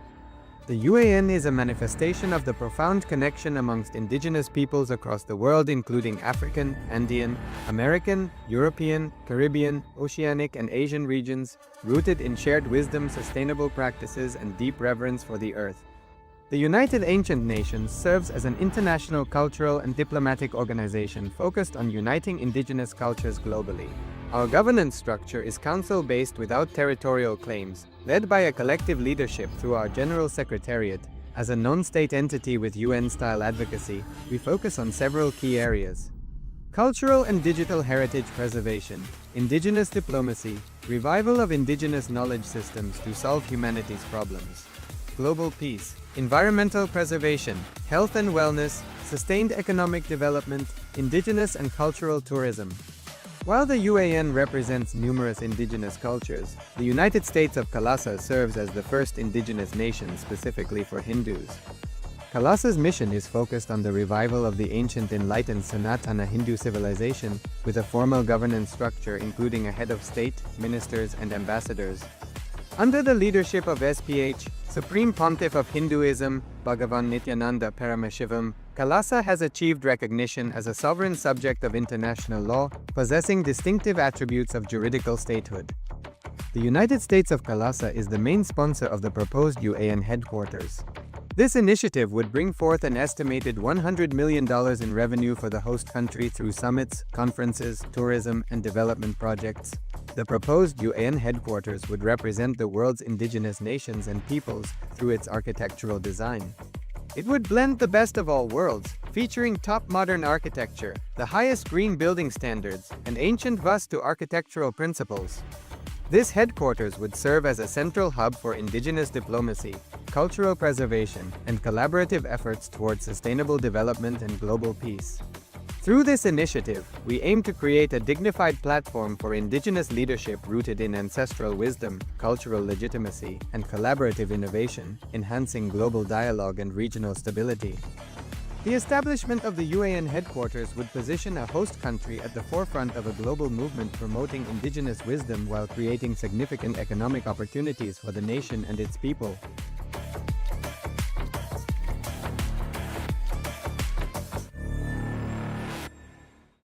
Established since 2002 in the United States of America, the United Ancient Nations is an intergovernmental organization, currently made up of 160+ members and indigenous nations. The UAN and its work are guided by the purposes and principles contained in its founding charter. The UAN is a manifestation of the profound connection amongst indigenous peoples across the world including African, Andean, American, European, Caribbean, Oceanic and Asian regions, rooted in shared wisdom, sustainable practices, and deep reverence for the earth. The United Ancient Nations serves as an international cultural and diplomatic organization focused on uniting indigenous cultures globally. Our governance structure is council-based without territorial claims, led by a collective leadership through our General Secretariat. As a non-state entity with UN-style advocacy, we focus on several key areas: cultural and digital heritage preservation, indigenous diplomacy, revival of indigenous knowledge systems to solve humanity's problems, global peace, environmental preservation, health and wellness, sustained economic development, indigenous and cultural tourism. While the UAN represents numerous indigenous cultures, the United States of Kailasa serves as the first indigenous nation specifically for Hindus. Kailasa's mission is focused on the revival of the ancient enlightened Sanatana Hindu civilization with a formal governance structure including a head of state, ministers, and ambassadors. Under the leadership of SPH, Supreme Pontiff of Hinduism, Bhagavan Nithyananda Paramashivham, Kailasa has achieved recognition as a sovereign subject of international law, possessing distinctive attributes of juridical statehood. The United States of Kailasa is the main sponsor of the proposed UAN headquarters. This initiative would bring forth an estimated $100 million in revenue for the host country through summits, conferences, tourism, and development projects. The proposed UAN headquarters would represent the world's indigenous nations and peoples through its architectural design. It would blend the best of all worlds, featuring top modern architecture, the highest green building standards, and ancient Vastu architectural principles. This headquarters would serve as a central hub for indigenous diplomacy, cultural preservation, and collaborative efforts towards sustainable development and global peace. Through this initiative, we aim to create a dignified platform for indigenous leadership rooted in ancestral wisdom, cultural legitimacy, and collaborative innovation, enhancing global dialogue and regional stability. The establishment of the UAN headquarters would position a host country at the forefront of a global movement promoting indigenous wisdom while creating significant economic opportunities for the nation and its people.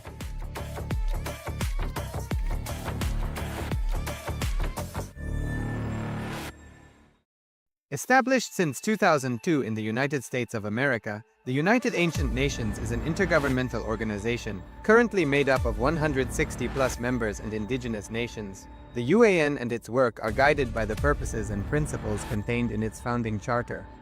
The UAN is a manifestation of the profound connection amongst indigenous peoples across the world, including African, Andean, American, European, Caribbean, Oceanic, and Asian regions, rooted in shared wisdom, sustainable practices, and deep reverence for the earth. The United Ancient Nations serves as an international cultural and diplomatic organization focused on uniting indigenous cultures globally. Our governance structure is council-based without territorial claims, led Nithyanandam Paramasukadam Kevalam Jnanamurtim Vandvatitam Gaganasrisham Tattamasya Vilaksham Ekam Vidyam Vimalamachalam Sarvadi Sakshibhutam Bhavatitam Trigunarahitam Satgurum Tam Namami. Nityanandam, and welcome to yet another wonderful day of the Paramashivoham. To realize, to be in the space of Paramashiva. And with this, we like to ask and welcome everybody who are here with us. We have Ma Sharmi Muse, Nityanandam, Ma Skandamata, Nityanandam, and welcome. Nityanandam. A person with the name Moment, Nityanandam, and welcome. Nityanandam. Muthu Arunaya, Nityanandam, and welcome. Nityanandam. Ma Nisloganya, Nityanandam, and welcome. Nityanandam. Welcome everyone to this Paramashivoham day number 8 of the 21-day program. Yes, so we just had the yoga, the puja. So as Swami shares that morning 1.5 hours spent for the daily spiritual routine and be consistent with that. Consistency is the key. Yoga is for enlightenment. So be consistent with the yoga. Every day without missing. When you do yoga, whole day you'll be in that space. And then puja. Building the devotion. Devotion is a biomemory that you build through puja. So again and again, build your every day should be done starting with the Guru Puja and yoga. And understanding that nothing else should be done in that period. Swami says, actually Swami says that no, don't touch any device unless it's required for the spiritual routine itself. So much of importance Swamiji has been giving for the spiritual routine. So make sure that you are sharing your experience, your transformation.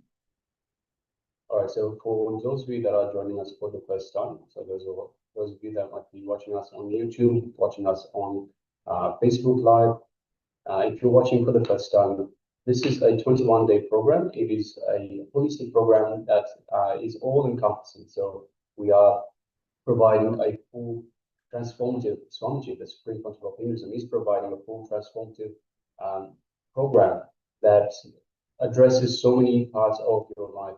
So whether you need help in the wealth department, health department, so wealth, health, relationships, or whether you're looking for enlightenment, whatever your situation, this program is for you. Now, this is day number 8 of the 21-day program. So there's still a lot of time to join. You can join us on two-way in the Zoom.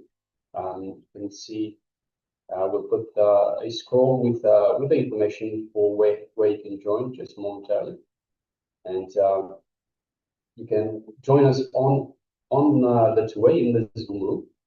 So you can take advantage of the two-way environment. So it is a lot easier speaking face-to-face. It's a lot easier guiding you. When we see each other, we interact and so forth. It's more personalized course. It becomes more personalized that even you feel that, and how it is actually in the Zoom, it's two-way. It's more personalized course for all of you. It especially caters you. Yes, so you can also follow us, and you can also connect to us via YouTube, via Facebook, Instagram, and of course right here in Zoom. So soon we'll have more platforms available. For now, we are live on YouTube, on Facebook, and we also have Instagram, so you can connect to us through those channels. Now, we start every day with yoga and puja. So as Maharaj was speaking just now, we start with yoga at 4 a.m. Eastern time, so that is New York time, and followed by puja at 6:30 a.m. Eastern time, so New York time once again. So these These are to give you the right connection to the cosmos. So yoga means union of body, mind, and spirit. So it's not just about moving the body. Although you do align the body, there's a lot of moving of the body, but there's so much more. You align the body to the cosmic energies. And of course, we have the puja, which is your devotion to the divine, your devotion to Swamiji, the Guru. And through this, through the puja, you align yourself to the bhakti, to the devotion, and to the divine energies from the space of bhakti, of devotion.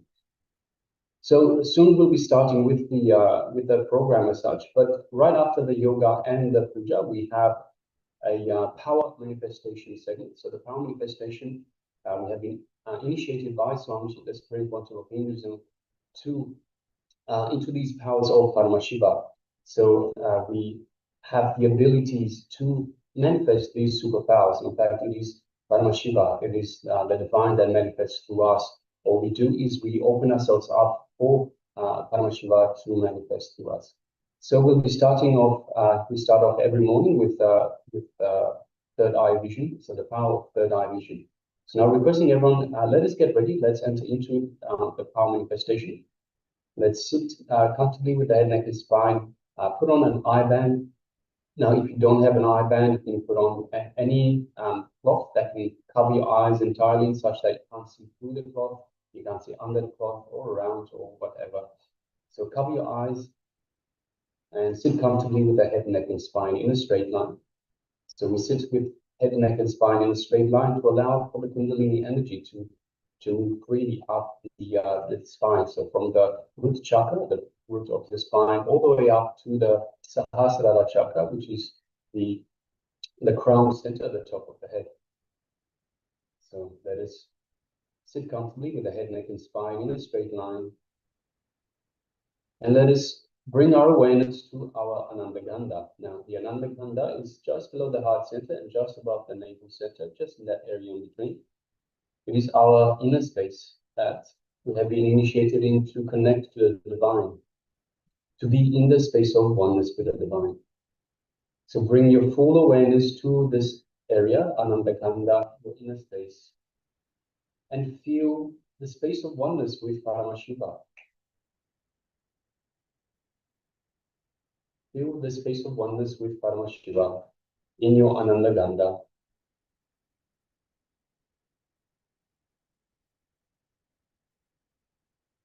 Feel the feeling connection you have to Swamiji, the Supreme Pontiff of Hinduism. For those of you that have benefited from Swamiji's teachings, have been following Swamiji for some time, are devotees of Swamiji, can feel the feeling connection. And feel that in your Anandagandha, just the inner space, just below the heart center and just above the navel center. As we enter into the Shastra Praman, which is a spiritual reference. And the scripture reference goes as Kapalantarmano yasya Tishtannilitalochanaha Ramena manato dharyat Lakshaye lakshamuttamam. Paramashiva says, by fixing the mind on the inner space within the crown center and sitting steadily without any movement, having the eyes closed in succession, but that stability of the mind and the inner space through the power of third eye, one directly sees ultimate goal action. By having the vision beyond the sight that reveals any object or place, attaining the space of oneness with the source, Paramashiva. So now from that same space of oneness, let us start chanting Mahavakya. Mahavakya is a mantra that can strike lead you to enlightenment. This particular Mahavakya is Om Nityananda Paramashivaham, which means Om, the cosmic syllable. Nityananda means in eternal bliss. Paramashivoham, I am Paramashiva. Paramashiva, of course, being the ultimate divine, what you might call God. So now let us start chanting Mahavakya to connect further. Om Nityananda Paramashivoham. Om Nityananda Paramashivoham.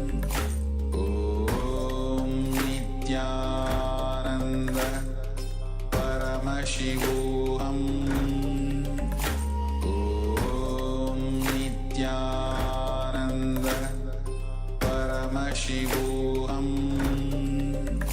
Om Nityananda Paramashivoham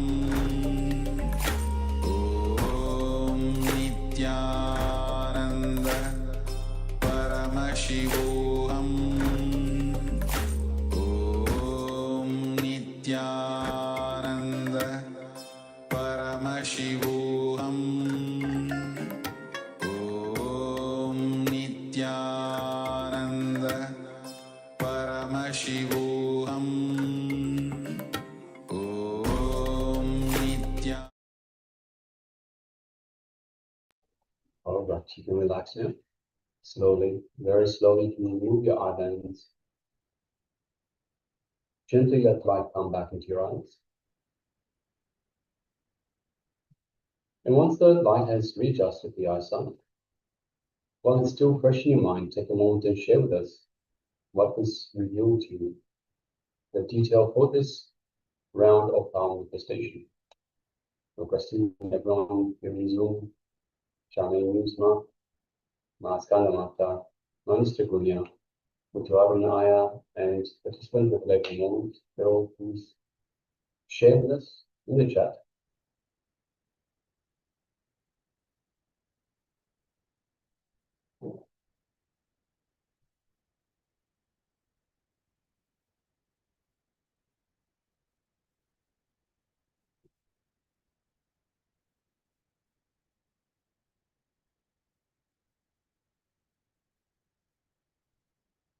Please take a moment and share.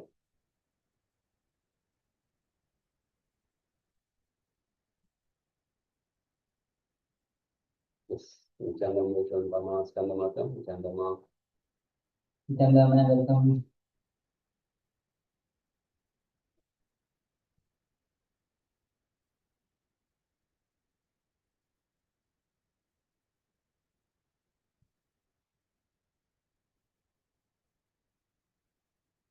So yes. So waiting for everyone to take a moment and share.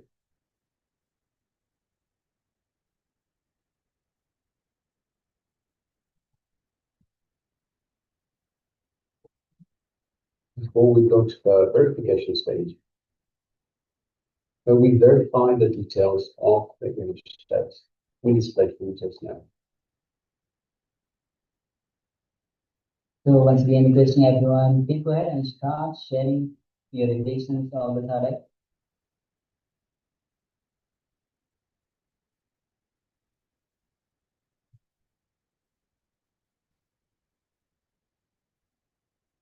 So if you're still sharing, please continue to do so. Meanwhile, let us bring back the image once again. All right. So this is the image that we had displayed for you. As you can see, it seems to be a family enjoying a day of the snow. You can see what looks like the parents and the children. Just coming down the mountain perhaps, or a big hill with lots of snow on it. They all seem to be enjoying the slide on the snow slide. You can see different colors they're wearing, so all very warm. And wearing gloves as well, big gloves as well. So yes, you see only white, so all the way at the background and foreground is just white. So yes, this image that we have displayed here. So if you had anything, if you saw anything related to this, then congratulate yourself. So whether you saw snow, whether you saw people smiling, you saw the different colors, pinkish purple, blue, khaki green, black, all of these colors as well. So that was the power manifestation of round of power manifestation of third eye visions in images blindfolded. So now let us get ready and enter into the program itself. Yes. So today we are entering into today's sessions, which is on the Bhakti Spurana. Experiencing ecstasy being in love. Oh, actually, we have a sharing for apologies, we just noticed. We have a sharing from Manisha Dunya. It says, Swamiji shows many things, mountains like Kailasa in snow and some orange and red people cloudy. So actually, that is quite spot on, Ma. So we have a mountain, what looks like a mountain. We have the snow. So let us bring the image back once again. Sorry, Ma, Mr. Dunya, we missed your sharing. So yes, we have the mountain in snow and some people in orange and red. So we don't have the orange and red colors, but we have the people sliding down the mountain, down the snow. So yes, thank you very much for sharing. Congratulations for manifesting. Well done. Yes. All right. So with this, let's get ready to enter into today's revelation by Swamiji. Actually, first is going to be opening segment. Just give a few minutes. So Bhakti Spurana. Swami shares that with Bhakti, whether anything you have or you don't have, doesn't matter. And without Bhakti, anything that you have or you doesn't have, doesn't matter. So this whole program for today is to experience Bhakti in you.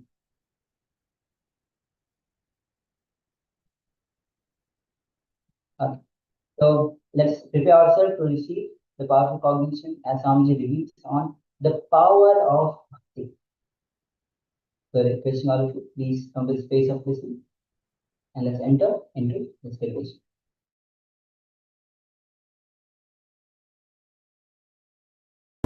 In Bhagavad Gita, 6th chapter, Dhyana Yoga, 7th verse.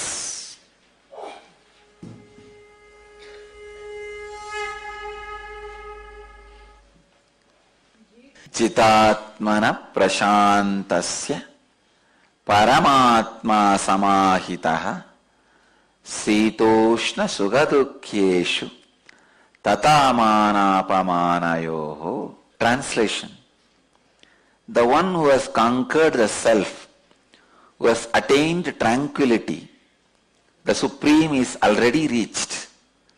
Such a person remains in this state in happiness or distress, heat or cold, honor or dishonor. I'll give you the new translation also. The one who has subdued his self made out of patterns, and is firmly established in the supreme state, remains centered, whether in a cold or warm atmosphere, whether he is in a pleasant or unpleasant situation, whether he receives respect or is dishonored. Understand? Bhagavan is giving you a powerful technique. He is using a beautiful word, Sitoshna Samadukkeshu. Sita and Ushna, warm or cold, attacks you from outside skin. Sugha or Dukkha attacks you from inside skin.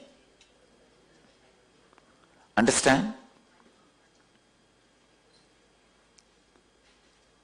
When you are feeling warm or cold, just sit and see what is happening outside your skin all over the body. Without branding, just see what is going on, how I feel.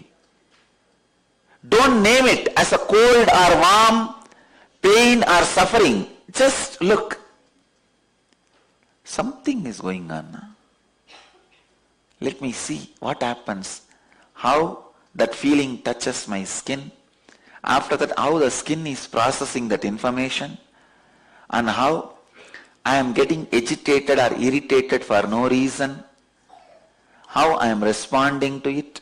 Why should I get agitated or irritated? Let's see how the nature responds to it. Sit with deep passions. In one day, you will master cold. Cold will not affect you anymore. Same way heat. Do panchatapas, make a fire circle.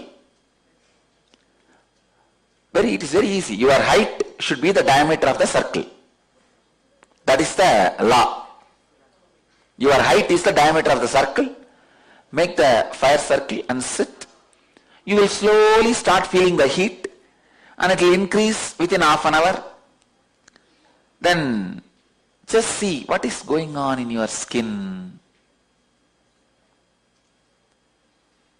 In 2 days you will master warm. Both will not be painful. Then come to the next level of experiment. When you are feeling unpleasant, just see. Unpleasantness is nothing but cold or warm which is working from inside the skin. If you look near the chest area, it will start. From inside the skin is being attacked. Warm and cold, heat and cold attacks you from outside skin. Pleasantness or unpleasantness attacks you from inside the skin. Sit with that. You don't need to find the situation. Already you have enough unpleasantness. Just sit with that unpleasantness. How it is attacking you from inside skin. What exactly you are feeling. Without labeling, just see. In 2 days, you will realize there is no such thing as unpleasantness other than your own decision to be in unpleasantness. Same way pleasantness. When you are in joy, happy, just sit and watch. What is this?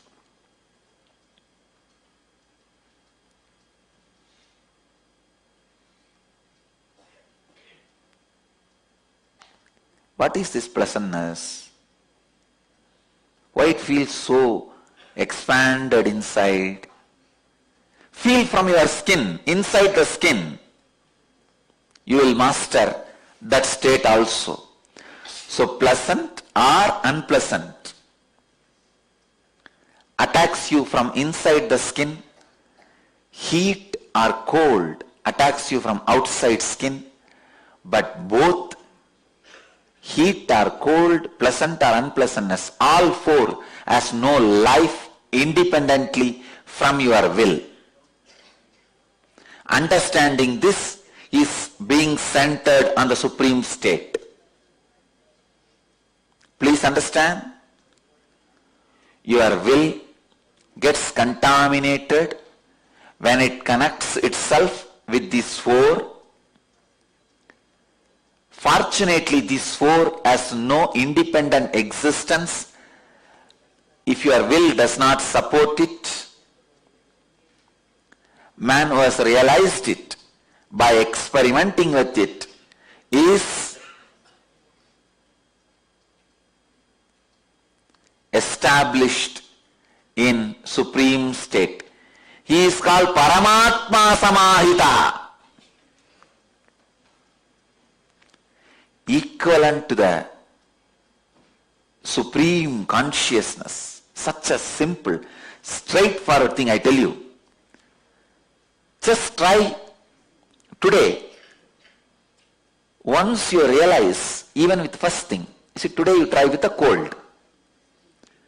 The moment you realize the cold is not giving you any more suffering, you will have confidence to work with heat.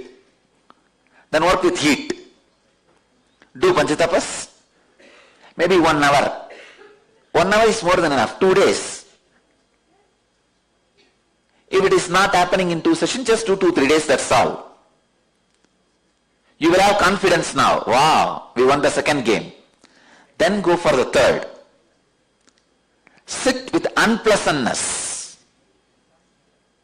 Don't change the sequence. Cold is to grass, easy. Once you win there, you will have confidence to do next. Little subtle, the heat. Then you will have confidence next with the unpleasantness. Then you will have confidence to do with the pleasantness.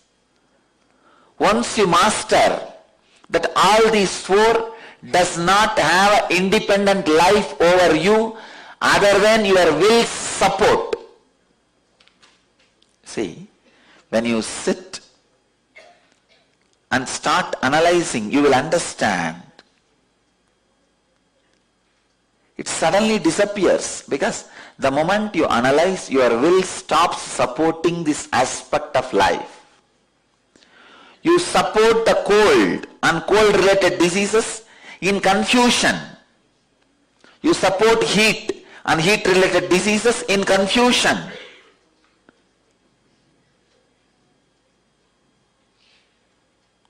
You support unpleasantness and unpleasantness-related diseases in confusion. You support pleasantness and pleasantness-related activities in confusion.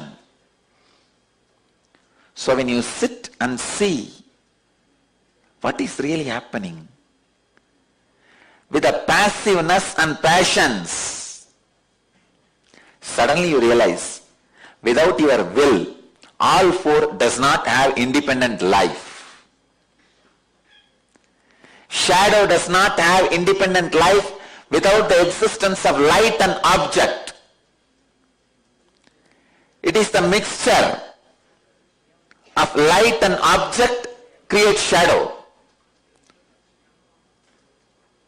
The sufferings of cold, heat, sufferings of pleasantness, unpleasantness, everything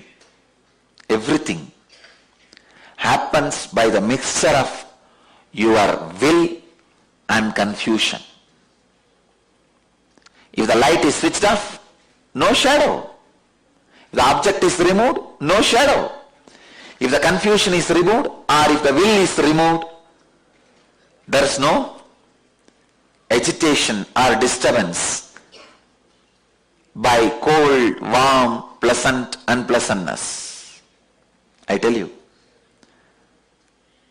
man is a fool, asking for cold when it is hot, asking for hot when it is cold, always asking what is not. Try this four process. In such a simple way, you can be centered on what Bhagavan calls Paramatma Samahitaha, centered on pure unclutching. See,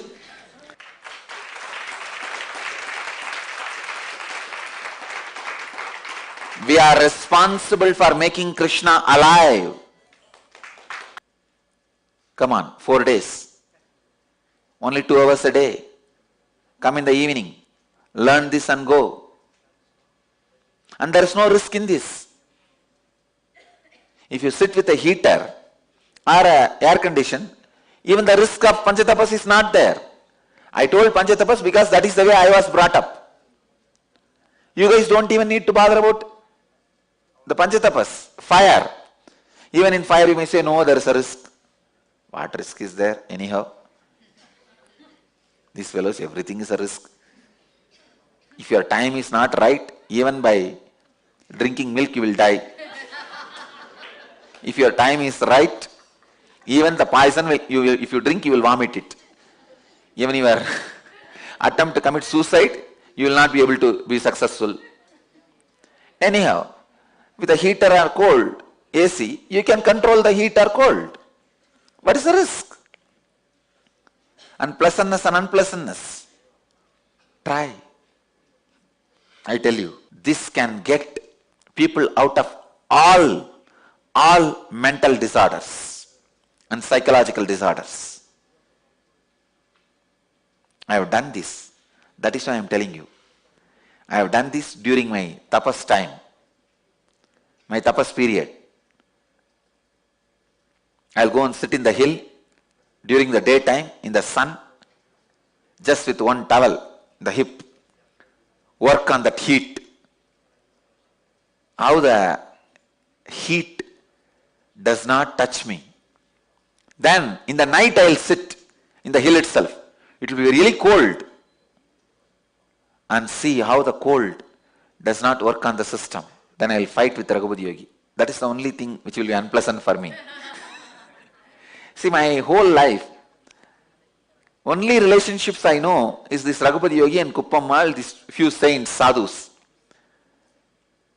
Never even once I felt psychologically connected to the blood family. So if I have to have some unpleasant moments, I'll go and fight with him. Some ideological fight. Raghupati Yogi is Yogi and Kuppammal is Vedanti. Between these two, there will be a huge fight. Ideological fight. Here body first, here mind first. And if I wanted to create fight with Raghupati Yogi, I'll take up all the arguments of Kuppammal. If I want to fight with Kuppammal, I'll take all the arguments of Raghupati Yogi. But I tell you guys, these two have made me so rich in the spiritual knowledge. God, the wealth they added to me, only now I am realizing. And same way, when I want to experience that pleasantness, I'll take my Ramakrishna's photo and keep it in front of me and fan him. And there's a beautiful, very sweet story of Ramakrishna sung by one devotee. It's called Sri Sri Ramakrishna Bundi. And in English it is called, and the book has been translated, The Portrait of Sri Ramakrishna. That's a very beautiful book. It is not factual. See, the Ramakrishna's biography, he wrote it more poetic way. He does not bother much about facts. He has not changed the facts. He is not telling lies. But he is singing in a very beautiful, sweet way that, oh, who came as Rama and Krishna? You came as Ramakrishna, but this time you did not steal and do all these naughty things of Krishna. But you are not so polite like Rama also. So from the beginning, with that feeling that Ramakrishna is an incarnation, the devotee has sang about Sri Ramakrishna. It's a very beautiful book. Still I can repeat it. It's, I think, 1000-page book in Bengali verse form. I can repeat the whole thing by heart. Jai Jai Ramakrishna Vanja Kalpataru, Jai Jai Bhagavan Jagatir Guru, Jai Jai Ramakrishna Ishta Goshtikan, Jai Jai. It goes. Sobaya Sarani Renu Mageye Adam. We just have the book. I can repeat the whole 1000-page. I can continue even now. It goes on and on and on. It's a very beautiful, very juicy, sweet, loving way of Ramakrishna's biography described. That's one of the best thing with which I experienced highest pleasantness. I'll have a small Singhasan and Ramakrishna's photo, and I have a small fan. Fanning him, I'll sit and sing these whole verses. And I have this book in the hand. Whole day I'll be sitting, and there's a tune to chant that. I'll sit and chant. One great elderly sadhu in Ramakrishna Mission, his name is Nandanandaji. He used to, I have seen him sitting and singing this verse with the tears in joy. And I picked up the habit from him only. I'll sit every day with him. He suffered with little deafness. So I served him, taking him to the doctor and taking care of him when he was old. He was a sadhu from Andhra, very sweet sadhu. So I used to sit and chant this. I picked up this habit from him. I listened to him very attentively, and actually I learnt Bengali reading. So if I chant that book one day, it will take full day to chant 1000-page. At least next 2 months, I will feel that I am in that heaven, and whole body will be sweet and pleasant, that whole throat will be filled with sweetness. Because it is the whole his whole biography is chanted, the created, sung with so much of love, without being much bothered about the facts. It's a Purana of Sri Ramakrishna. So this Sadhu Nandananda Swami, he was about to die. As a tradition, when you are about to die, you have to give your whole, whatever you have, to the person who served you. It's a tradition. So this Sadhu suddenly said, I am going to die tomorrow. Guru Maharaj has appeared. What will I give you? I said, you don't need to give me anything. You are a sadhu, that's enough. You bless me. Then he said, I accumulated one thing in my life. The biggest wealth I accumulated is, whenever I read this Sri Sri Ramakrishna Bundi, I go to Samadhi, an ecstasy. I give you this Bhava Samadhi as my gift. He gave me. And I tell you, after that, whenever I read that book,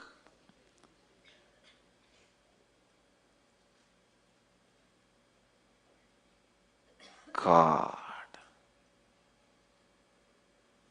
and that sweetness, it's as if his 60, 70 years of tapas has entered into me. If you read some book 60, 70 years and be in the ecstasy, that whole bhava, the depth of the bhava, that whole depth of emotion has entered into my system, I could feel that same emotion just by his blessing. He said, I give you this gift of Bhava Samadhi. You take it. Because now it won't be useful anymore for me. See, once you leave the body, even your Bhava Samadhi will not stay with you. Only the Nirvikalpa Samadhis will stay with you. Less than Nirvikalpa Samadhi, anything you accumulated is not useful anymore for you. The English spelling is P-U-N-K-T-I. In English, the book is translated as A Portrait of Sri Ramakrishna. Maybe one day I'll sit and chant for you guys. It's my personal spiritual practice, which I did for quite a long time. Some of my personal spiritual practice I never shared with you guys. This Ramakrishna Bunti. And same way, Chandi. Chandi is the Devi Mahatmyam. I'm a great Sakta. So I'll sit and chant Chandi. Devi Mahatmyam is 700 sloka. And Lalita Sahasranama and Trisadi. There are some 6-7 books related to Chandi.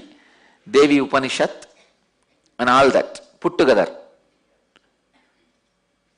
That will take one day, full one day if you chant. That I will chant with this bell.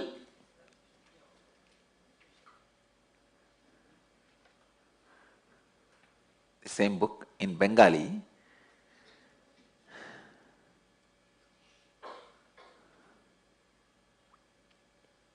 These all used to be my entertainment.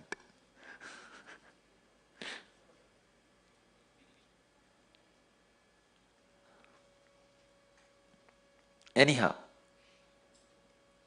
whether it is a heat or cold, pleasantness or unpleasantness, work with it. I tell you, even this pleasantness is not ultimate. Understand that. What I received from that Swami Nandananji is not ultimate. He himself can't take it when he is dying. That is why he gave it to me. Only unclutching, Nirvikalpa Samadhi will come with you eternally.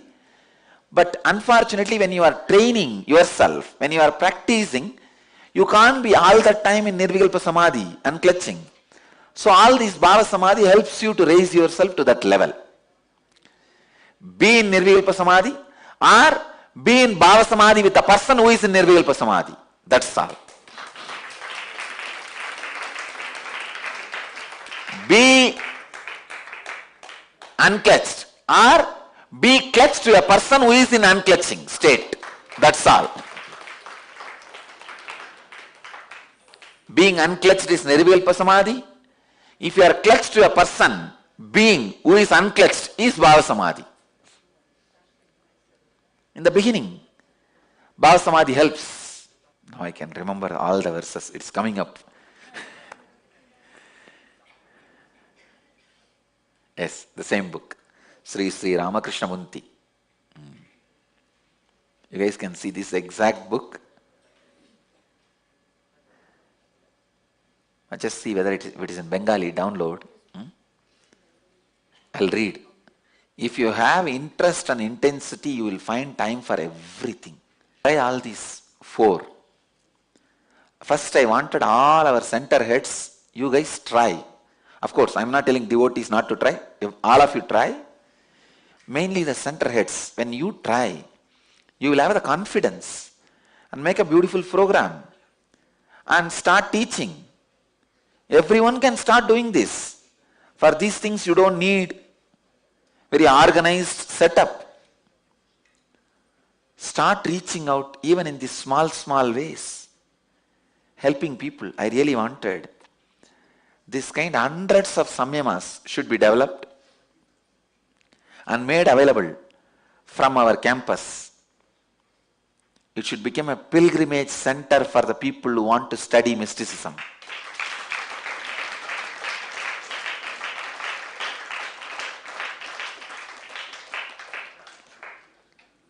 You don't know. Just this 4-day, trying these 4 steps, working with cold, working with heat, working with unpleasantness, working with pleasantness. You will suddenly find a powerful key, tool to live your life. Crossing thousands of disturbances. Human beings can live a rich life if this kind of tools are accumulated. Just this one tool, I tell you, how rich it can make you.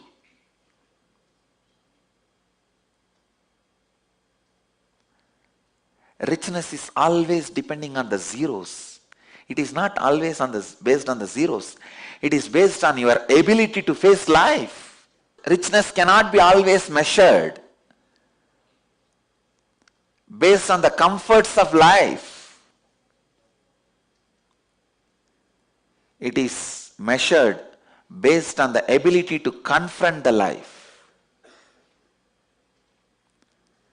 It is not just comfort, it is ability to confront also. These are all the tools with which you will be able to confront the life. I know many guys sitting on billions of dollars, even a small, very small, they are shaken completely. Ability to confront life, live the life.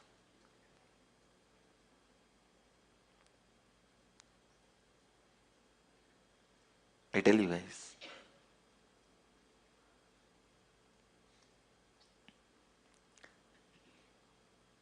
all our devotees should have mastered at least like this 5-6 samyamas.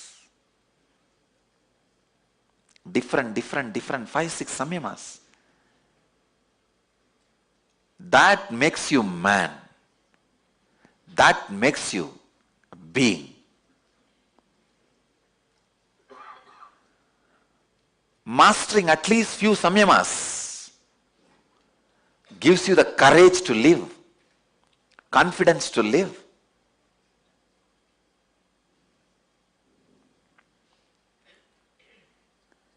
Courage which comes by inner richness is confidence. Courage which you get by outer richness is egoistic pride. Which comes by outer richness can be taken away from you any moment. Which comes by inner richness, nobody can touch it.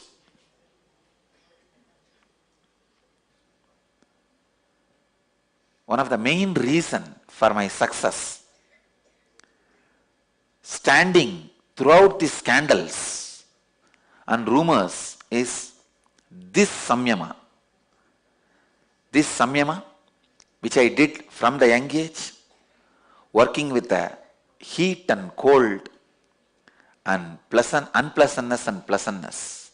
I tell you, heat and cold hits you from outside the skin, pleasantness and unpleasantness hits you from the inside the skin. but all four of them do not have life without your will supporting them.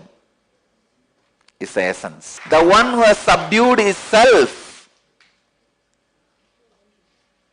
made of tough patterns, and is firmly established in the supreme state, remains composed, whether in a cold or a warm atmosphere, whether he is in pain, pleasant or unpleasant situation, whether he receives respect or dishonor. Tata manopamanayoho. See, when you master the Sita, Ushna, Sukha, Dukkha, the mana, apamana does not touch you. You master it. I tell you, not for pride, I am the living example that mana, apamana did not touch me. Otherwise, one side, millions put flower garlands and worship. The other side, rowdies put chapel garlands and burn the effigies.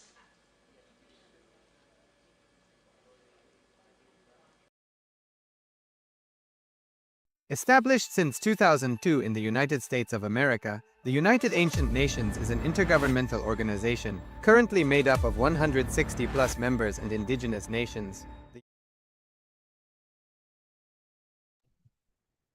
Yes, so beautiful revelation by Swamiji on the power of bhakti, especially when Swamiji repeated about the pleasantness, unpleasantness, heat and cold.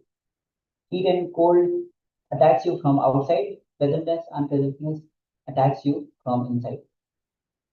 When you, as Swamiji is sharing, as you do samima, when you master this, Swamiji is a living example of how the mana didn't touch him. So with this, we'll be now entering into our next, which is going to be a detox. And today, we'll be having a small detox on healthy eating. So understand, human beings should eat only in the morning and in the evening, as per the Vedic injunction. Food should not be eaten in between these two meals or these two times. This rule is equal to the rule of Agnihotra. Not to eat after sunset, not to eat before sunrise. This is the beautiful Shastra Pramana from Shushruta Samhita. And one more thing that Swamiji gives us, see, when we are in between these two meals, we sometimes get these false hungers. So we think that we are hungry, but we're actually not. It's just your mind is playing tricks because you're bored. So this is mostly because of boredom. So you get this false hunger. Now, how to manage this false hunger? Swamiji tells us every night when you fall asleep, keep a wet towel or a bag filled with ice cube on your stomach. So false hunger, also the stomach is just moving around. So once again, every night when you fall asleep, keep a wet towel or a bag filled with ice cube on your stomach. If you lie down like that, you can beautifully see how you slip into dream state and into deep sleep. You will gain a huge confidence to see the alternative states of your existence. As Swamiji has told us about the four different states. The waking state, the sleep state, the dream deep sleep state, and the Turiya, which is a fourth state. So you will have you'll have huge confidence to see the alternative states of your existence. And how does this help? See, if you have a restful awareness, you see your dream, your deep sleep during the transition period, you will have the guts to see all the illusions that you manifested. So all the illusions, including the false hunger.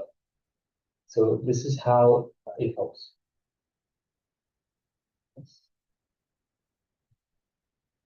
So now, with this, we'll be entering into the deeper secrets of life. How to renounce the wicked urges which destroys the consciousness.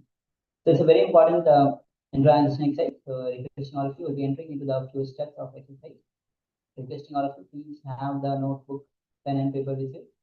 And first step is sit and describe your purpose in 5 to. So this is the first step. We'll be displaying this picture for all of you, this slide for all of you, and then we'll be entering into the next step. So let's first enter into this step, followed by the next step. So once again, sit and describe your purpose in 5 to 6 points.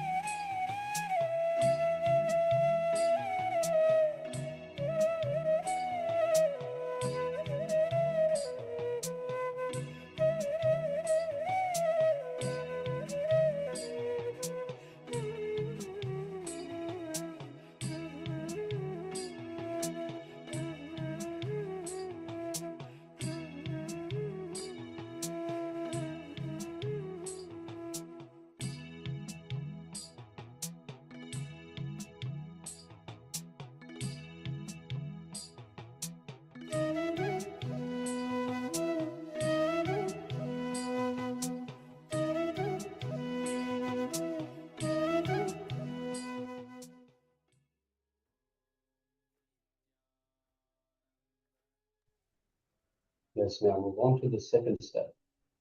Understand that by not taking responsibility, not assuming the role you need to play in life, or just being afraid of life, stops you from your life purpose. So let's identify these inauthenticities where you don't take responsibility, where you haven't taken responsibility for your role in life, for your purpose in life. We haven't assumed the role that you need to play, where perhaps you have been afraid of life. So let's take a few minutes more and identify these inauthenticities stopping you from your life purpose. Let's continue.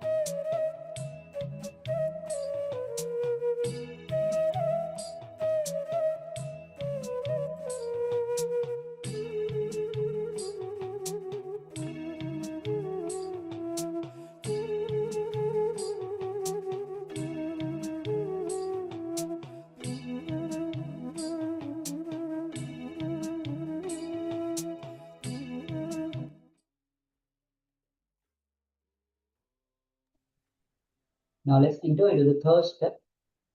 Renouncing means understanding and executing by realizing certain object, actions, or thought pattern is not conducive for the fulfillment of the mission you have taken. For the sake of your larger vision, mission, and responsibility, giving up your loose way of thinking and acting is a renunciation. So let's take a few minutes and contemplate on this and decide to renounce for the sake of larger vision, mission, and responsibility, the loose way of thinking and acting.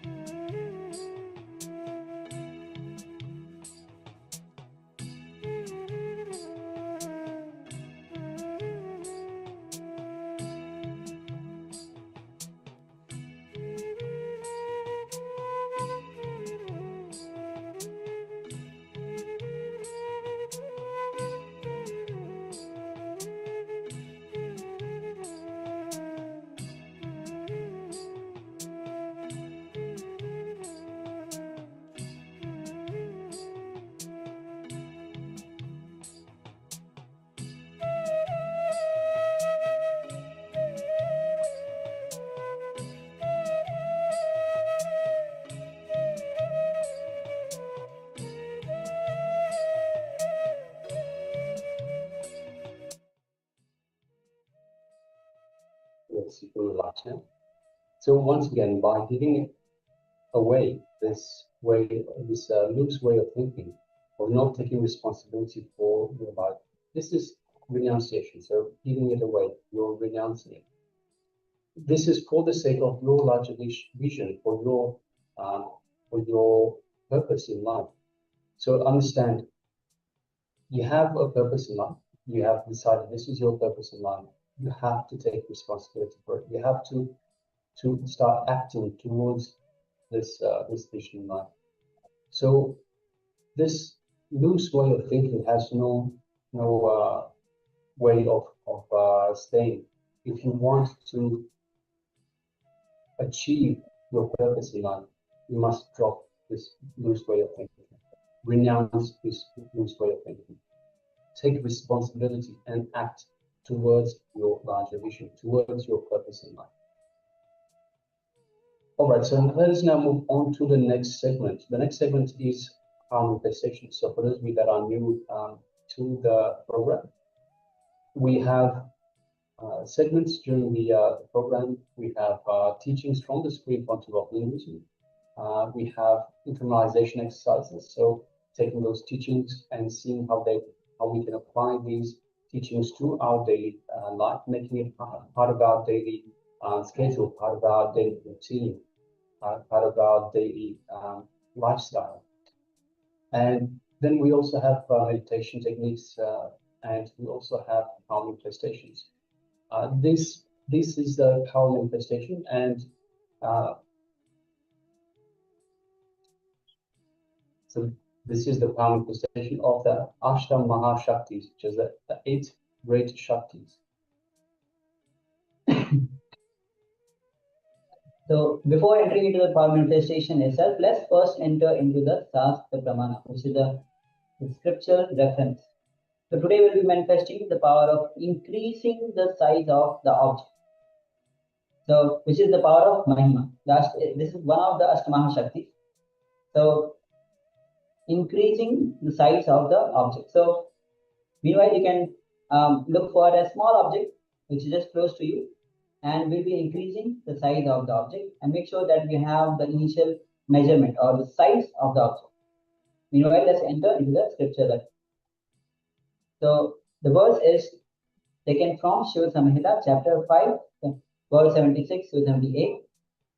Maranam khadate tena sakena tibhadate tasya sit paramasiddhe animadi guna prada vayu sancharate dehe tasavriddhi bhavedhuam akasha pankajadala piyusamapi vardhate. Death is eaten by him, he is eaten by none. He manifests the highest powers such as anima, lahima, mahima, etc. The vayu, the wind energy, moves equally throughout his body. The juices of his body are also increased, rasavritti. The nectar exuding from the ethereal lotus, akash pankaja, also increases in him. So understand, so for those of you that are new to this program, again, understand the Shastra Pramana is the spiritual reference. It is the proof that it's coming directly from Paramashiva, directly from the divine. So that is why we go through the Shastra Pramana to show you that it is directly from the divine. It is directly from the scriptures, from the spiritual reference, and so it is proof that it is authentic. All right. So let's get ready. As requested, all of you please have one object, a small object, which is nearby you. You can take a small object and measure the size of the object.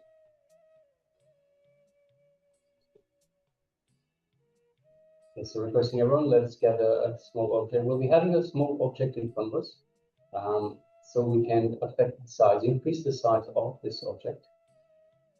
So to start off with, we'll be picking the object. Then let us take a measurement of the size of the object. So depending on the shape, the size of it, we can either use a measuring tape, or we can just have a contour of the image on a piece of paper. So just trace the contour of the image of the object on a piece of paper. So that way we'll use exactly the same technique that after we increase the size of the object to see the difference, to physically see the difference, to optically see the difference. So reversing around, first of all, in the first instance, pick an object to increase in size, and then measure the size of it, or trace the shape of the object onto a piece of paper, and let us get ready for the round of power manifestation. So increasing the size of the object in front of you. So, hope all of you have taken the size of the object. You can use any method, be it a marker, a pen, paper, to measure the size of the object. Or in case if you have a tape or any other means by which you can measure the size, please go ahead.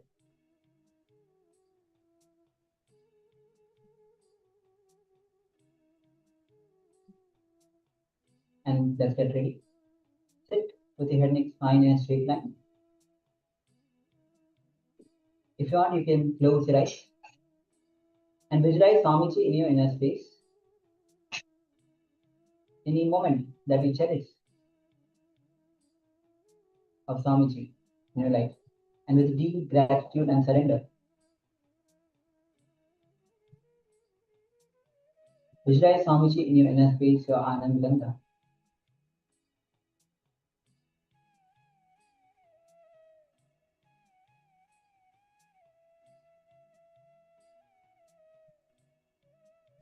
And start chanting the Mahavaka. Om Nityananda Paramashivoham. Om Nityananda Paramashivoham. Om Nityananda Paramashivoham. Keep chanting the Mahavaka and ask Swamiji to increase the size of the object which you have picked. So let's enter into this round of manifestation.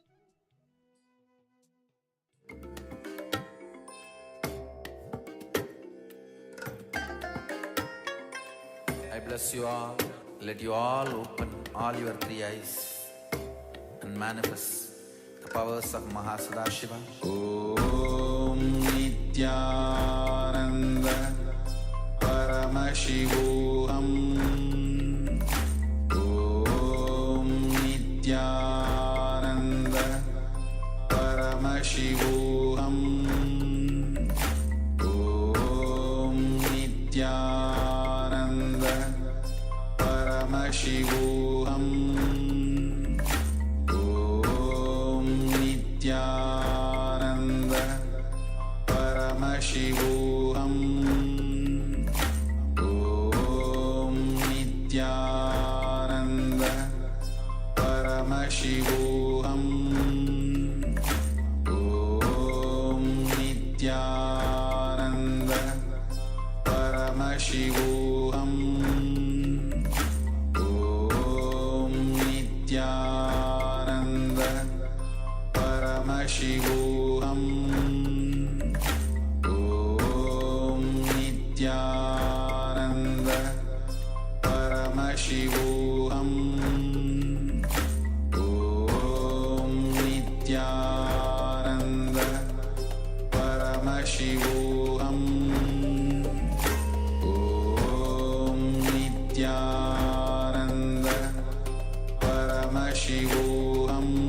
Paramashivoham. Om Nityananda Paramashivoham. Om Nityananda Paramashivoham. Om Nityananda Paramashivoham. Om Nityananda Paramashivoham. Om Nityananda Paramashivoham.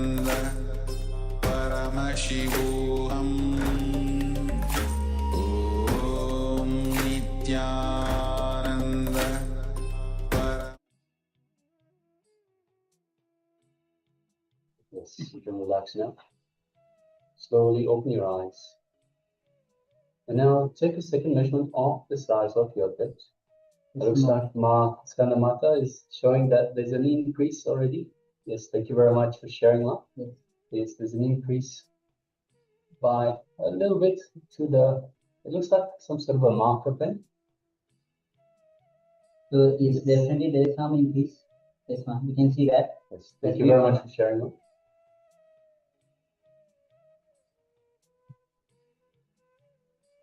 Yes, that's wonderful, Mark. Congratulations, Mark. Congratulations for manifesting. And for everyone else, take a moment and take the second measurement of the size of the object and let us know how you went as well. So Mars Kalamata has manifested the power by increasing the size of the object. So let us know how you went as well. Take the second measurement of the object. So whatever method you used to measure the object, use the same method again, and let us know whether you were able to increase or perhaps decrease. Even that is a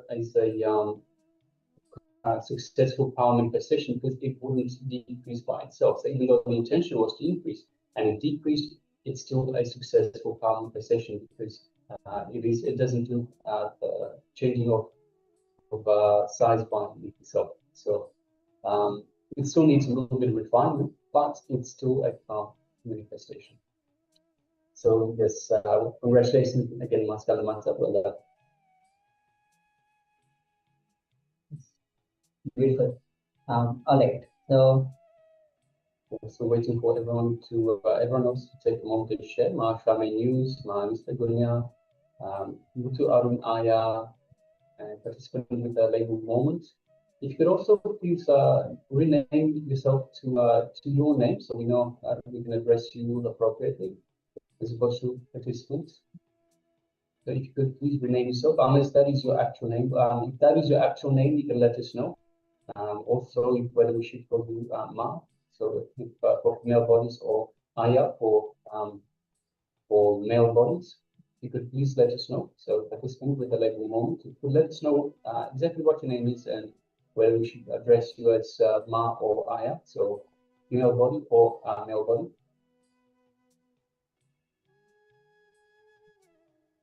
just in a few moments, as we receive other power manifestation sharings.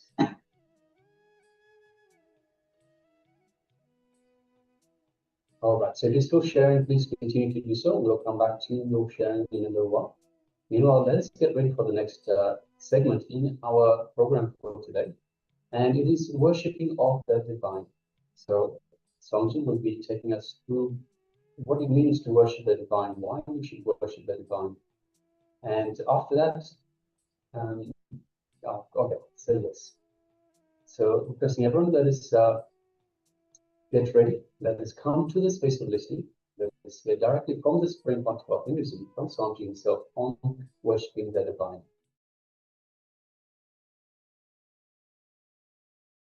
Worship of the divine energies is performed in various ways. In the beginning of expansion, understand that all of them originate in actions. Knowing this, you will be liberated.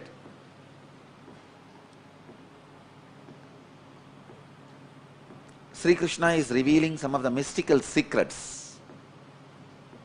How various divine energies come into existence, how by connecting with them your expansion is possible.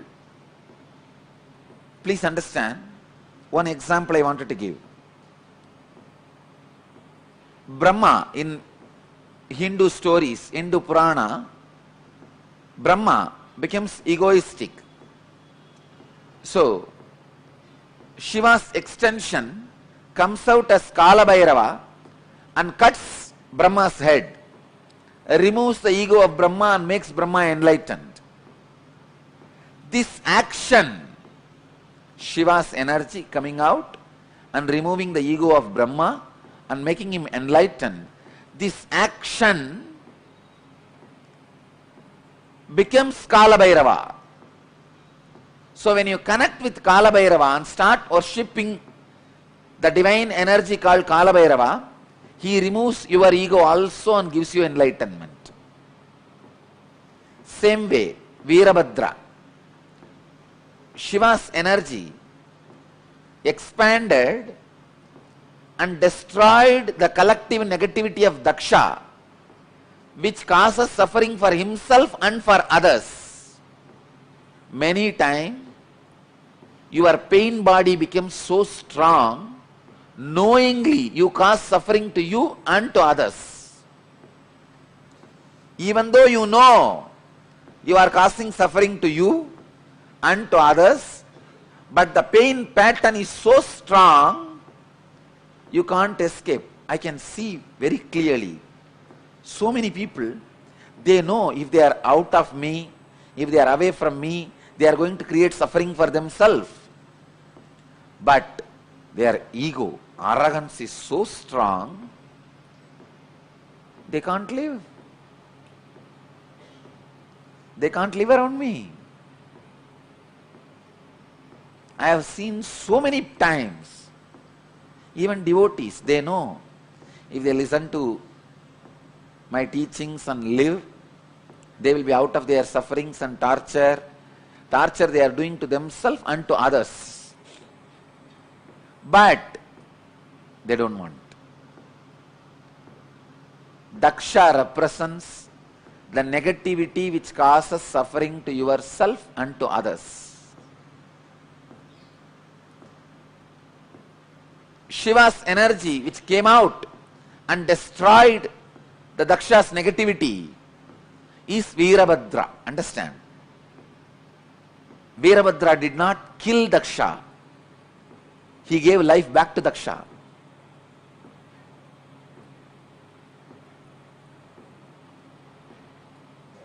So this energy which destroys your negativity of giving suffering to yourself and to others is called Veerabhadra. If you connect with this divine energy and pray, feel connected,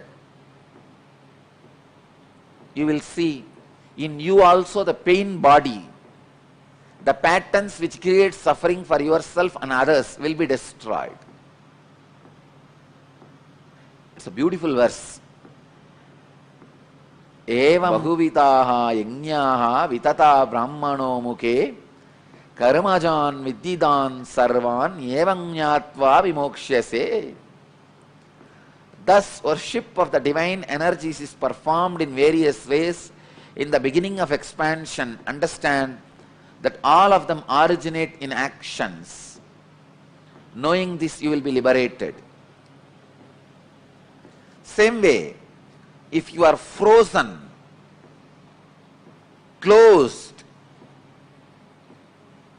then start connecting with Krishna, who is doing Rasa Leela, who just opened himself to the whole universe. Understand?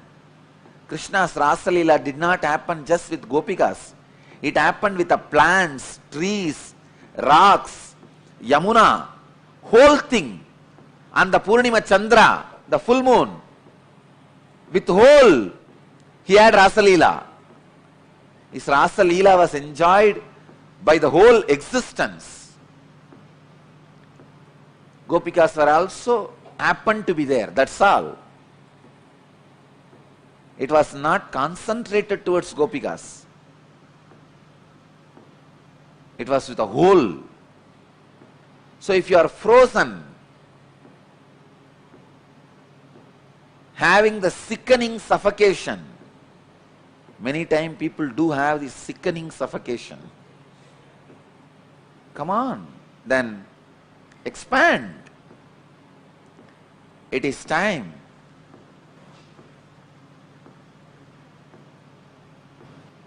You meditate on Rasa Leela Krishna.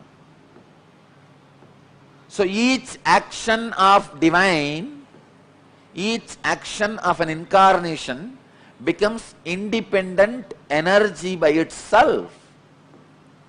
Shiva's one action, cutting Brahma's head and giving him enlightenment, it became an independent energy called Kala Bhairava. Shiva's one action of killing the negativity of Daksha and liberating him from negativity and negative patterns, became independent divine energy called Veerabhadra. Shiva's one action of teaching in silence to Sanagadi rishis and giving them enlightenment becomes Dakshinamurti. Just each action of divine becomes one form, one energy.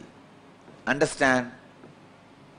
When Shiva assumed the body and married Meenakshi and ruled this Pandya kingdom, he became Sundara Pandya. That action became an independent energy of Sundara Pandya. Just yesterday, I was reading the Akashic records, the night.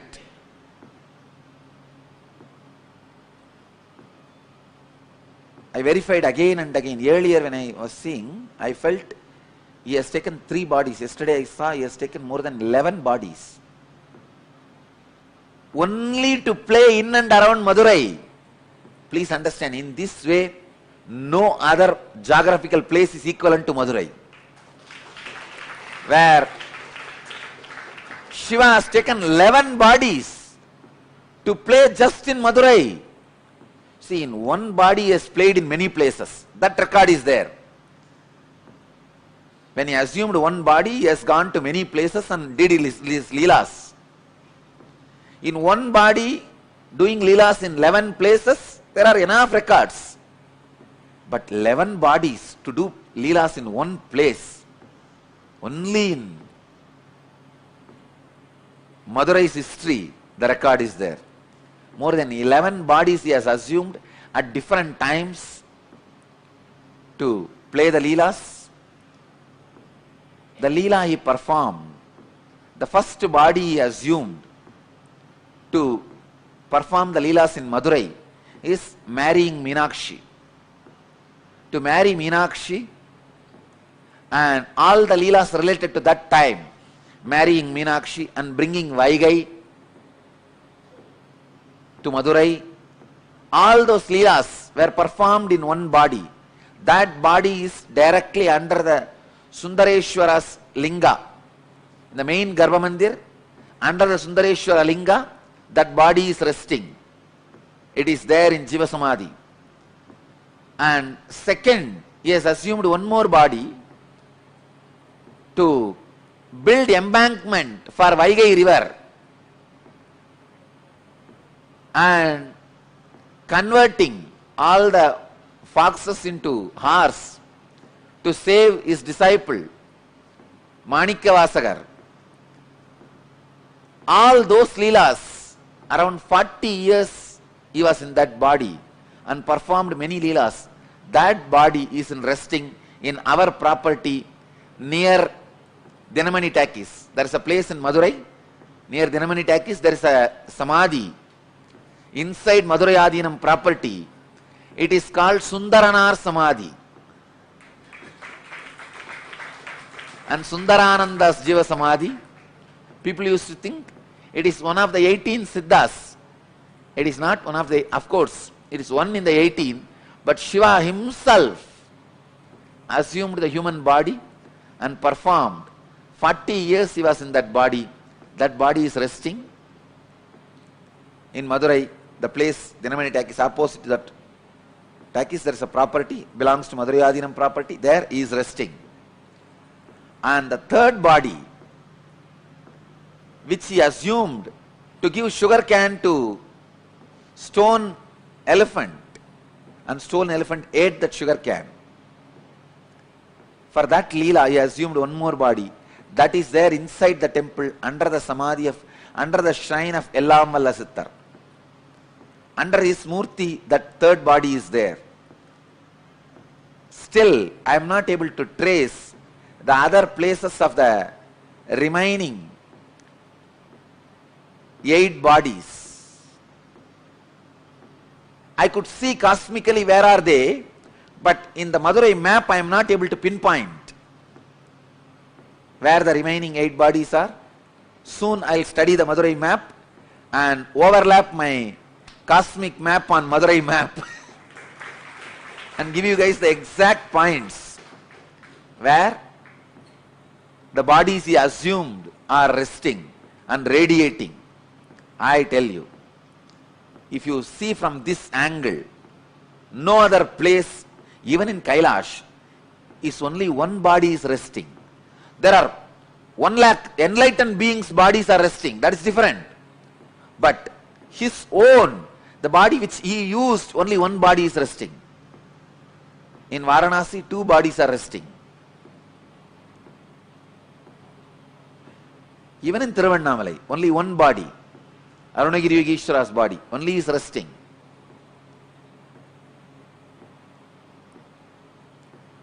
I was shocked when I read yesterday the Akashic records. 11 bodies he has assumed. I tell you, Madurai was his honeymoon place. It was his favorite. Somehow, Madurai people had a very close, hearty connection with Mahadeva. Even for small things, he will assume a body. Come here and play. This was the place where he was very playful and joyful, without any of the so-called social laws, regulations, rules, and the dharma which he himself created. Here, he has broken the laws he created as per the planets. He has changed the planets for Madurai people. He has changed the teachings for Madurai people. He has changed the social laws for Madurai people. He has broken all the moral rules for Madurai people. He has done everything possible. Socially accepted, unaccepted, legal, illegal, dharmic, adharmic. In which Shastra it is dharmic? You convert the wolves into horses and sell them. And after you sell and go away, all that fellows, they become overnight, they become again wolf and bite and kill all the remaining horses who are there. And that poor king is now pauper. In which dharma it is accepted? In which Shastra it is accepted? He has done everything. Everything possible. He comes down as a worker for the old lady, saying that, see, once there was a flood, huge flood in Vaigai river, and king ordered all the citizens of Madurai should take up one portion and cover it with mud and build an embankment. So all of them have taken up one portion.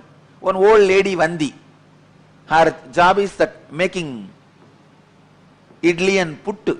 Puttu is those days breakfast. She will make all this and sell for people. Still now, in Madurai it is a very popular business. Go out in the night, you will see hundreds of shops. The outside street, they will be making these idlis and selling, breakfast and selling. It is still their tradition. Now it is called Kushbu idli. In those days,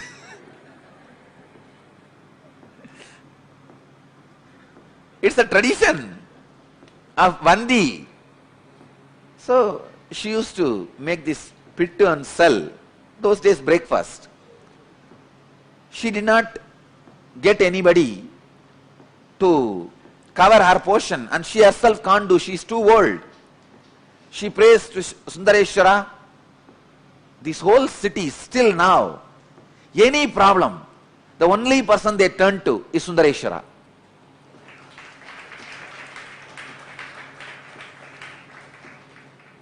They don't trust anybody else. They just turn towards Sundareshwara. And she's the old lady. She can't get a worker to fill her portion, to do her job. She turns towards Sundareshwara. Oh Chokanada, Sundareshwara. This guy could have just one thought, the whole Vaigai would have built, add embankment automatically. He does not do that. He comes down, assuming human body and bargaining with that lady. You should give me the pittu as much as I want.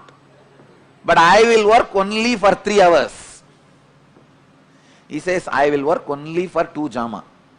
Sorry, 2 muhurta. 1 muhurta is 1.5 hours. I will work only for 2 muhurta, but you should give me as much as I want.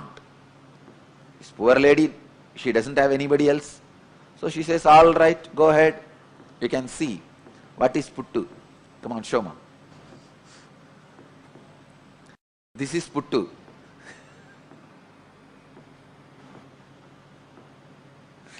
Those days breakfast. So she doesn't have anybody else. So no other option. She accepts the bargain. This fellow finally finishes eating everything she cooked.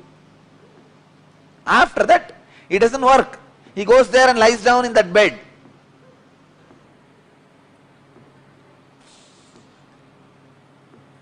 So he goes and lies down in the banks of Vaigai. I also traced the palace he had in Vaigai. Just in between, the mid of the water, he had a palace where he used to drink with that, all the bhutas. He was not a womanizer. He used to drink and gamble. He will have all these bhutas around and they will play the dice. He will gamble with them. Finally, what is there? Finally, he will cheat all of them. And he was not a womanizer, but he was he used to drink and gamble. Anyhow, so he went and lie down in the bank of Vaigai. King comes in the evening to see whether the embankment work is done. He sees all parts have been covered except his portion, the Vandi's portion. King got very annoyed and asked whose portion it is. They said this is Vandi, old lady's portion. He asked, naturally she won't be able to do. Who is doing for her? They showed this guy has been employed by her, but from morning he is not doing anything, he is just lying there. So king calls him and asks, who are you? This fellow says, who are you to ask me this? King says, I am the king of this Madurai. He says, that is the way so many people were thinking, but actually I am the king. There was a strong argument. Finally, king was very angry and he took his sengol, the golden staff with which he rules the country, and gave a strong blow in the back of Sundareshwara. When that beating fell on Sundareshwara, when that stick fell on the Sundareshwara, at that same moment he showed to the king, he is the Antaryami, he is the indweller of every being, cosmos. So the whole world, whole universe, including himself, had that beating. The whole cosmos, including the king, had the mark of that golden staff, scepter, golden scepter's mark, and king was shocked. There he sees Sundareshwara standing with Meenakshi and smiling. King realized who came to play in the form of a worker, and he fell at the feet of Sundareshwara, asked him to apologize. Then Sundareshwara says, just because of Vandi's feeling connection, to please her, to eat her food, to enjoy her puttu, breakfast, I came and I enjoyed. He liberated, he gives enlightenment to Vandi and blesses the king and disappears. Till the end, he has not done his job. He did not do the job of building the embankment to the Vaigai. Casual leelas, not 1 or 2, 64 leelas. God. I know for sure he would have done at least 64,000. And Paranjodi Munivar, the compiler, was able to collect only 64, representing all the 64,000s of Leelas.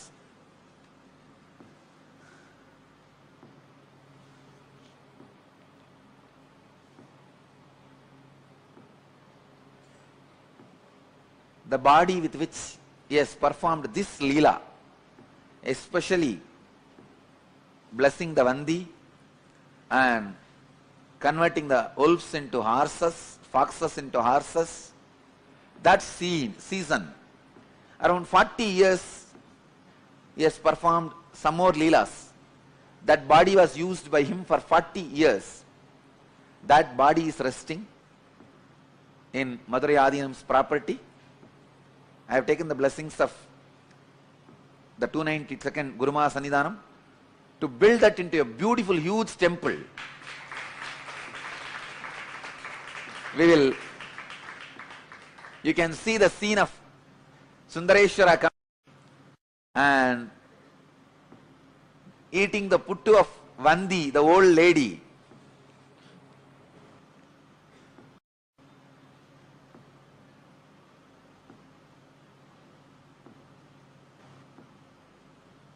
When I remember, God, this very land, he has taken 11 bodies and walked. These very roads, he would have walked and sold the firewood. These very roads, he has walked and sold bangles. This very road, he walked and sold diamonds.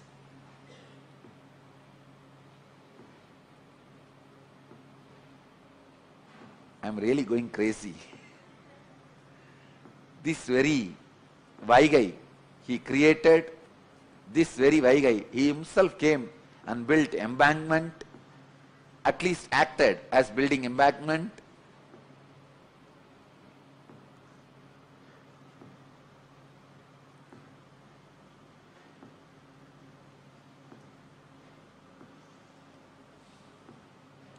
Each action divine energy performs becomes one independent entity. If you connect with that energy, he gives you the same blessing. Understand? Sundareshwara is the energy of Leela, playfulness. Ask him whatever he wants. He has broken all the rules. See, there is a law. Only a human body can radiate enlightenment, experience enlightenment. He has broken everything. He has given enlightenment to pigs. He has given enlightenment to bird. He has given enlightenment to cuckoo. He has given enlightenment to swan.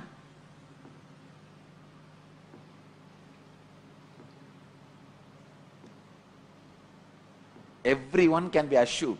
He has given enlightenment to pigs. What a Leela. Established since 2002 in the United States of America, the United Ancient Nations is an intergovernmental organization currently made up of 160 plus members and indigenous nations. The UAN and its work are guided by the purposes and principles contained in its founding charter. The UAN is a manifestation of the profound connection amongst indigenous peoples across the world, including African, Andean, American, European, Caribbean, Oceanic, and Asian regions, rooted in shared wisdom, sustainable practices, and deep reverence for the earth. The United Ancient Nations serves as an international cultural and diplomatic organization focused on uniting indigenous cultures globally. Our governance structure is council-based without territorial claims, led by a collective leadership through our General Secretariat.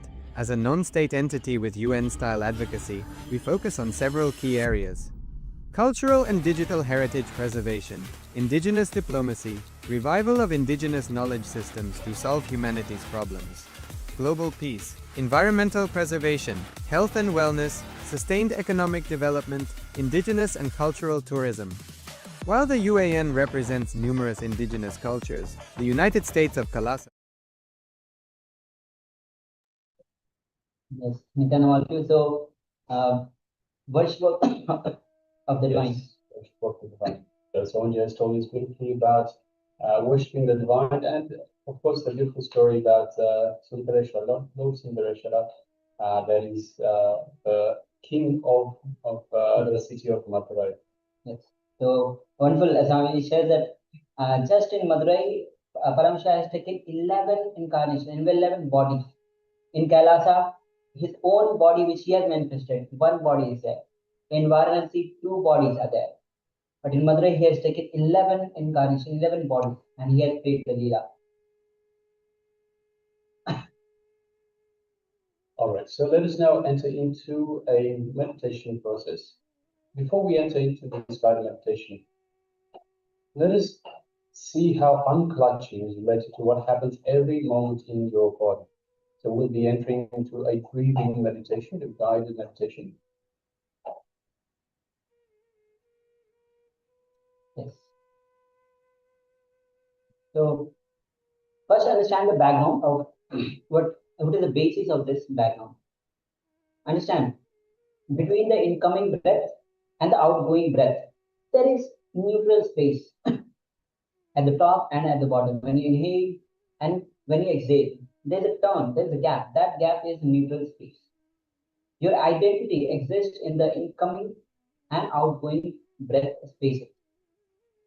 And constantly you can connect and see you are connected when you are aware of your breath. But in the gap of the neutral space, your identity does not exist. So in the gap of the incoming and the outgoing breath, which is called as neutral space, your identity does not exist. That's why you don't connect the gaps, because your identity does not exist. That that is why you jump over gap. So you think that breathing, so we think that the breathing space or the breathing time is more than the neutral space. This is because we have more thoughts when we breathe. So we are aware, we put our awareness in the breathing itself. We give more emphasis to the identity that we think that the time of the incoming breath and outgoing breath is much more than the time of the neutral space. But in reality, it is not. It is all just a psychological game. So we'll display a screen for you, a slide for you, just to get an idea of what we are talking about. So you can see the incoming breath, the neutral space, the outgoing breath, and neutral space again. If we go clockwise from the top, from where top would be neutral space, then incoming breath, then neutral space again, and outgoing breath. So this is what we're talking about. So again, we think that the time for the incoming breath and outgoing breath is more than the neutral space because we don't have our awareness on the gap in between. But strongly tells us in reality they are not. So we'll be entering into the unclutching technique, which is a self-purifying and evolutionary technique. The first step is close your eyes. Yes. So please close your eyes, requesting everyone. And sit straight with your head, neck, spine in a straight line. And for a few moments, inhale and exhale as deeply as possible. So, requesting everyone, Manasya Gunya, Mas Sharvanus, Maturanaya, person with the name Arun, Mas Mother ready. Mas, yes, let's get ready. So, sit with the eyes closed, inhale and exhale as deeply as possible. And start witnessing only the incoming breath. Do not bother about the outgoing breath or even the neutral space. Just witness the incoming breath and be the witness of the incoming breath. Be aware of the incoming breath. So let's enter into this technique. Then we'll be moving forward. So let's bring your awareness to the incoming breath. Let's begin.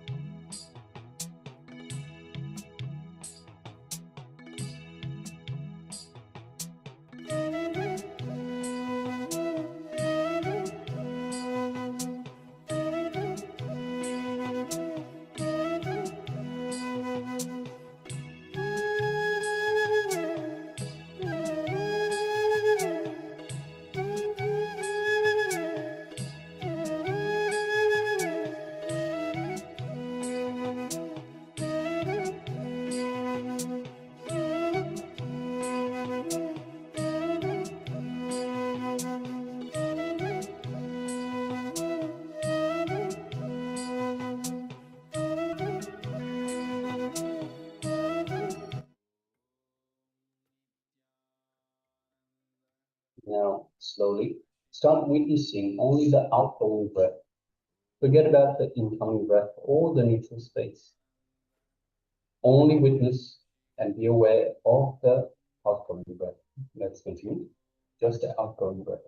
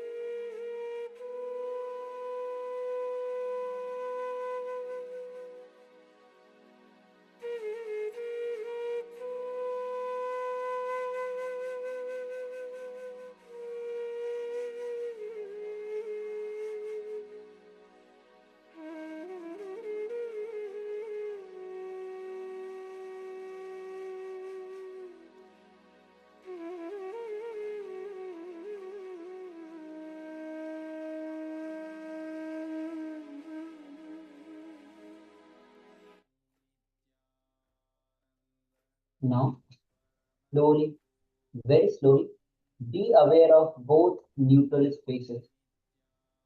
When your incoming breath turns into outgoing breath, and when your outgoing breath turns into incoming breath, be aware. Witness both neutral spaces alone. Intensely be aware of both neutral spaces. Let's continue with this step.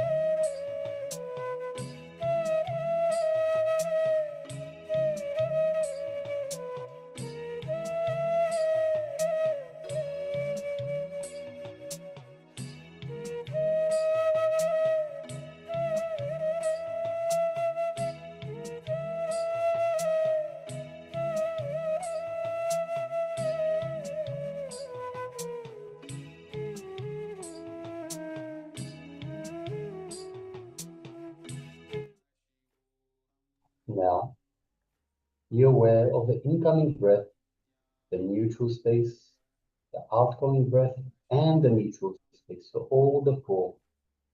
And just be unclutched. Whatever thought comes in your mind, do not connect it to anything. So this is how you are unclutched. So be unclutched by just whatever thought comes into your mind. Don't connect it to anything. Don't even think that you are thinking. Understand that even that idea comes because you connect your thoughts. Understand every thought is just completely independent. Don't connect the thoughts and don't create one more thought that you are thinking. Just be unclutched. Again, be aware of incoming breath, neutral space, outgoing breath, and neutral space again. So all the four, and be unclutched. Let's continue.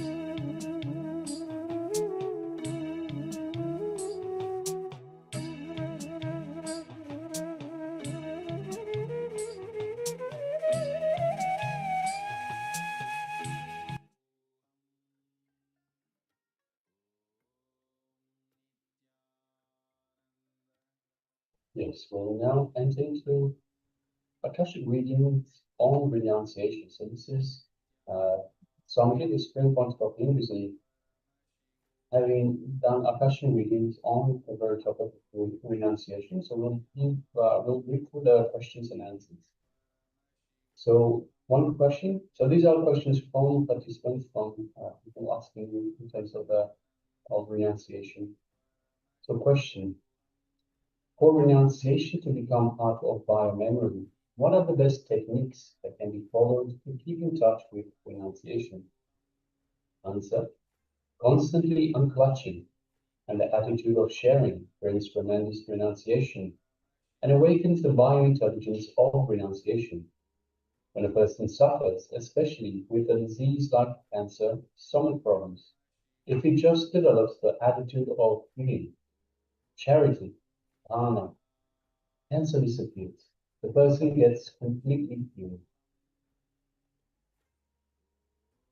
Question: why did the cosmos provide all the outer world beauty and pleasure if the path to enlightenment for human beings is renunciation of what the cosmos itself has provided? Answer: renunciation is of ability to continuously grow.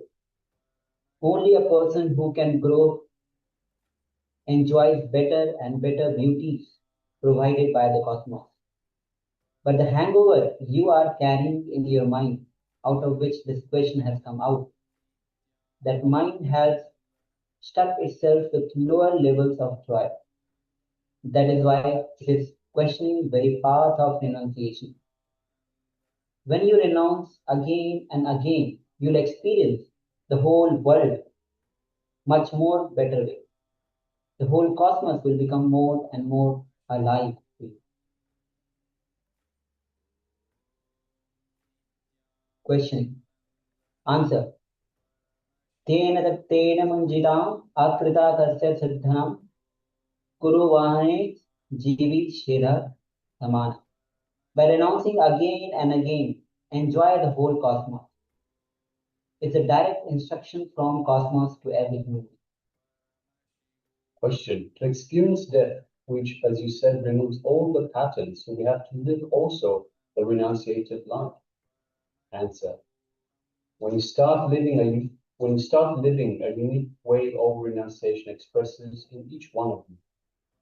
Do not follow others' renunciation results. Only add the attitude of renunciation inside you.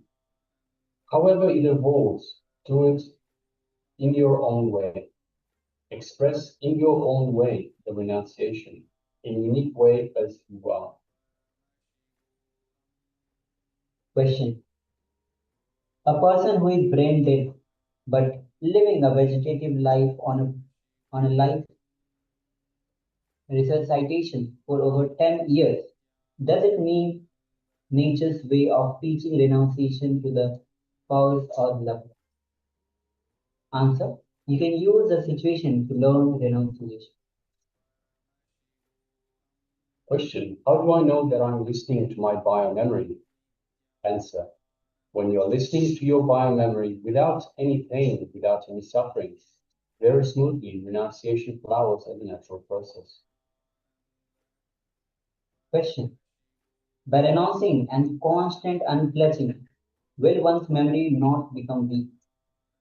Answer. By renunciation and constant unclutching, your biomemory may become weak, but your biointelligence will become strong. Your biointelligence gets awakened by constant renunciation and unclutching. Biointelligence is life.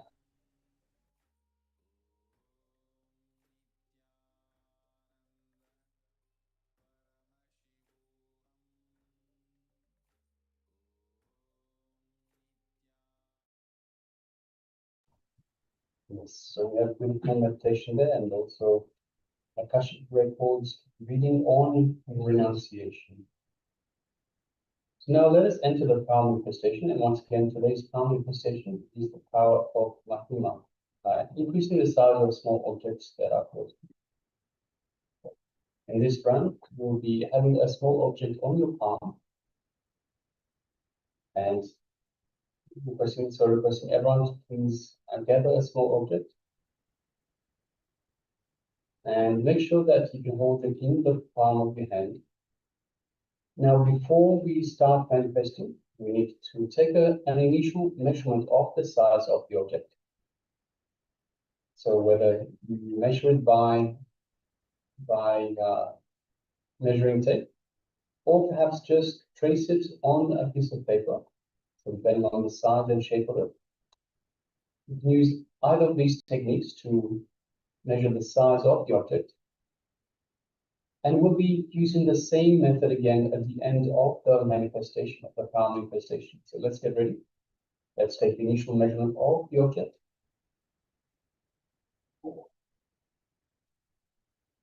Also, we welcome Satyam Aya. Welcome, Nityananda. Good to have you with us. Yes, Nityananda. Yes, Mani say, Ama Sanmata is ready with the tape measurement. Yes, okay, ma.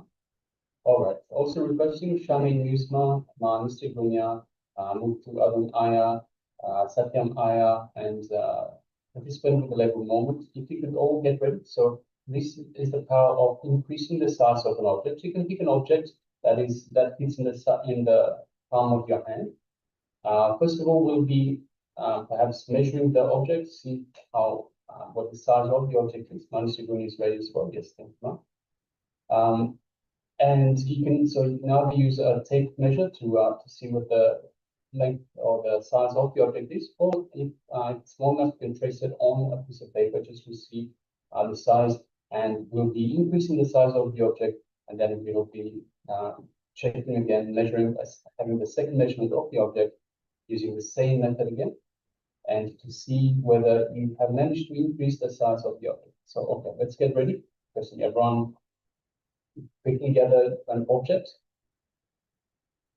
and if you have an object ready, let us sit comfortably with the head, neck, and spine in a straight line. Let us bring our awareness to our Anandakanda, which is just below the heart center and just above the navel center, and connect deeply to the divine in this Anandakanda. It is our inner space, where we can connect to the divine and be in a space of oneness with the divine. Let us connect deeply to the divine. Let us feel the feeling connection we have to something, the Supreme Pontiff of Hinduism. Let us feel the space of oneness with Paramashiva, the ultimate cosmic super consciousness, what we might call God. And let us feel all of that in our Anandakanda, just below the heart center and just above the navel center.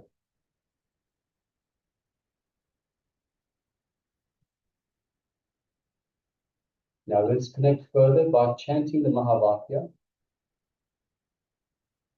Om Nityananda Paramashivoham. Om Nityananda Paramashivoham. Om Nityananda Paramashivoham. Yes, let us continue chanting the Mahavakya throughout the power manifestation and from the space of oneness with Paramashiva. Space of oneness with all divine. Let us start manifesting this power of increasing the size of the object. Let us do.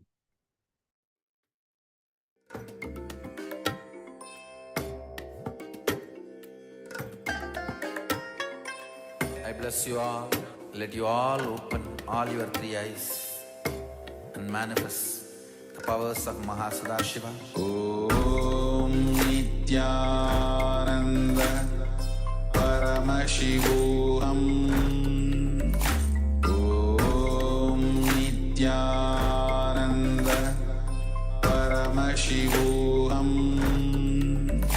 Om Nityananda Paramashivoham.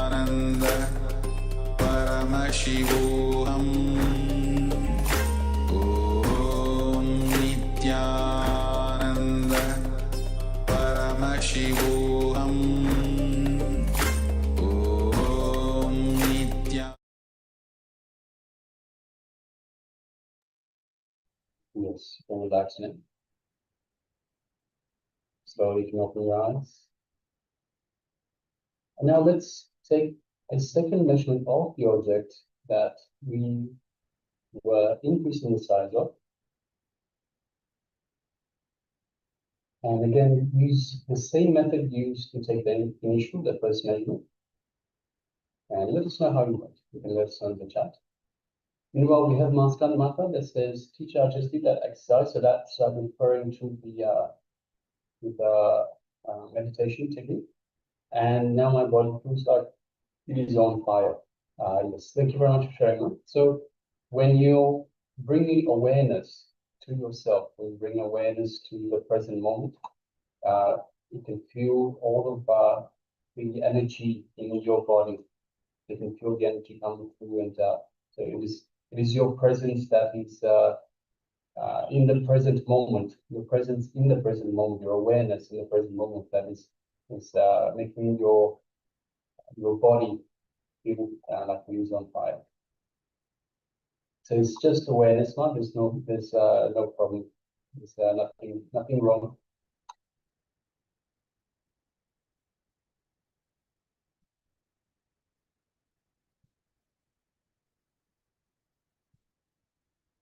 Mask on the mouth is showing us that it's increased again.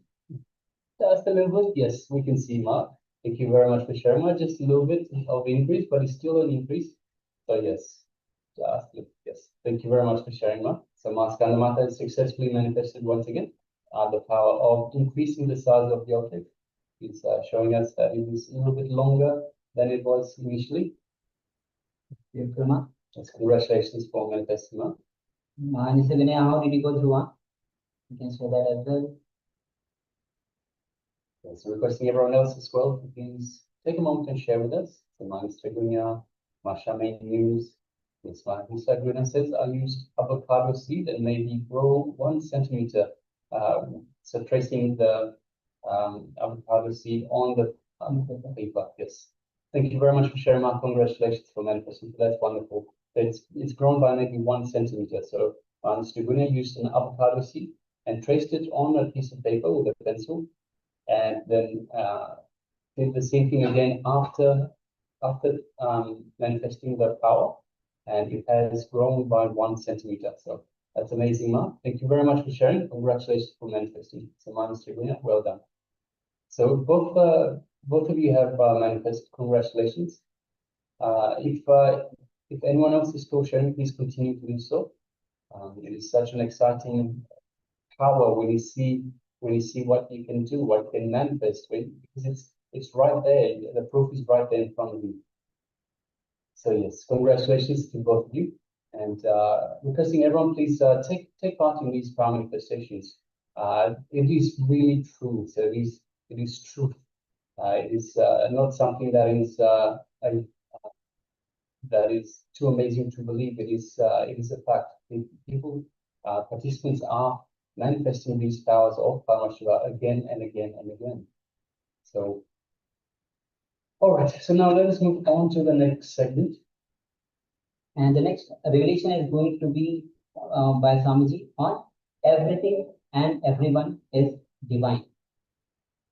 So Swamiji will be going through this from the Bhagavad Gita, and this course Swamiji will be revealing how when Krishna says that everything and everyone is divine, from that space, from that Paramadata space, from that ultimate space, everything and everyone is divine. So when you go to that core of Anandamaya Kosha, you realize the same. So let's prepare ourselves to receive this powerful truth from cognition from the Supreme Pontiff of Hinduism himself.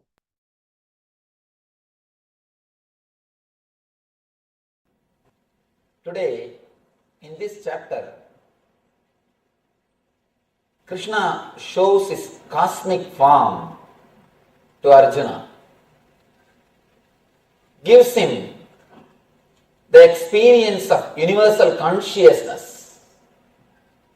First time Arjuna is experiencing it.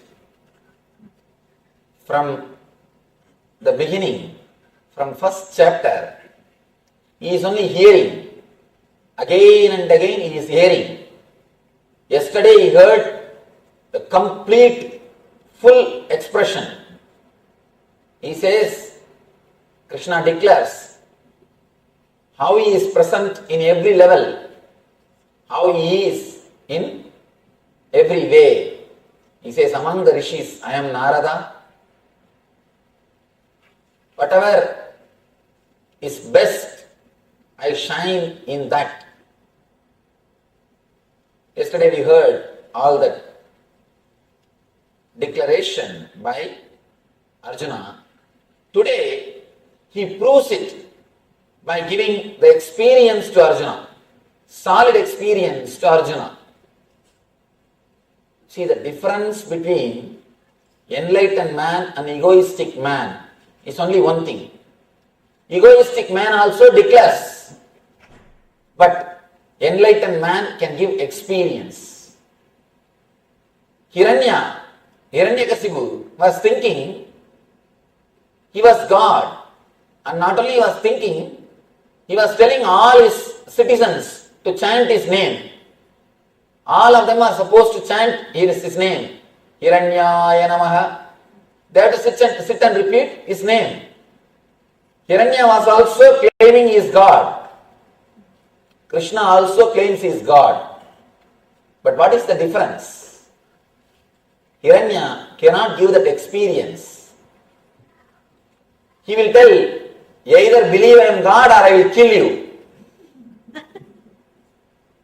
Either believe I am God or I will kill you. He can show, he can threaten people and make them believe what he says. Or he believes people believe in what he says, that's all. Hiranya also says he is God. Krishna also says he is God. But Krishna can give experience of that universal consciousness to beings. That is where an enlightened being and an egoistic being, both of them differ. How to find out whether somebody is enlightened or just egoistic? This is the scale. This is the scale.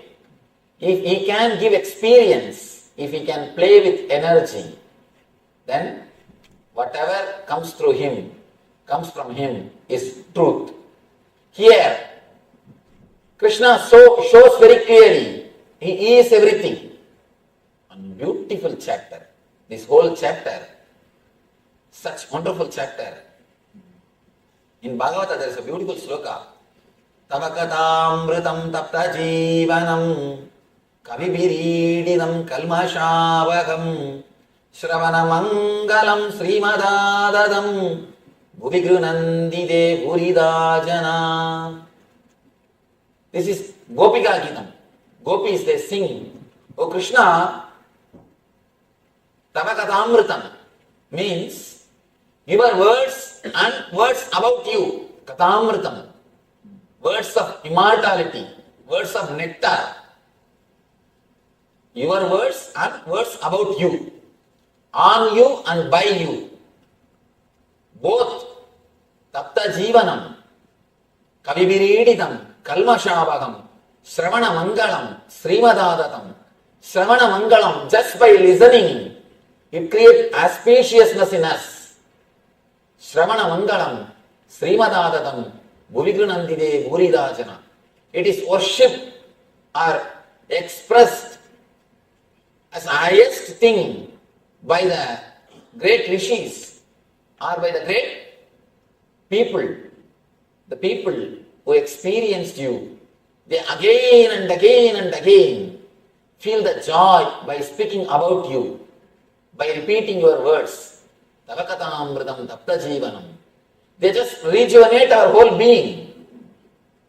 Kavibirididam kalmashabagam. Shravana mangalam srimadadatam. Just by listening, it transports us to a different plane.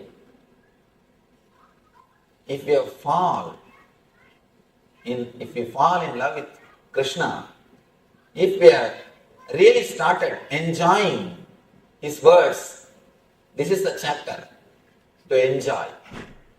Here, he is not giving any teaching, no teachings. This whole chapter, practically no teachings is given.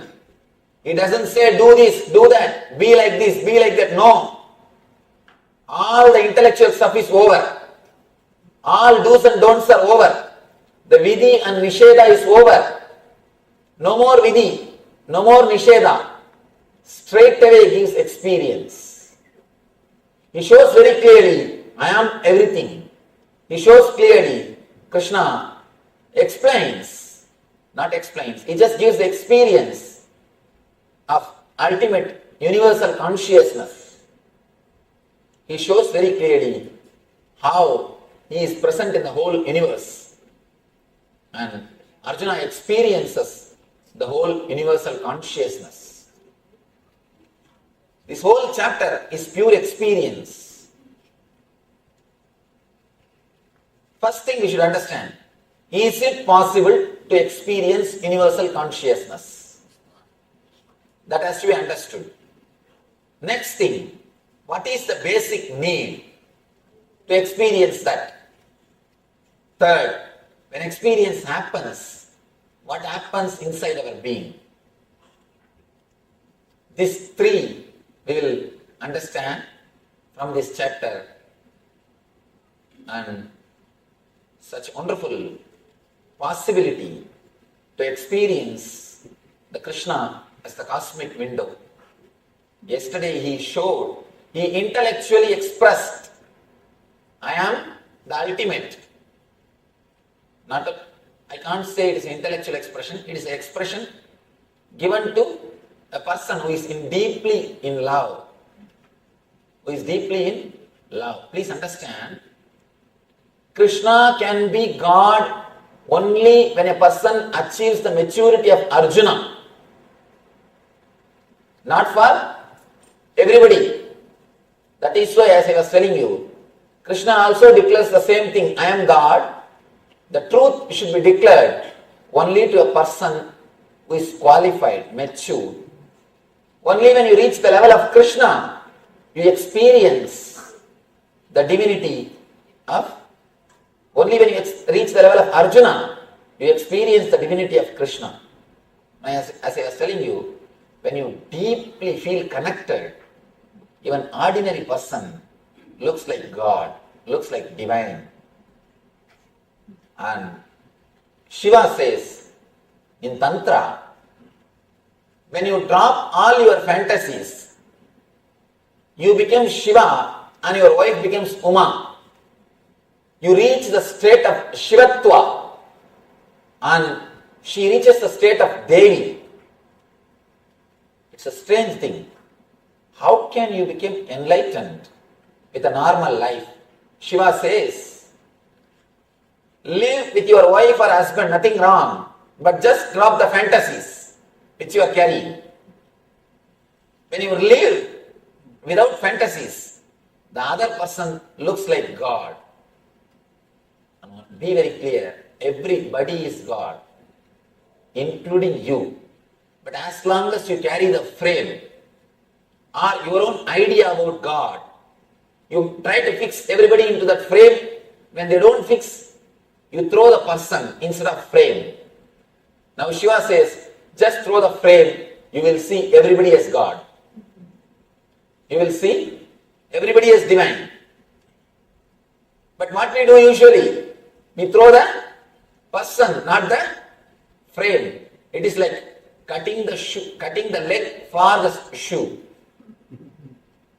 Alter the shoe, not the leg. When you alter the shoe for the leg, you are intelligent. When you cut the leg for the shoe, you are doing the same thing in your life. You have an imagination, how your wife should be, how your son should be, how your daughter should be, how your brother should be. You try to fix everybody into that imagination. into that frame and you suffocate them. You suffocate them and they get suffocated and they try to run away from you. That is why every single moment the other always suffocates you. Other always suffocates you.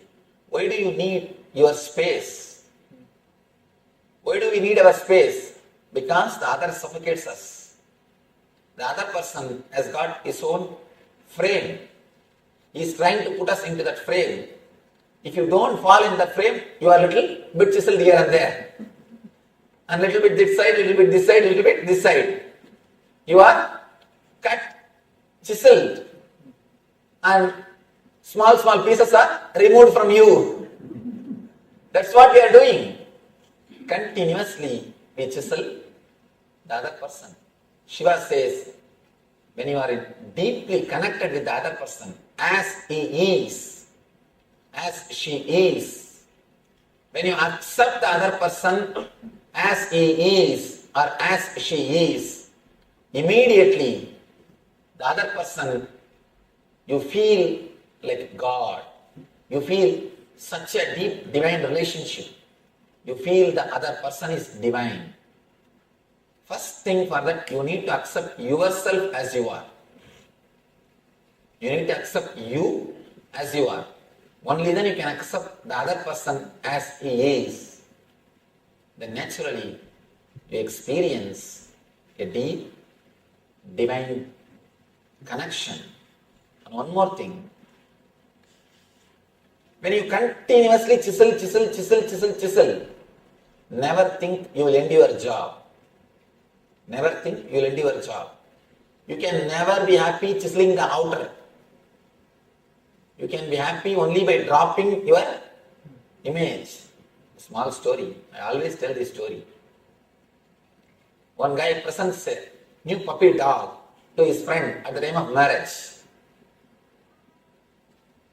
After 3 months, he comes to his house and asks, how is your marriage going on? How do you feel? What's the change you feel in your life? This guy says, nothing much, a small change. In the beginning, 3 months ago, the puppy which you presented to me, that used to bark at me, and wife will bring newspaper early morning. Now, early morning, puppy brings newspaper, she barks at me, that's all. Earlier, puppy will bring newspaper and earlier she will bring newspaper, puppy will bark. Now, puppy brings newspaper, she barks. When you try to chisel, continuously bark, but nothing happens. Nothing solid happens in our being and in other being. When you accept the other person, he looks like God. Same way, when you accept the whole universe, when you accept every being, the whole universe looks like God. Of course, this experience can be achieved in 2 ways. Please understand, this experience can be achieved by 2 ways. One, by your own tapasya, acquiring maturity, again and again understanding, achieving the maturity, you experience that. Second, by pouring tremendous energy into your being, a master can give this experience. By bringing you to that frequency, master can also give you this experience. Both the way it can happen. But one thing, unless you are at least little mature, the experience will not stay even if master gives you. That is what happens here. In the end of the Vishwarupa Darshana Yoga, Arjuna says, no, Krishna, I am not able to bear. Enough, I enjoyed, it's okay. I asked you, it is true. But now I think it is too much. Please show me your normal form. The frequency is too much. The other day, one of our ashrammates, she was asking me, I was sitting and watching CNN. I was seeing the Hurricane Katrina's disasters by Arkan Katrina. She asked me, Swamiji, why all these things are happening? All ashramites were sitting, the morning meeting. She told me, why so much of calamity, disaster? See, understand one thing. I gave a small example. There is an ant hill, small ant hill. If you drive your car on that ant hill and kill all the ants, it's actually natural calamity for them. They may say, Hurricane SUV. They may name that as a Hurricane SUV. It's a natural calamity for them. And can you say it is predestined? Can you say it is predestined or free will? Can you relate with that incident? What the ants feel when you do this type of things, when this type of things happen? Your logic and their logic is totally different. They can't question you and you can't answer them. They may also start doing big relief work. They will ask all the ants, whomsoever is alive, whatever your savings, please bring all the sugar peas, all the fruits, all the food. Let us serve. They may have a small red grass. And they may also have, instead of red grass, they may have something like a red ant grass. Something. They may be also doing a big relief work. They may also be serving. But if the ants ask you, can they ask first of all? No. We don't know. Maybe there must be an enlightened ant which is giving discourse. Sitting and calling all the ants and saying, you see, this all happened because God wills. How? The logic of the ants is totally different. The level of will, their will level is different, their frequency is different, and your frequency is different. And the ultimate, the cosmic consciousness, that frequency is different. Just like how you will not even know your car made an accident. You do not even know you killed thousands of ants. If your car kills, and if you kill, you will not even know. You wouldn't have even noticed. Same way, the cosmic energy don't even know what is going on. The level itself is totally different. The frequency of consciousness itself is different. The frequency in which the ants accident happens is different. The frequency in which you are staying is different. The frequency in which the cosmic consciousness is happening is different. From that level, if you see, it is nothing but a small wave. For example, near your water tank, in India there should be an open water tank, open drainage. Near the water tank, if there was an ant hill, and you just poured one mug of water, by mistake the water showered on the ant hill and all the ants are washed away. The same thing happened now in New Orleans, that's all. In the cosmic level, that much only. In the big ocean, one handful of water came inside the city and the city is washed away. In the cosmic level, the happenings are totally different. The will, the level of will, the frequency of will is totally different. All we can do in our life is, we can become one with that will, that's all. We can raise the frequency of our will, frequency of our consciousness to that level, that's all. You cannot understand that level. Neither God nor your wife can be understood. Just learn how to live with them. That's all. Just learn how to live with them. Both cannot be understood. And the more you try, more you are in trouble. Of course, when I say wife, I mean husband also. Both cannot be understood. You cannot understand. See, ants cannot question and understand why you did that, why you poured one mug water on their hill, on their house. They can neither ask you nor you can explain to them, because their level of logic is different. The The very frequency level is different. And your frequency level is different. And that universal consciousness, that frequency level is different. The ants, they live in the frequency of 10. You live in the frequency of 100.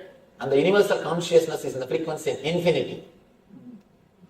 All we can do in the life is raise your frequency of consciousness to that level and experience it. Raise your will to that level and experience it. That's all. Nothing else can be done. Logically, nothing can be done. The more you try to understand, more confusion. Please understand. Whomsoever promises you that they will give you logical solution or they will make you understand about all these problems, be very clear, he is cheating you. Whoever tried to answer these questions, why so much of natural calamity? Why death? Why all these things in the life? Why somebody is high and somebody is low? Whoever tried to answer these questions, they did only one thing, created one more philosophy, that's all. Created one more philosophy, that's all. Neither they understood, nor others have understood. At the most, if they are little charismatic, if they are little intellectual, if they can play with words, they have cheated a group of people, that's all. Nothing else. Please be very clear. All answers for these questions are pure way of cheating a group of people. And you know, when you speak logically, when you know how to play with words, you can always cheat people. You can always cheat people. And you don't even need to be so intelligent to people because people are not so intelligent. You don't have to be so intelligent to cheat people because people are not as intelligent as you think. So you don't need to be so intelligent. That is why all philosophers, they convince others but they are not convinced.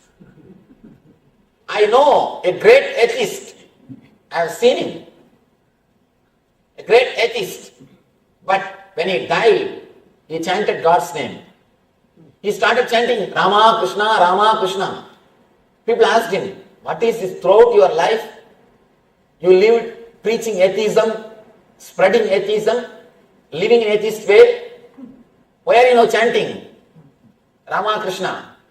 No, for life it is okay. When it comes to death, I have to. As long as I live, it's okay. When it comes to death, I have to catch. Who knows, he may be there. Better now itself let me chant and keep in the reserve, keep in the bank. When I go there, I can say, you see, I chanted your name 3 times. At least for that, give me some concession. Be very clear. These philosophers, they convince others without they being convinced. And one more thing, trying to convince others itself shows that person is not convinced completely. And I tell you one more thing, people who are violent preachers without having personal experience will always fall into worst depression. You don't need to give any other punishment to them. And many people come and ask me, Swamiji, so much of conversion is going on. You guys should, you people all should do something. Why don't you do something? I tell them, please relax. No need to punish them. Because they are having enough of punishment already. Already they have enough punishment. Religion. I never ask anybody to convert. What is the need?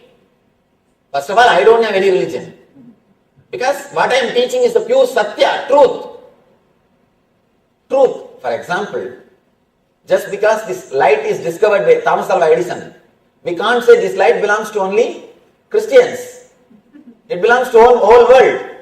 Same way, these truths which gives inner light, they are discovered by Krishna.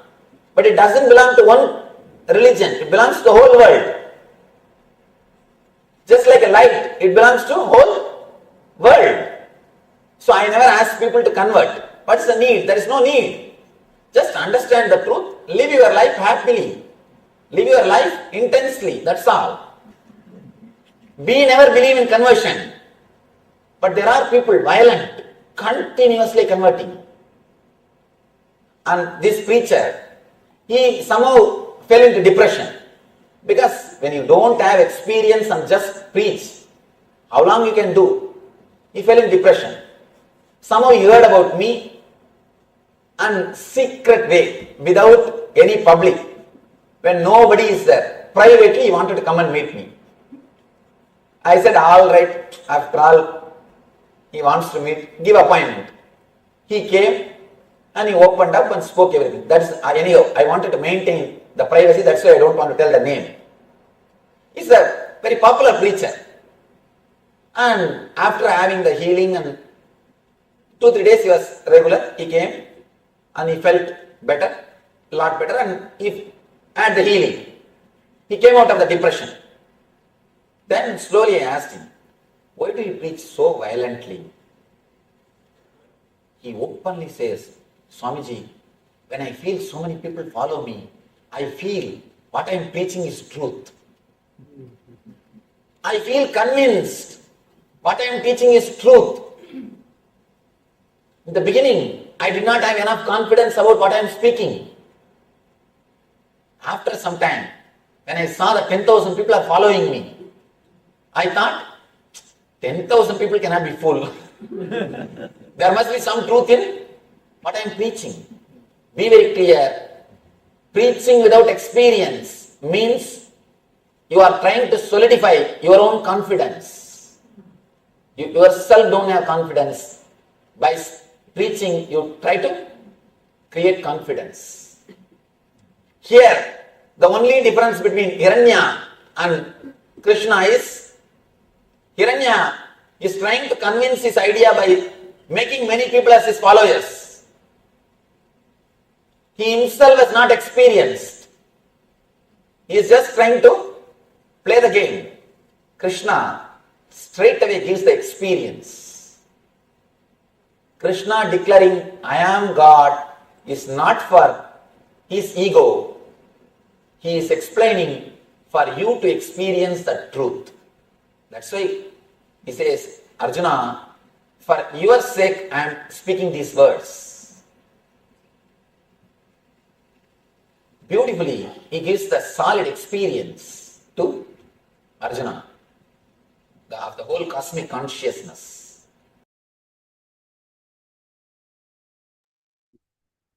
Yes, Nityananda, all of you.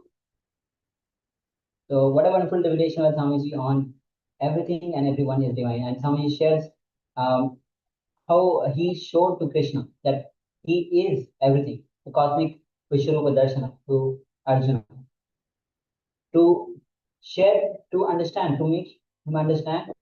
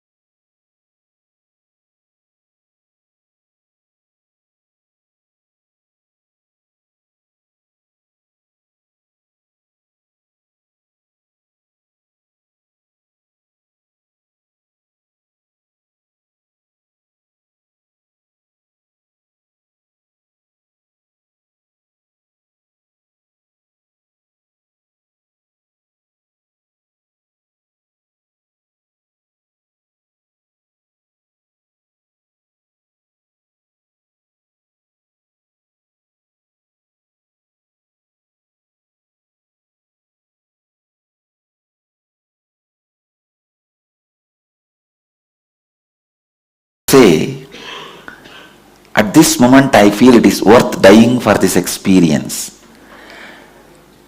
That mood prepares your body and mind and protects you from all the extremities associated with enlightenment. Understand? Understand the question thoroughly. He says he has heard from two people, two masters, that enlightened one cannot live in the body. I do not want to comment about their words, what context they said and how you heard and all that. I don't want to comment on that. But I wanted you to understand one thing. The moment I created this feeling in you, for this experience, even death is okay. It means you become ripe enough to hold that experience in your body. Understand? Till you have, see, what is death? What is fear of death? If you are afraid of death, still you have the hope for life, hanging on to life. So if you are clinging or hanging on to life, how can enlightenment happen to you? I tell you, the moment you are ready to die, you don't need to die. The moment you are ready to face the death, you are free from death. Enlightenment can stay in your body now without causing the extremities associated to it. You can see very clearly, she was already ready. See, in Sati's body she gets Satori. In Parvati's body she gets enlightenment. In Meenakshi's body she is an incarnation. What makes Sati into Parvati and Parvati to Meenakshi? Understand, non-clinging to life. Non-clinging to life. Stop clinging to life. All hopes are hopelessness.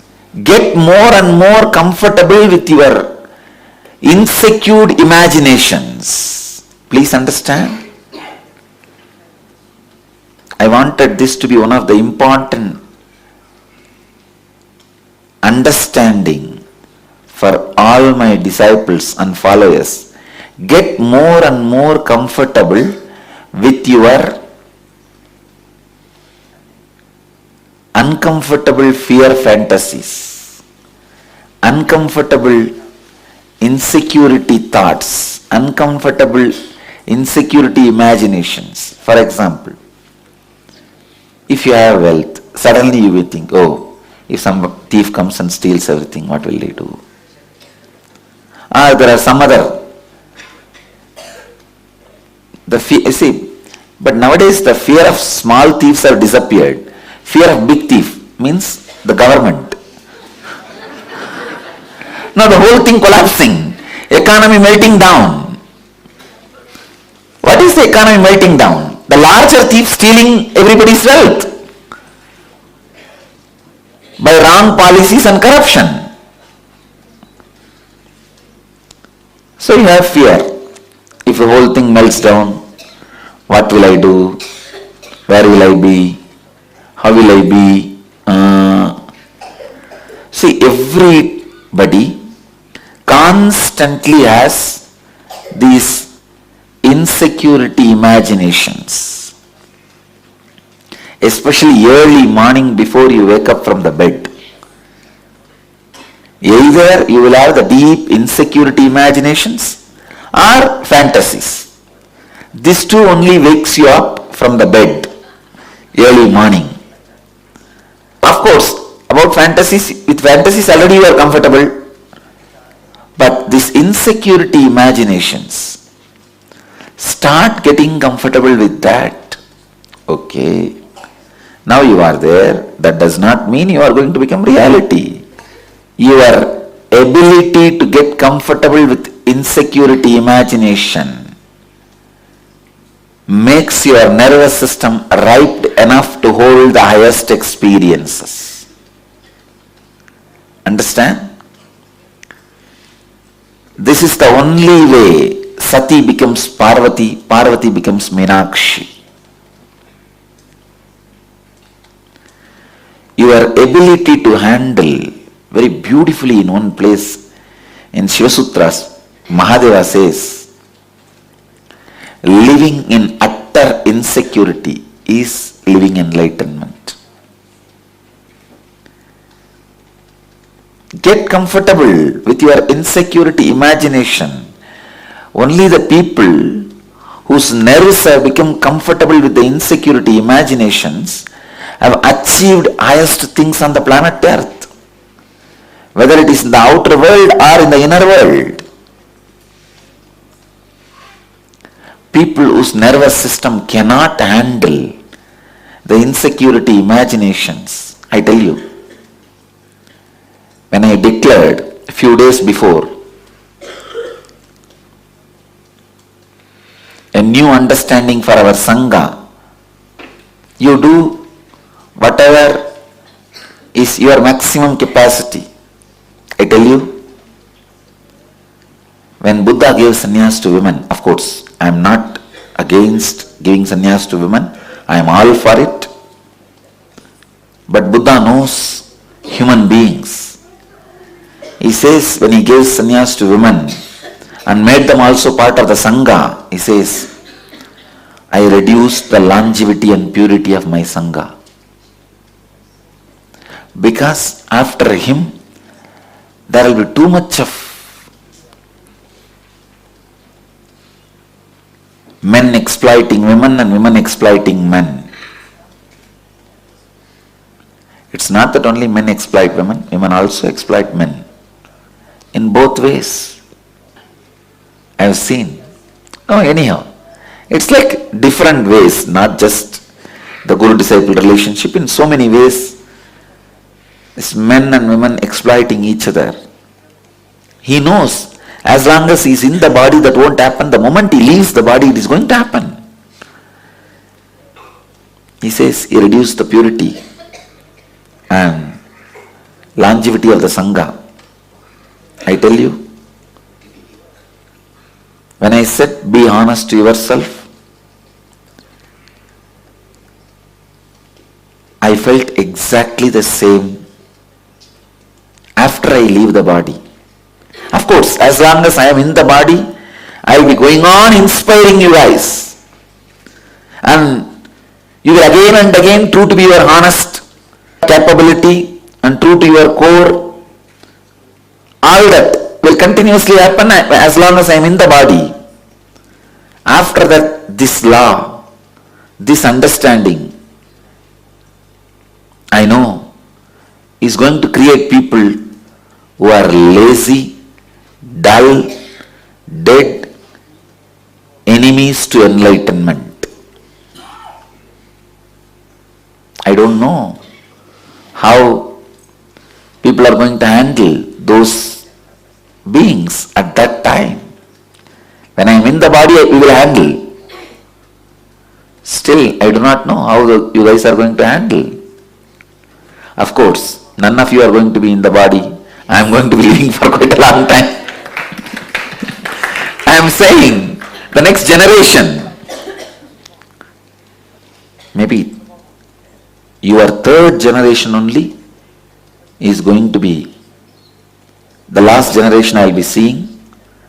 Then next generation, your fourth generation only is going to be my successors.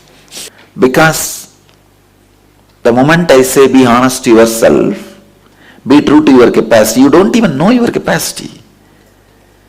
You will completely get comfortable with your lifestyle.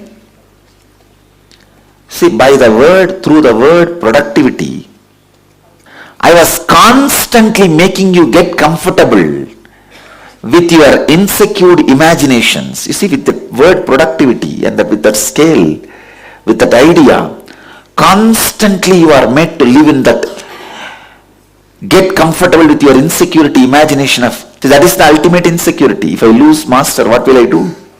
That's the ultimate insecurity.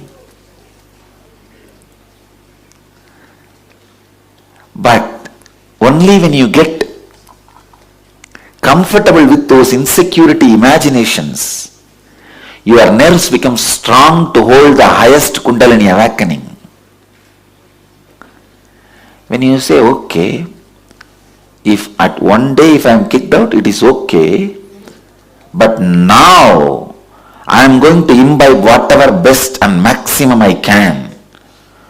Only with this coming to terms with the reality, your nervous system becomes so strong and you imbibe completely maximum whatever you need to imbibe. When that insecurity never becomes part of your life, you are going to be standing in rain with a raincoat and umbrella. Not even a drop of rain is going to touch you. I am showering like a rain. You stand with umbrella and raincoat, which is called security. The secured feeling and the secured thought trend. No.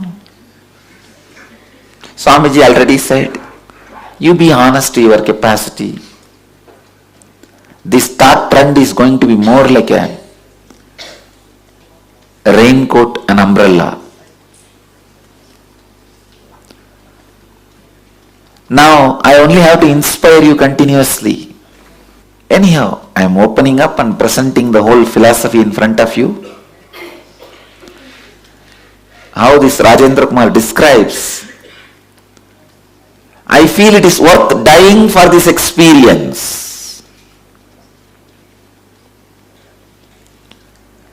When this thought trend becomes part of your system, your nervous system gets the strength to experience and hold the highest Kundalini awakening. Then your system becomes alive. I tell you, to prepare you for this level is the incarnation's job. That is my job. Nothing else. Rajendra Kumar is beautifully putting it. I should first become a candle and burn for you and disappear in your eternal light. That too would not be enough. I tell you, the moment I brought this attitude in you, my job as a great incarnation has happened. I have done to you. You are done with me. I am done with you now. Now, simply the cosmos will enter you and your system is ready to hold that experience. It is all about nothing but making you comfortable. You see, how comfortable you are with your greed-based fantasies. Same way you need to be comfortable with your fear-based imaginations. For example, that early morning, sometime when you have that greed-based fantasies, how comfortable you don't even want to get out of it. But somehow this foolish alarm rings only at that moment. How comfortable your whole nervous system is with that greed-based fantasies. To the same level, your nervous system should be comfortable and joyful, relaxed with your fear-based fantasies, fear-based insecurity thoughts. You say, oh, how can it be? You are saying nightmare and sweet dream should be same? Yes. Because both is from you. You are the source. Whether it is a sweet dream or nightmare, you are the source. You are the creator. My whole job is making your nervous system comfortable with your nightmare also, the same way your sweet dreams are comfortable. How you are comfortable with your sweet dreams, to that same way I should make you comfortable with your night mass. Then my job is done.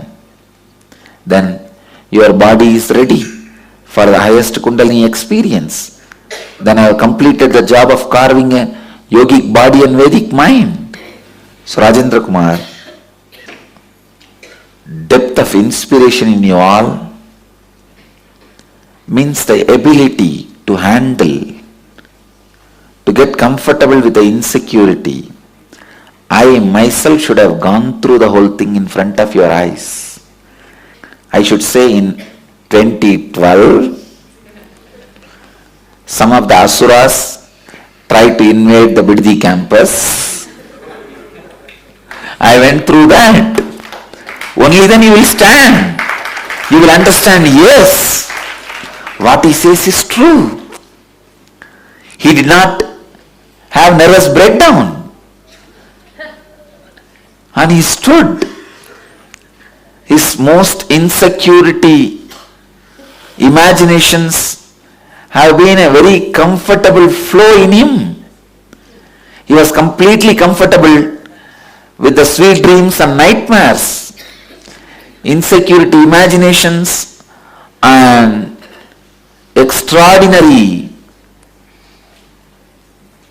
expression of spiritual energy. See, morning somebody does Pada Puja saying, "Oh, embodiment of all gods and goddesses." In next few hours, somebody says he is a criminal and we are going to put him in prison. And you need a nervous system which is completely comfortable with both,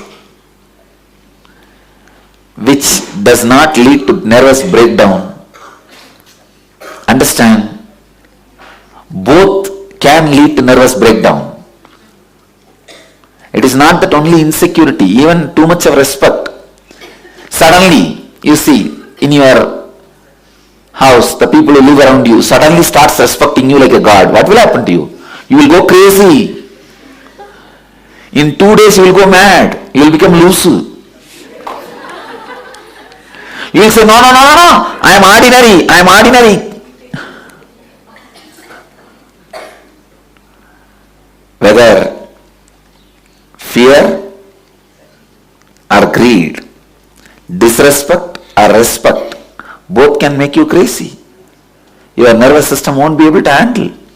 And if both are happening at a time,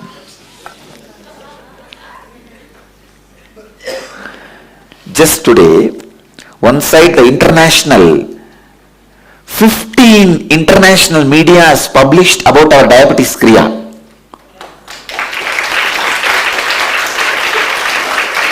15 international magazines and 4 third-rate journals in Tamil Nadu have published articles putting so many nonsensical allegations on me.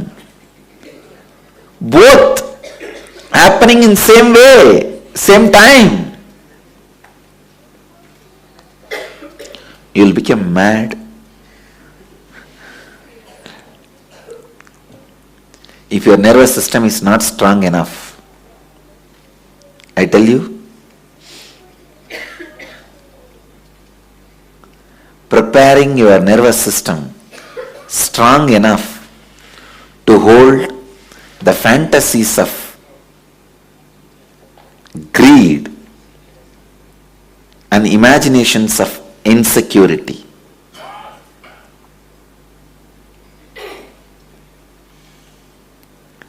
Early morning, if you are lying and imagining some sweet dreams, if this person lives with me, if I am with that person and that kind of house and car and bungalow, money, how life will. Whether you are drooling or shaking,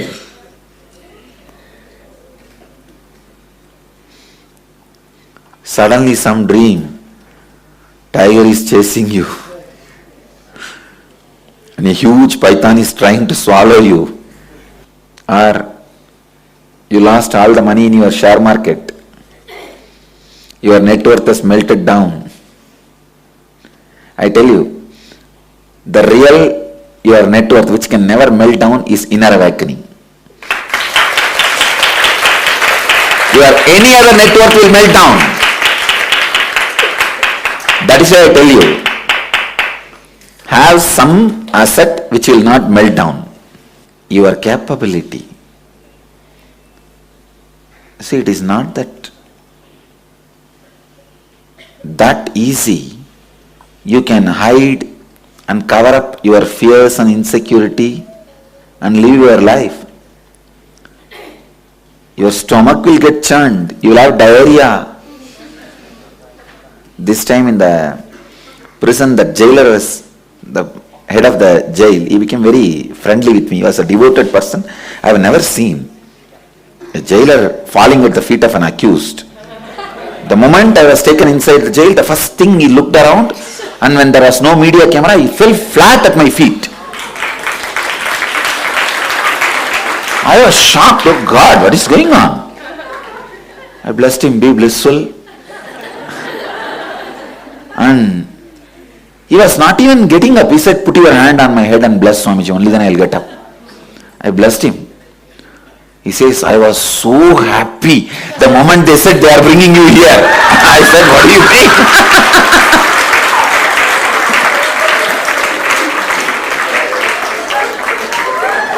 He was telling, you are my guest. I am going to take care of you. Come on.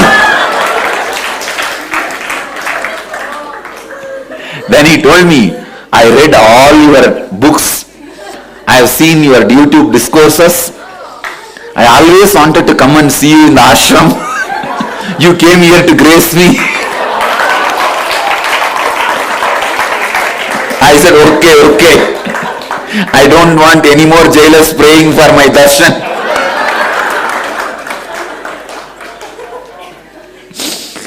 And he said, please accept my hospitality.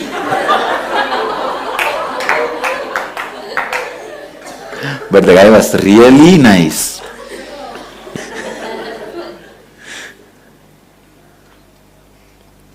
It's not that easy to hide the insecurity if it is there inside. Understand?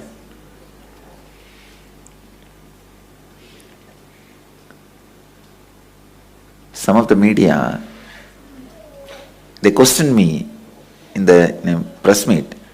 Are you trying to hide your insecurity by constantly smiling? I told them, why don't you try?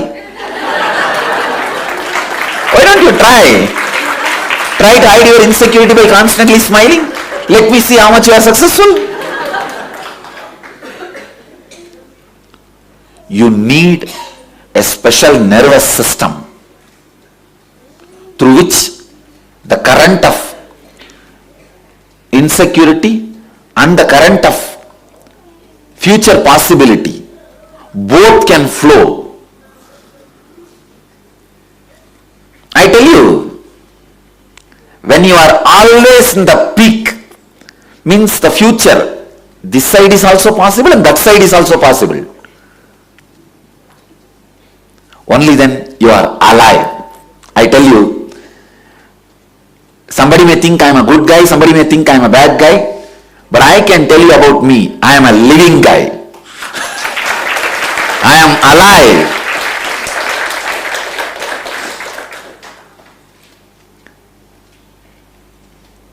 The extreme good, what can happen? Being worshipped by people as the God while in the body. I have seen that extreme. And the same way, the other extreme, being abused with all the lies and false allegations, constantly being tortured, disrespected. I have seen this extreme. And both ways could not make any pattern in my nervous system.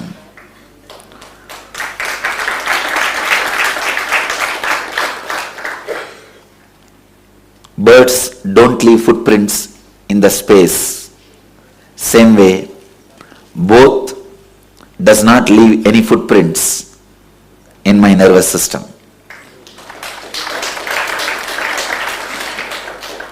Only buffaloes leave strong footprint in the mud. If your inner space, your nervous system is more like a mud, only buffaloes walk in that and leave a strong footprint. You can see. In the mud, when the buffaloes leave, footprints are formed, and then when it dries in the sun, it is frozen. Sorry, it's dried. It becomes permanent. Mud is your weak nervous system. Buffalo is the experiences happening on you. When the sun is exposed to that footprint, it becomes like a solid stone of drying up. Life's various other experiences are the sun's exposure to that footprint, so it becomes a permanent pattern in you. But if your inner space is like a sky,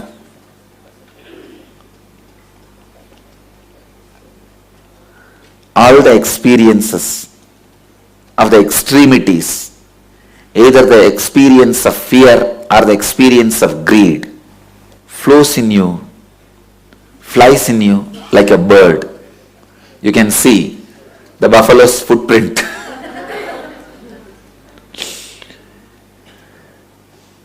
If you are a mud, you carry only this. If your inner space is like a air, ether,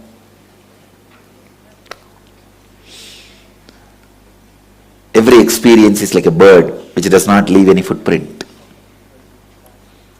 I tell you, take this up like a samyama, meditation, getting comfortable with your extreme fantasies, positive and negative. Please understand. Your extreme fantasies, positive. Your extreme fantasies, negative. Both. Get comfortable. Yes, if that happens, if that is the way things happen, what can be done? Okay, next.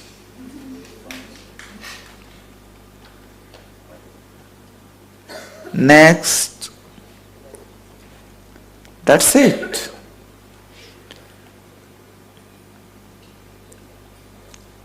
And I still remember the jailer asked me, Swamiji, you are not suffering. Why are you trying to fast? I said, fasting I am doing just to put it on record about my resistance. That what they are doing is illegal. The international media is watching. And the history is going to record. Not only I am arrested, how I responded to the arrest. Not only I was persecuted, how I responded to my persecution. So I need to put it on record. I need to create the right history.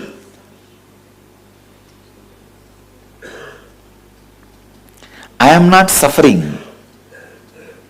Is part of my spiritual history. But I did not budge. I recorded my opposition and resistance is going to be the part of my social history. To face any extreme, you will not be affected by any extreme. The moment you are ready to die, you don't need to die. But as long as you are not ready to die, death is waiting for you. You need to die. The moment you are ready to die, you don't need to die.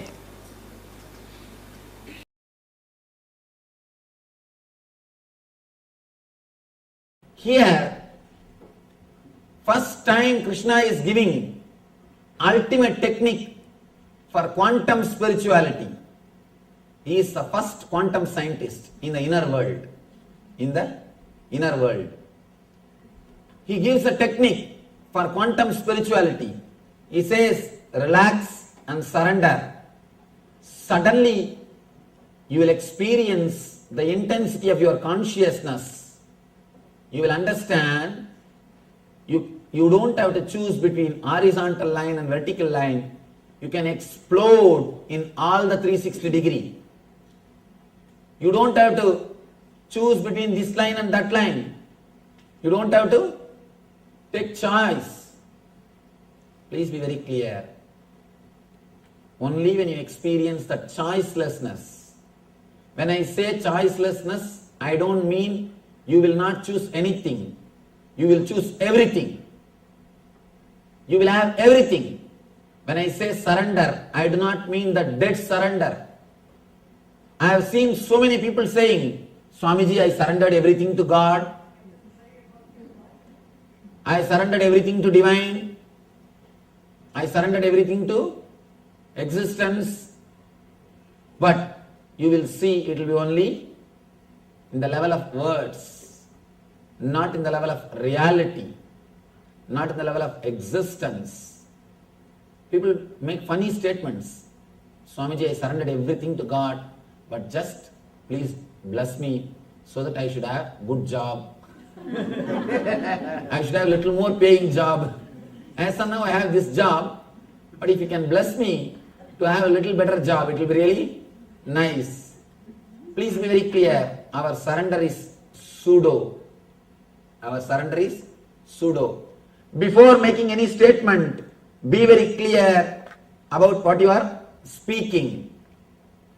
Sometimes we make statements without even knowing the meaning.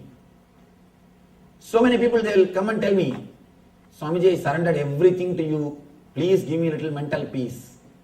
I tell them, please come for one meditation program. No, 2 days I cannot afford. Just now they said they have surrendered everything to me, and they say, I cannot afford 2 days. Sometimes we make statements without knowing the situation or the reality. Small story. One journalist, a reporter, he saw a crowd gathered around an accident in the road. He tried his best to get in, to see. He is not able to. He suddenly started shouting, oh my son is got in the accident. Please give me the way, give me the way. He started shouting. People all gave way. He just went near and saw one donkey was lying in front of the car. There was a donkey in front of the car. Please be very clear. Before making any statement, know the situation. Without knowing, when you make statement, you are the person who is going to suffer. With the surrender also, we make statements without knowing the truth. With the real surrender, you don't exclude anything, you include everything. You just experience the whole. You explode in all the directions. You just experience horizontal line and vertical line and something more, which you have never imagined. You will experience the different dimensions of your own being. When I say surrender, I don't mean you need to surrender to somebody. There is no need to surrender to somebody. There is no need to surrender to some other God, some other guru. Of course, God or guru is just a symbol. You don't have to surrender to that God or that guru. Just surrender to your own consciousness, your own inner space.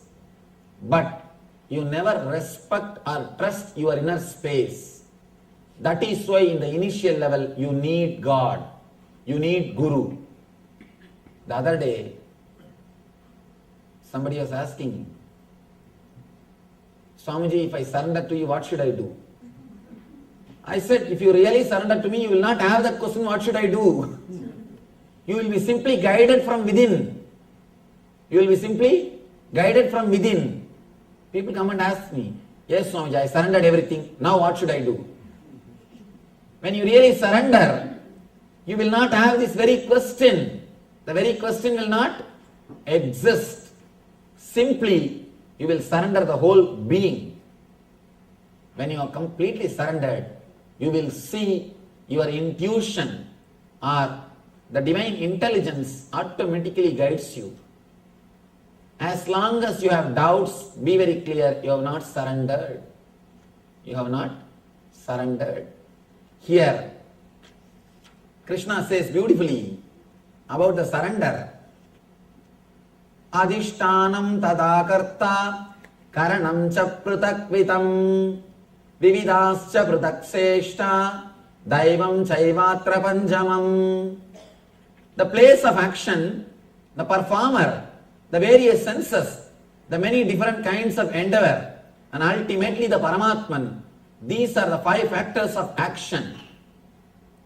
Here he says the factors of action. And the next step, Tatraivam sadigartaram atmanam kevalam tuyaha pashyat krita buddhitvan sapashyadi durmati.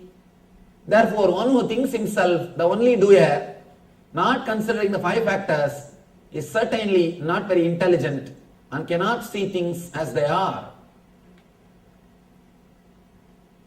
Now he gives the exact technology of surrender.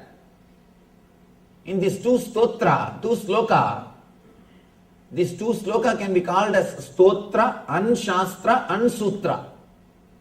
Shastra means which shows you the goal. Stotra means which is out of devotion. Sutra means which gives you the technology. In these 2 sloka, he gives you the exact technology of surrender.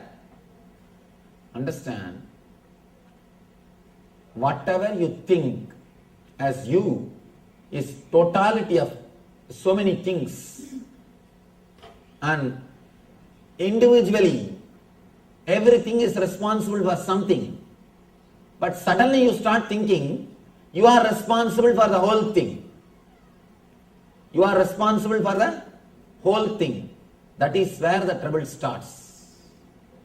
That is where the trouble starts. And he gives the technology how to experience the deeper levels of surrender. 3 levels of surrender exist. One is intellectual surrender, means trusting the master's intellect is much sharper, much more than your intellect, is intellectual surrender. Next, emotional surrender, surrendering the emotions, trusting that master's emotions or the way in which he guides is much more intelligent, that is best than my emotions. Third, surrendering the very senses, very cognition, the cognition which happens inside you, surrendering the root of the cognition itself. Here, surrendering the intellect is very easy because it continuously tortures you. After some years, you are suffered enough with the intellect. You somehow wanted to get rid of it. You just surrender. Surrendering intellect is very, very easy. Just if you see somebody who is more intelligent, clear than your thinking system, you just surrender. For example, if you go to a consultant, naturally you surrender intellectually. You surrender to his ideas. If you go to a lawyer, you surrender legally. You know in that field he is more sharp than you. So you surrender to lawyer in that field. When you go to some accountant, you surrender to him intellectually as far as the accounts concerned, because he knows much more than you in that field. Intellectual surrender is easy. Same way, if you see somebody who has got more knowledge in the spiritual field, intellectually, immediately your intellect surrenders. That's not a big thing. Surrendering intellectually happens very easily. Moreover, you just wanted to get rid of it. You are finding somebody, you are finding some dustbin where you can dump your intellect.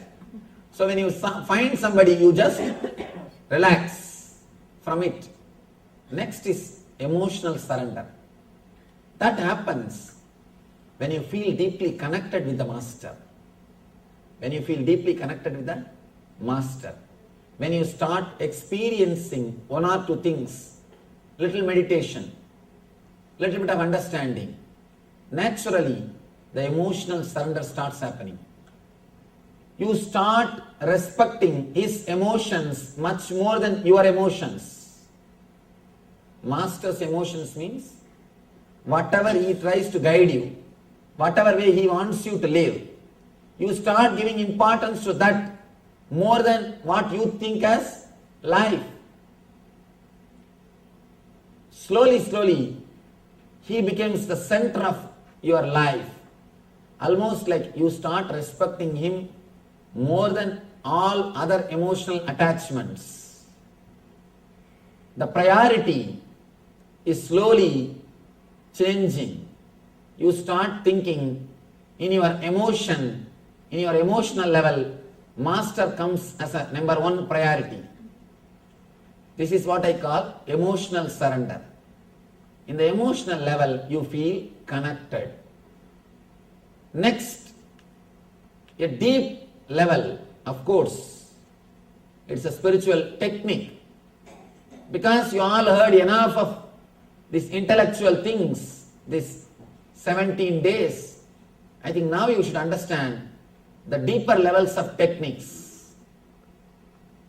Surrender of senses means even your senses will listen to what he says. One disciple asked the Rishi, Vedic Rishi, why should I surrender? What is the need? Master asks, as far as you understand as you, how do you know you? He says, through my senses.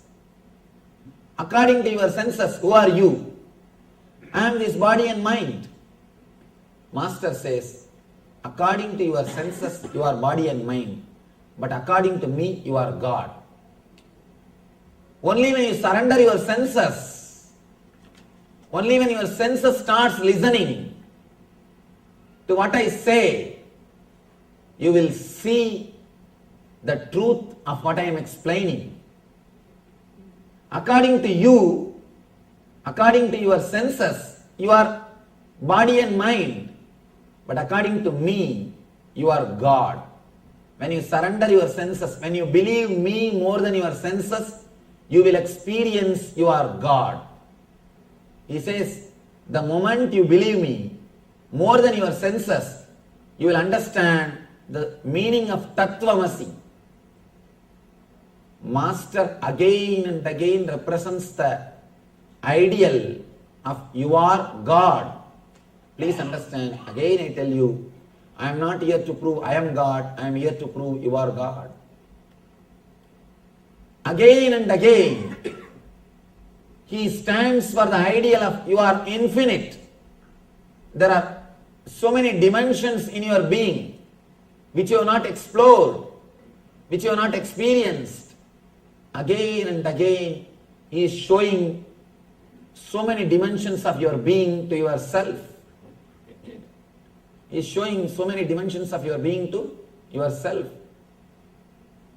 Master stands for your multidimensional being. He again and again shows it is possible for you. When it is possible for me, why not for you? But as long as you believe your senses, you will be sure that you are body or mind. Only when you trust Master more than your senses, you will understand Master's words are true than your senses.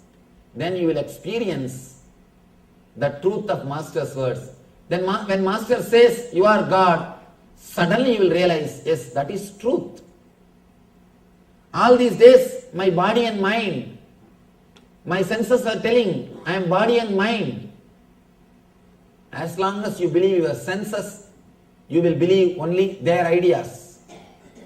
The moment you start believing the Master more than your senses, you will realize the truth which Master explains. Two persons are speaking from two stages. One side your senses, they are saying you are body, you are mind. The other side Master is sitting, he is saying you are God and you are divine. You have so many dimensions of your being. Enjoy everything, experience everything. If you are sitting there and listening, you cannot listen this. Only when you believe this, the words of the Masters, more than the words of the senses, you will be able to experience the truth that you are God. You are ultimate. You are material and spiritual both together and something more. Let me tell you a small incident in Krishna's life. After the Gita, Krishna and Arjuna, both of them are going somewhere. After the war, everything is over. Maybe for a picnic, outing. Suddenly Krishna says, Arjuna, see that white color crows. Arjuna says, yes, beautiful white crows. After 2 minutes, Krishna says, no, they are black crows only. Arjuna says, yes, Krishna, they are black crows only. Suddenly Krishna asks, fool, what happened to you? When I say white, you say white. When I say black, you say black. What happened to you? What happened to your senses? Arjuna says, Krishna, I do not know what happened to my senses. But one thing is sure, when you said it is white, I saw them as white. When you said they are black, I saw them as black. I do not know what happened to my senses. I do not know what happened to me. One thing is sure, the crow is not going to give me life. You are my life. I do not know logically whether the crow is white or black. But I saw as you directed. When you said it is white, I saw it as white. When you said it is black, I saw that as black. In the inner world, the first and last tool which you need is complete surrender. Complete surrender. Only then you can wake up to the truth. You can wake up to the truth. Then Krishna says, you are right. Because you started trusting me more than your senses. If Arjuna is trusting his senses, at the most he would have been a good warrior, good king. But because he trusted Krishna more than his senses, he has become enlightened. Krishna says, if you trusted your senses, you would have at the most had good eyes. You would have seen the black crow as black crow and white crow as white crow. That's not a big deal. We are all seeing that way only. And that's not a big deal. Because you trusted me more than your senses, you have become enlightened. You are liberated. And he has experienced the truth of Krishna. Understand? The truth of Krishna consciousness is experienced by surrendering the senses. Not just by intellect, not just by emotion, but by surrendering the very root of intellect and emotion, the senses, which supplies the data. The source of the data itself is surrendered. You receive all the information about you through senses. Please understand, you do not know about you. You respect yourself only by the data which you collected through the senses. If somebody says you are beautiful, you enter, you put the entry in your book, I am beautiful by so and so. If somebody says you are intelligent, then you put that entry, I am intelligent by so and so. If somebody says you are tall, dark and handsome, you put that tall, dark and handsome by so and so. If somebody says you are dumb, then you put I am dumb by so and so. At the end of the day, you put all the things together. and see the report, survey. You just see the survey report. Then you come to the conclusion, 72% of the people say, I am intelligent. And next, 20% they say, I am dumb. There are few remaining people who don't want to say any words, who is not interested in any opinion. So understand whether you remember, whether you understand this way or that way. The end of the day, you see the survey report and you decide the gist of the report is you. When 70% people say, I think 70% may not be fools. I must be intelligent. You come to the conclusion about you only by others' opinions.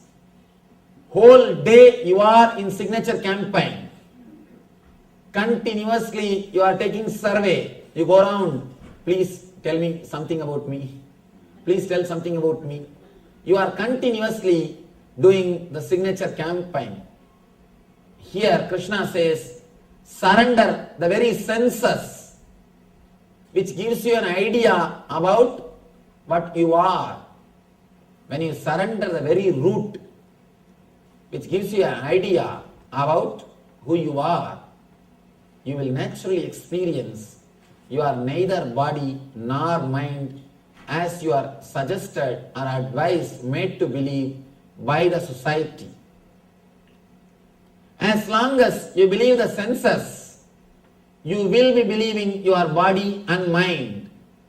Only when you believe the Master's words, when you trust the Master's words more than your senses, you realize the truth that you are divine. One side, all your senses are sitting and telling you you are body and mind. The other side, Master is telling you you are divine and you are in bliss. You are consciousness beyond body and mind. Now it is up to us what we are going to choose. If you believe the senses, you can't believe the Master. If you believe the Master, you can't believe the senses. Whether you are surrendered to your senses or surrendered to the Master will be decided based on your way of life.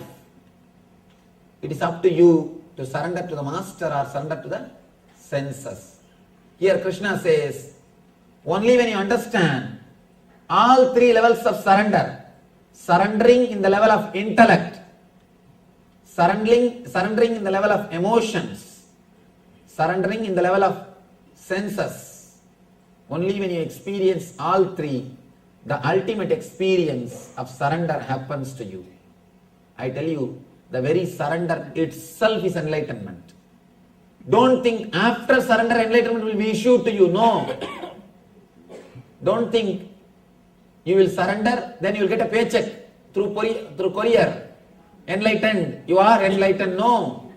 The very surrender, that very moment you experience the truth. You experience the truth. Understand? We usually play with the words. Again and again, we play with the words. Whenever you play with the words, at least let you be aware you are playing with the words.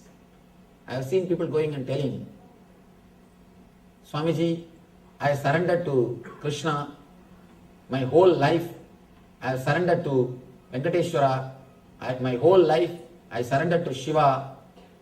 Please bless me that my life should be happy. Understand, if you are really surrendered, you will never even ask that my life should be happy. And people come and ask me, I have surrendered to Venkateshwara. I surrendered to Krishna. Should I do meditation camp, Swamiji? Please be very clear. If you are really surrendered, you don't need meditation camp. But as long as you have doubt, should I do the meditation camp or not, you need. If you have the idea that should I do or not, be very clear, surrender has not still happened. The moment you surrender, you disappear. There is a beautiful verse in Tamil. Let me explain the idea, then I will quote the verse. When you surrender I and mind to the divine, when you give I and mind to the existence, the Parashakti existence, he gives his I and mind to you. Both bank accounts merge, becomes one and the same, it becomes joint account. You have nothing to lose. Ordinarily, as long as you think the body and mind and being is yours, Sariram Rogamayam, Manam Sogamayam. Sariram Rogamayam, body is filled with diseases.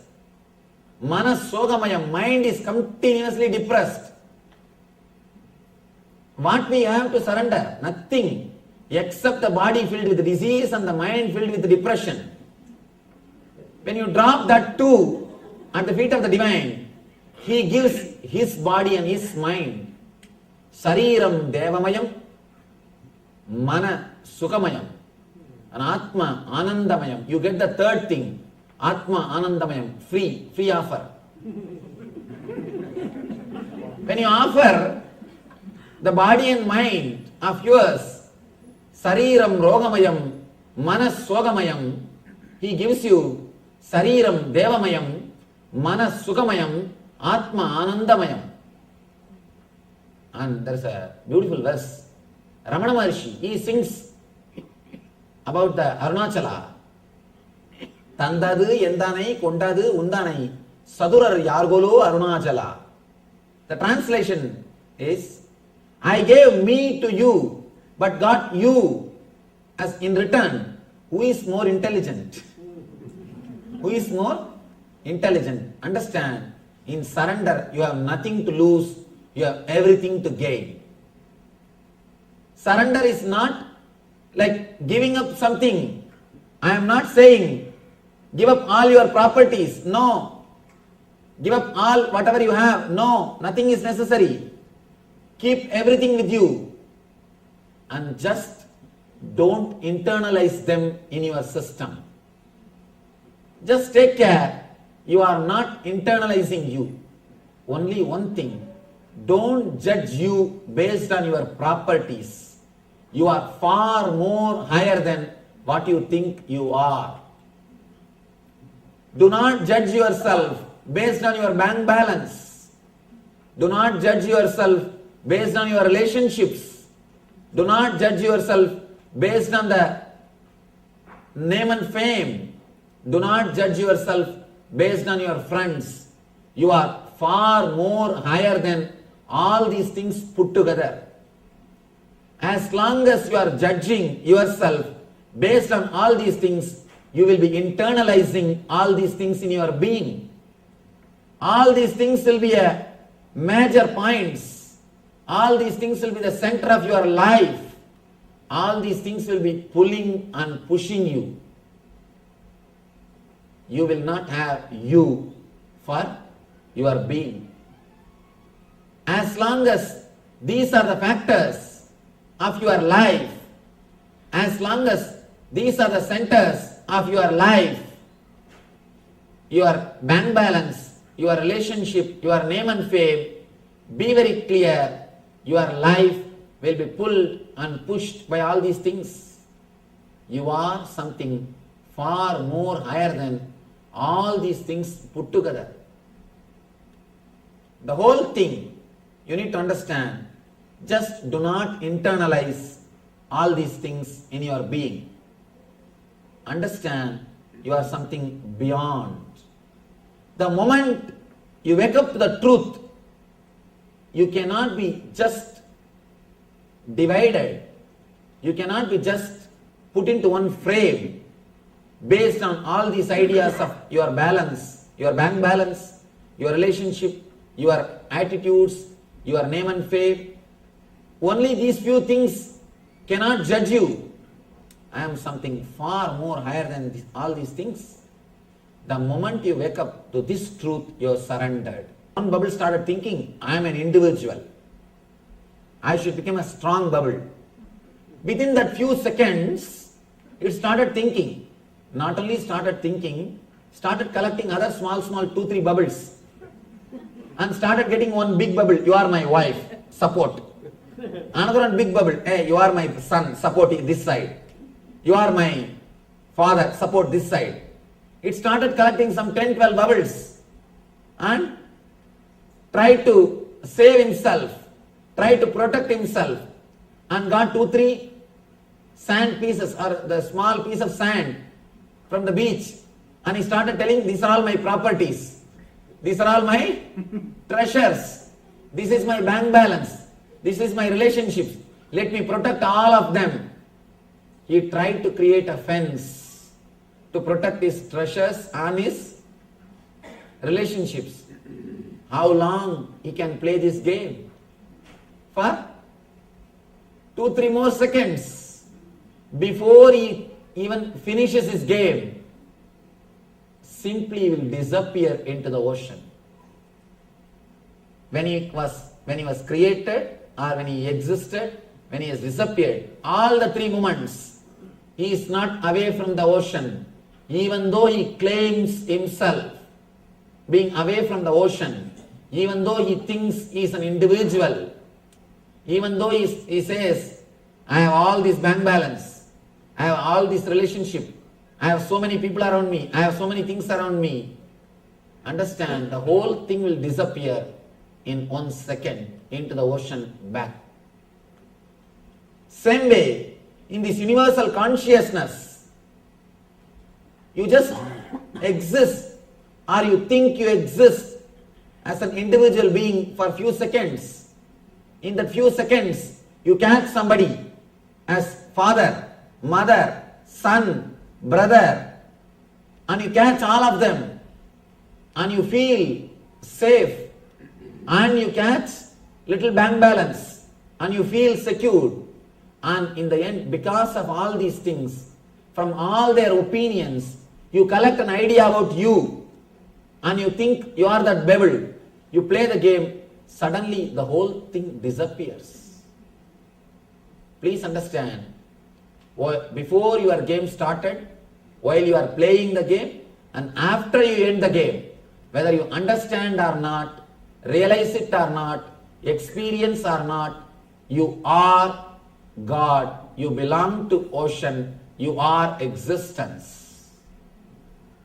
Even though you think you are an individual self, even though you play the game and you start legally registering, these 2 bubbles are married and these 2 square feet is my land. You go to registrar bubble who is sitting there for 2-3 more years extra, and there's a big bubble. He claims, I am the ruler of this country. This area, anybody wants to register their land, they have to come to me. And among the bubbles there is an understanding. You will not hit me directly, I will not hit you directly, you will not take away my bubble, I will not take away your bubble. You have some understanding. The whole drama goes on. Whole thing is going on. Suddenly in single shana, in 1 moment, the whole thing is back again into the ocean. When I say surrender, just wake up to the truth. You are in ocean. When you are born, when you think you are individual self, or after enlightenment, in all these 3 times, you are in the ocean. Just wake up to this truth. That is what I call surrender. Waking up to the ultimate truth is what I call surrender. Surrender the small ideas which you have about yourself and wake up to the reality of yourself. Then automatically what Krishna says as surrender will happen in your inner space, in your inner consciousness. Otherwise, we will be playing with the word surrender. We can use big words. We always use big words when we define ourselves. When we define ourselves. But we don't even understand that we are beyond all this description. Yes. We use big words to describe ourselves, but we don't understand that we are beyond any of these descriptions, beyond any of these levels, beyond any of these identities that we think we are. We are the existence. We are part of this whole existence itself. All right. So this will be now entering into the internalization exercise on everything and everything, everyone is divine. Waking up to the truth is surrender. So give the general power of attorney to Mahadeva. So we'll be we'll need the notebook and pen and paper to write down the GPA, the general power of attorney, which we need to give. So just take one and have the pen and notebook with you, ready?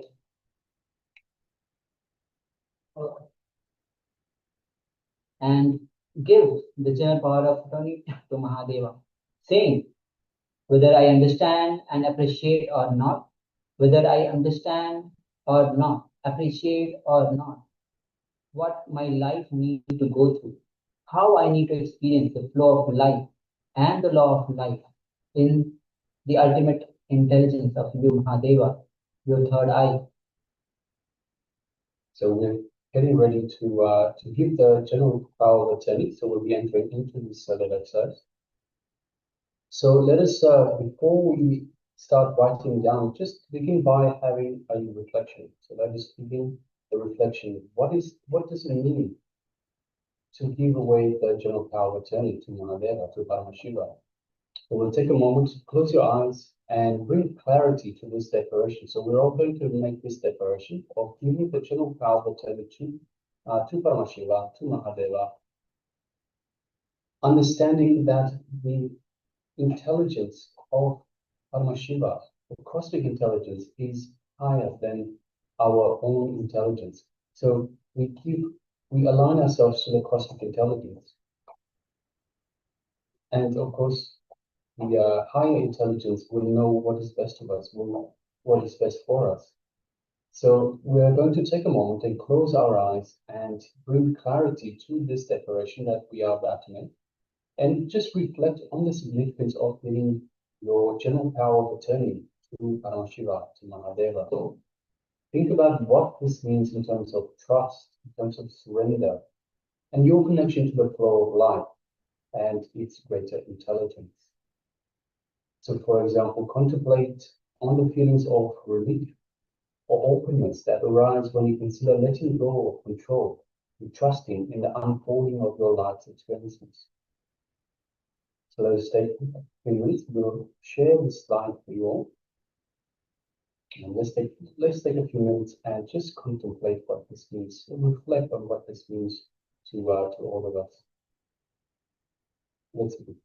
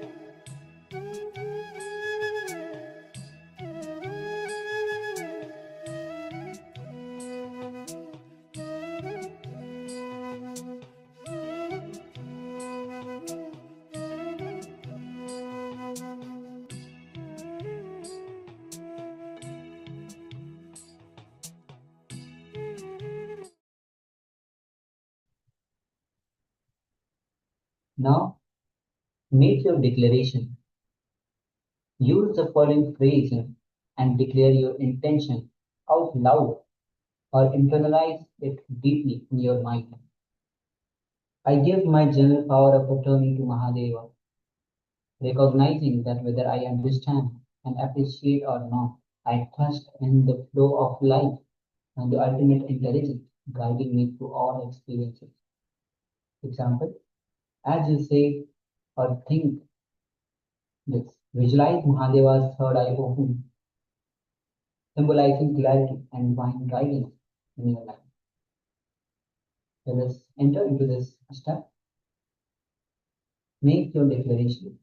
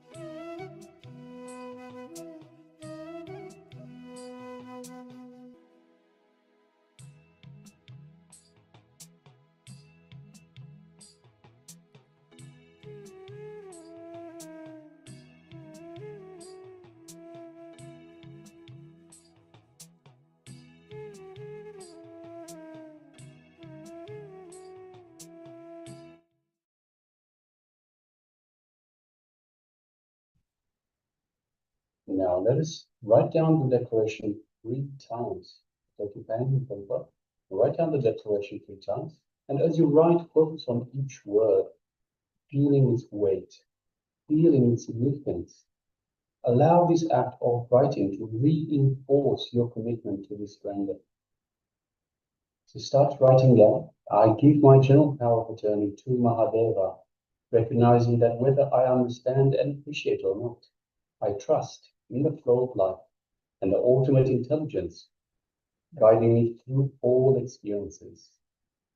I give my general power of attorney to Mahadeva, recognizing that whether I understand and appreciate or not, I trust in the flow of life and the ultimate intelligence guiding me through all experiences. I give my general power of attorney to Mahadeva, recognizing that whether I understand and appreciate or not, I trust in the flow of life and the ultimate intelligence guiding me through all experiences. Let us continue through this step. Write down the declaration 3 times.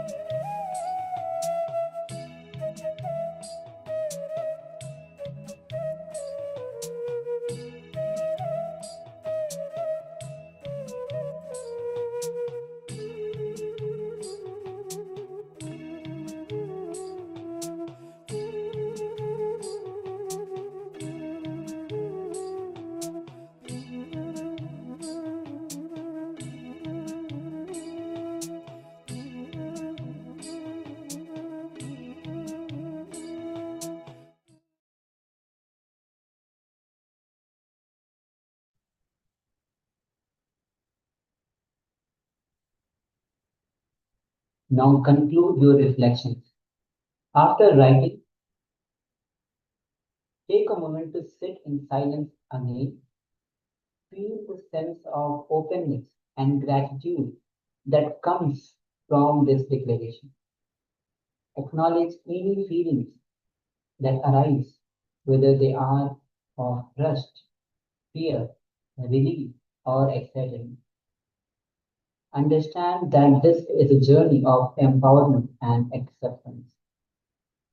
For example, you may feel a weight lift off your shoulder or a new sense of clarity about moving forward in your life with this support.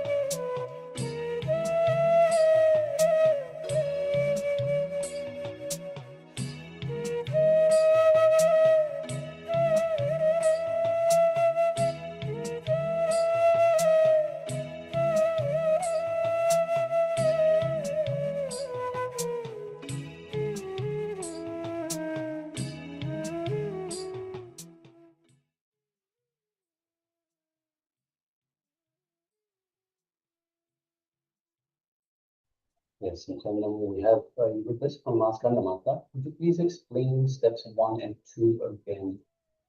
So we started off with a reflection. So, understanding that we are going to give the general power of attorney to Mahadeva. We take a moment and understand to bring clarity what this separation is. So from the understanding that Paramashiva, Mahadeva, has a higher intelligence. He is the highest intelligence. by giving our general power of attorney, which means we surrender to Paramashiva, we surrender to Mahadeva, we align with the cosmic intelligence. So from this understanding that we will align with the cosmic intelligence, we trust in the cosmic intelligence to guide us. We start reflecting on what this actually means.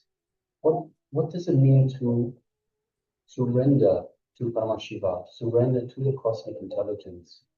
It's what this means in terms of trust, in terms of surrender, in terms of connection to the flow of life.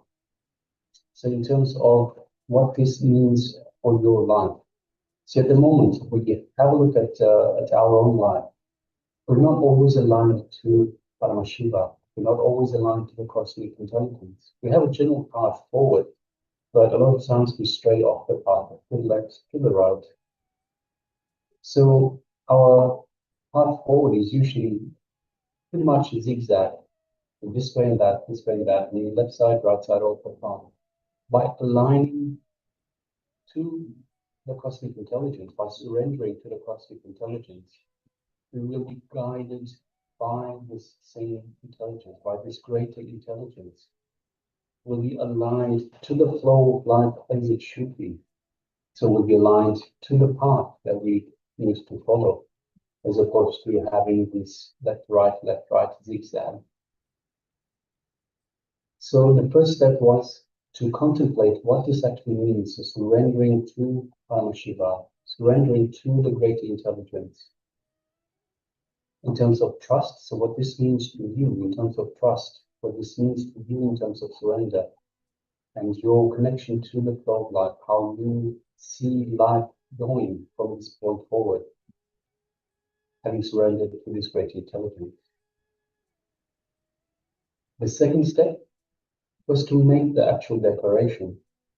So this is the actual declaration where we say out loud, I give my power of attorney to Mahadeva, recognizing that whether I understand and appreciate or not, I trust in the flow of life. So I trust in that high intelligence. Okay? So I trust in the flow of life and the ultimate intelligence guiding me through all experiences. So surrendering to Paramashiva, to Mahadeva, we recognize, we understand, whether we understand or not, whether we recognize or not, we trust Paramashiva, we trust the flow of life, we trust this higher intelligence to guide us through our lives, through all the experiences in our lives. Then the third step, we wrote down this declaration 3 times to really feel the weight and the significance of what this actually means. By writing it down, we enforce this understanding. We feel the weight and significance of each individual word as we write. And now finally, this is the 4th step where we conclude our reflection. So after we have written this down and felt the weight of each individual word, what each word means to us, of this surrender to Paramashiva, to the high intelligence. So we take a moment and sit in silence to feel the sense of openness and guidance. So feel the guidance. So we have already surrendered to Paramashiva. The guidance starts right away. So just feel this sense of openness and guidance that already comes through from this, just from this declaration of alone. And see any feelings that arise in you. So whether you have feelings of deep trust, whether you have some fears, acknowledge all of them. Acknowledge the fears as well. Acknowledge the trust. Acknowledge the relief, excitement, whatever emotion you feel, whatever you experience, acknowledge all of it. And understand that this is part of the journey of empowerment and acceptance, power of surrendering to that greater intelligence, of aligning to the cosmic intelligence, to Paramashiva, Mahadeva. So I hope that answers your question now. So let us continue with this reflection. So just give a couple more minutes to just sit quietly and feel this guidance and acknowledge all that we ask you to receive from this declaration.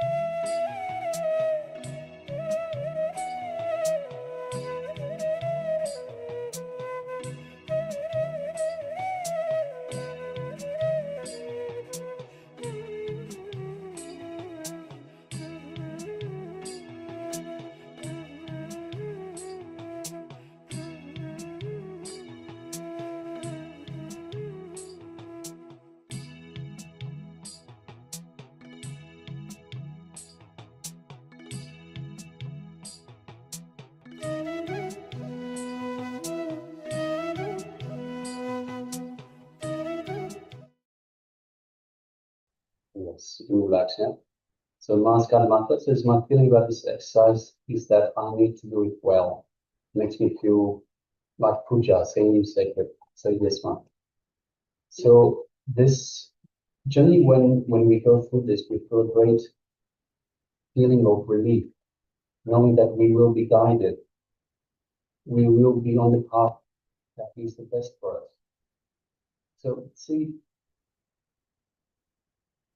Swamiji gave an example of this person that a bank teller that used to work in a bank, and part of their job was to take the money from the safe, not from the safe, from the teller, to take the money home every single night. And as the teller was traveling home, he was feeling insecure because he had all this money with him. So if he got robbed or lost this money, what would happen to him? So much stress started building into the bank teller again and again, every single night, taking the money home and bringing it back the next morning. One day he went to his manager and said, "Look, I can't do this anymore. There's too much stress. I'm too much worried about getting robbed. I'm too much worried about losing this money. I can't do this anymore." And his manager said, "Look, tell you what, don't worry about the money. Whatever happens, you are not responsible. I'm responsible for it. So whatever happens, don't worry about the money." From that time forward, bank teller had no more issues because it was no longer on his shoulders.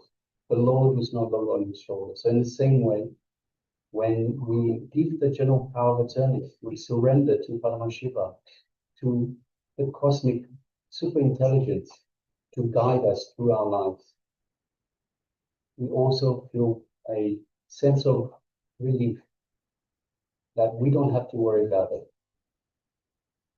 Sense of relief that we will be guided. The best path forward for us will be shown. We will be guided through this life. So it is important to do it well, as you say, Ma, to understand exactly what this means to you, to understand what you are surrendering and how you are surrendering to Paramashiva, to the great intelligence. All right, so let us now move on. If you have any further questions, by all means, please do let us know. Meanwhile, let us move further on. We have another internalization exercise. What prevents bhakti? So we have gone through on bhakti. Swamiji has reviewed on bhakti. So let us have this internalization exercise. What you are devoted to, you become that. This is the message of harnessing the power of the feeling connection. So once again, whatever you are devoted to, you become that. So that is the message of harnessing the power of feeling connection. So requesting everyone, take a few moments and write down what you are devoted to. Write down 11 powerful cognitions which inspire your life and empower your feeling connection to the Supreme Pontiff of Hinduism, to Swamiji himself. So let's take a few minutes and gather a pen and paper and write this down.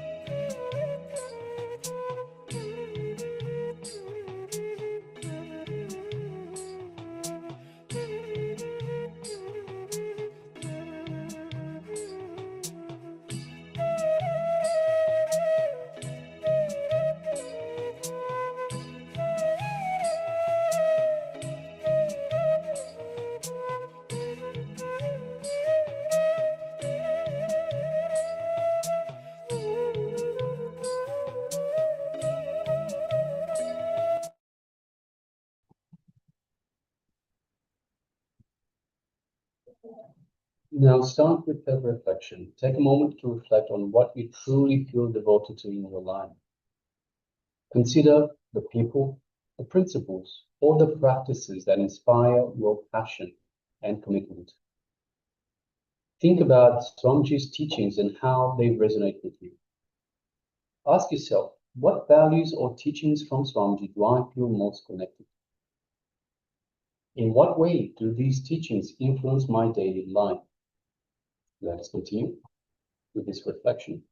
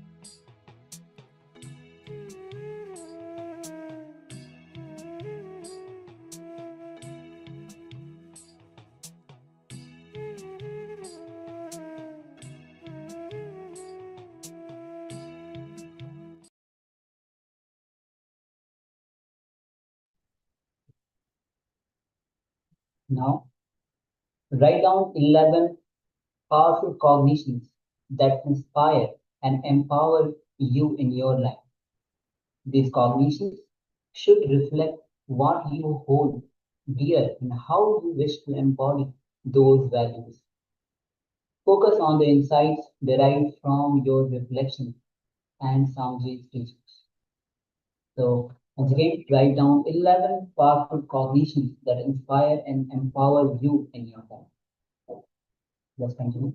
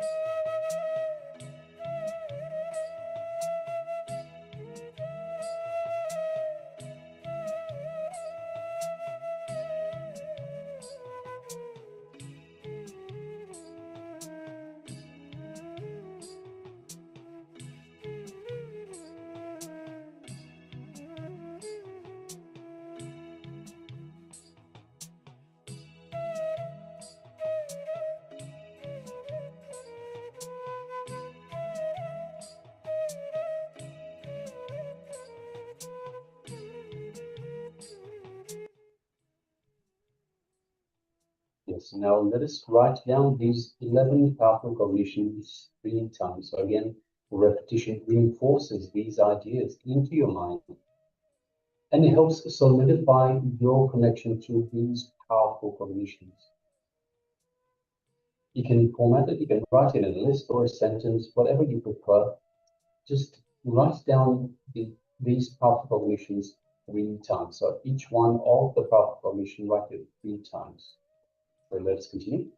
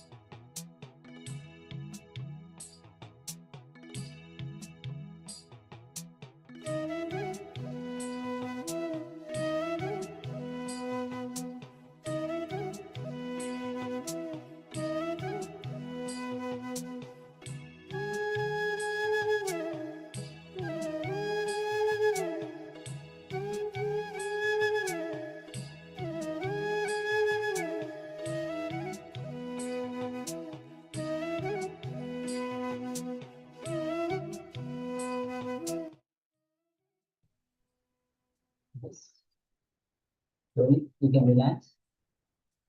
And if you want to share your powerful cognition that you have written up, please go ahead and share. We already have Stan Mata who shared briefly the powerful cognition. Thank you very much for sharing that, Stan Mata.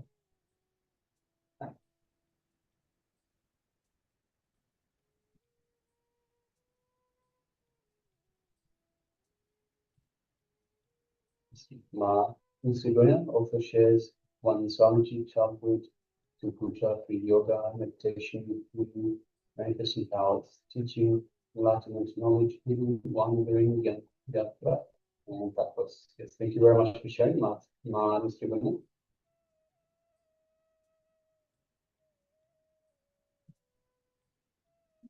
All right. So if you're still saying, please continue doing so. Meanwhile, we'll be entering into the power manifestation. And today we're doing the power of increasing the size of the object.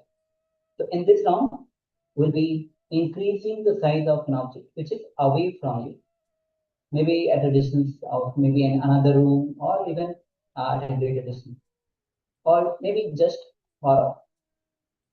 So first step is Yes, so the first step, of course, is to select the object. Now you can use the same object you have used before for the previous rounds. That's not the issue.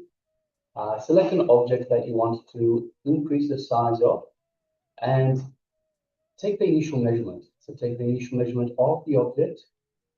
So whether by measuring tape, whether by tracing the object on a piece of paper, and after you've taken the initial measurement, then place it somewhere away from you. So it could be perhaps 2-3 meters away from you. If you're sitting on a chair at a desk, you can put it perhaps on a couch or a bed away from you. You can also put it in the next room, in the kitchen, wherever, somewhere that it is away from you. So you're not immediately affecting it. So previously in the first round, it was in front of us. In the second round, we had the object in our palms. This one will be away from us. So 2-3 meters away is okay, or perhaps even in the next room, that's fine also. So requesting everyone, let us gather an object that we want to increase the size of, take the initial measurements, and then let's place it somewhere a little far away from us.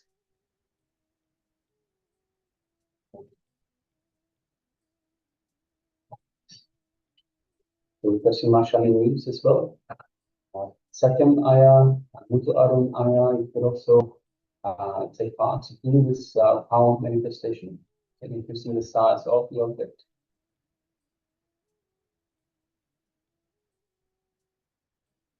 Mata is also sharing.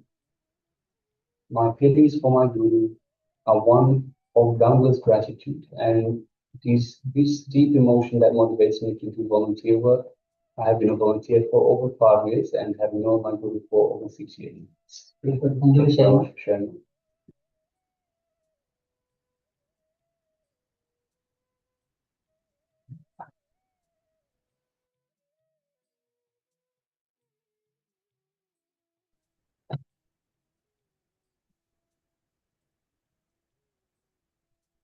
So once again, requesting everyone, let us have an object that we want to increase in size, take the initial measurement and place it somewhere a little far away from us.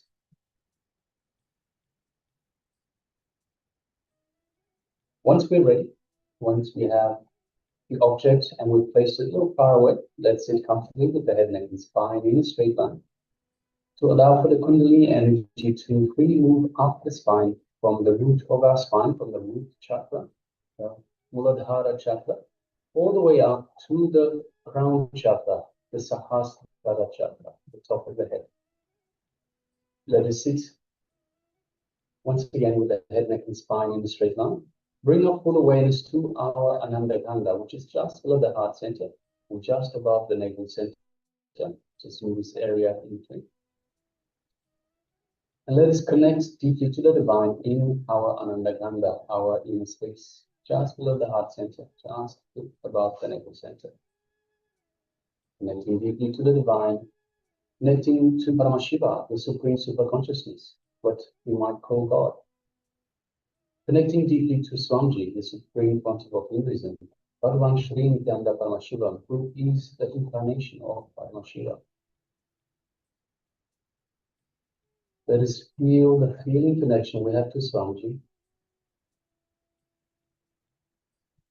And let us feel the space of oneness with Paramashiva.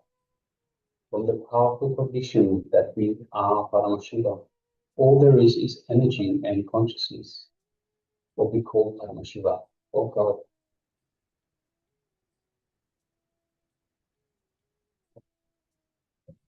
So let us feel all of that in our inner space, our Ananda Ganda, just below the heart center, just above the navel center.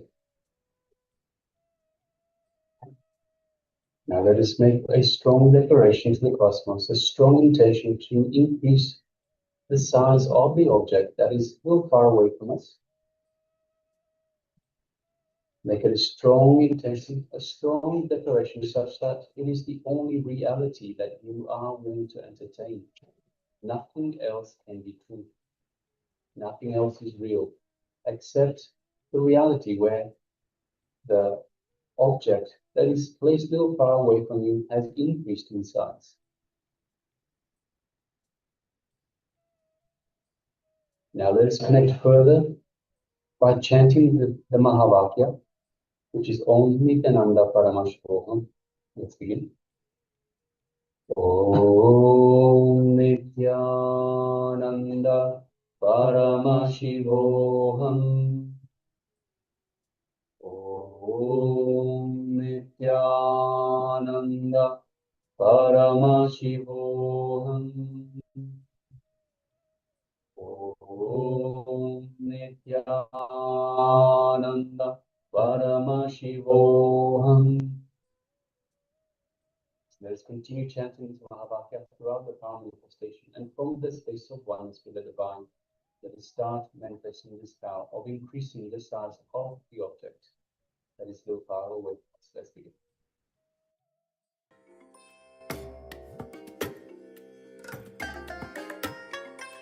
I bless you all.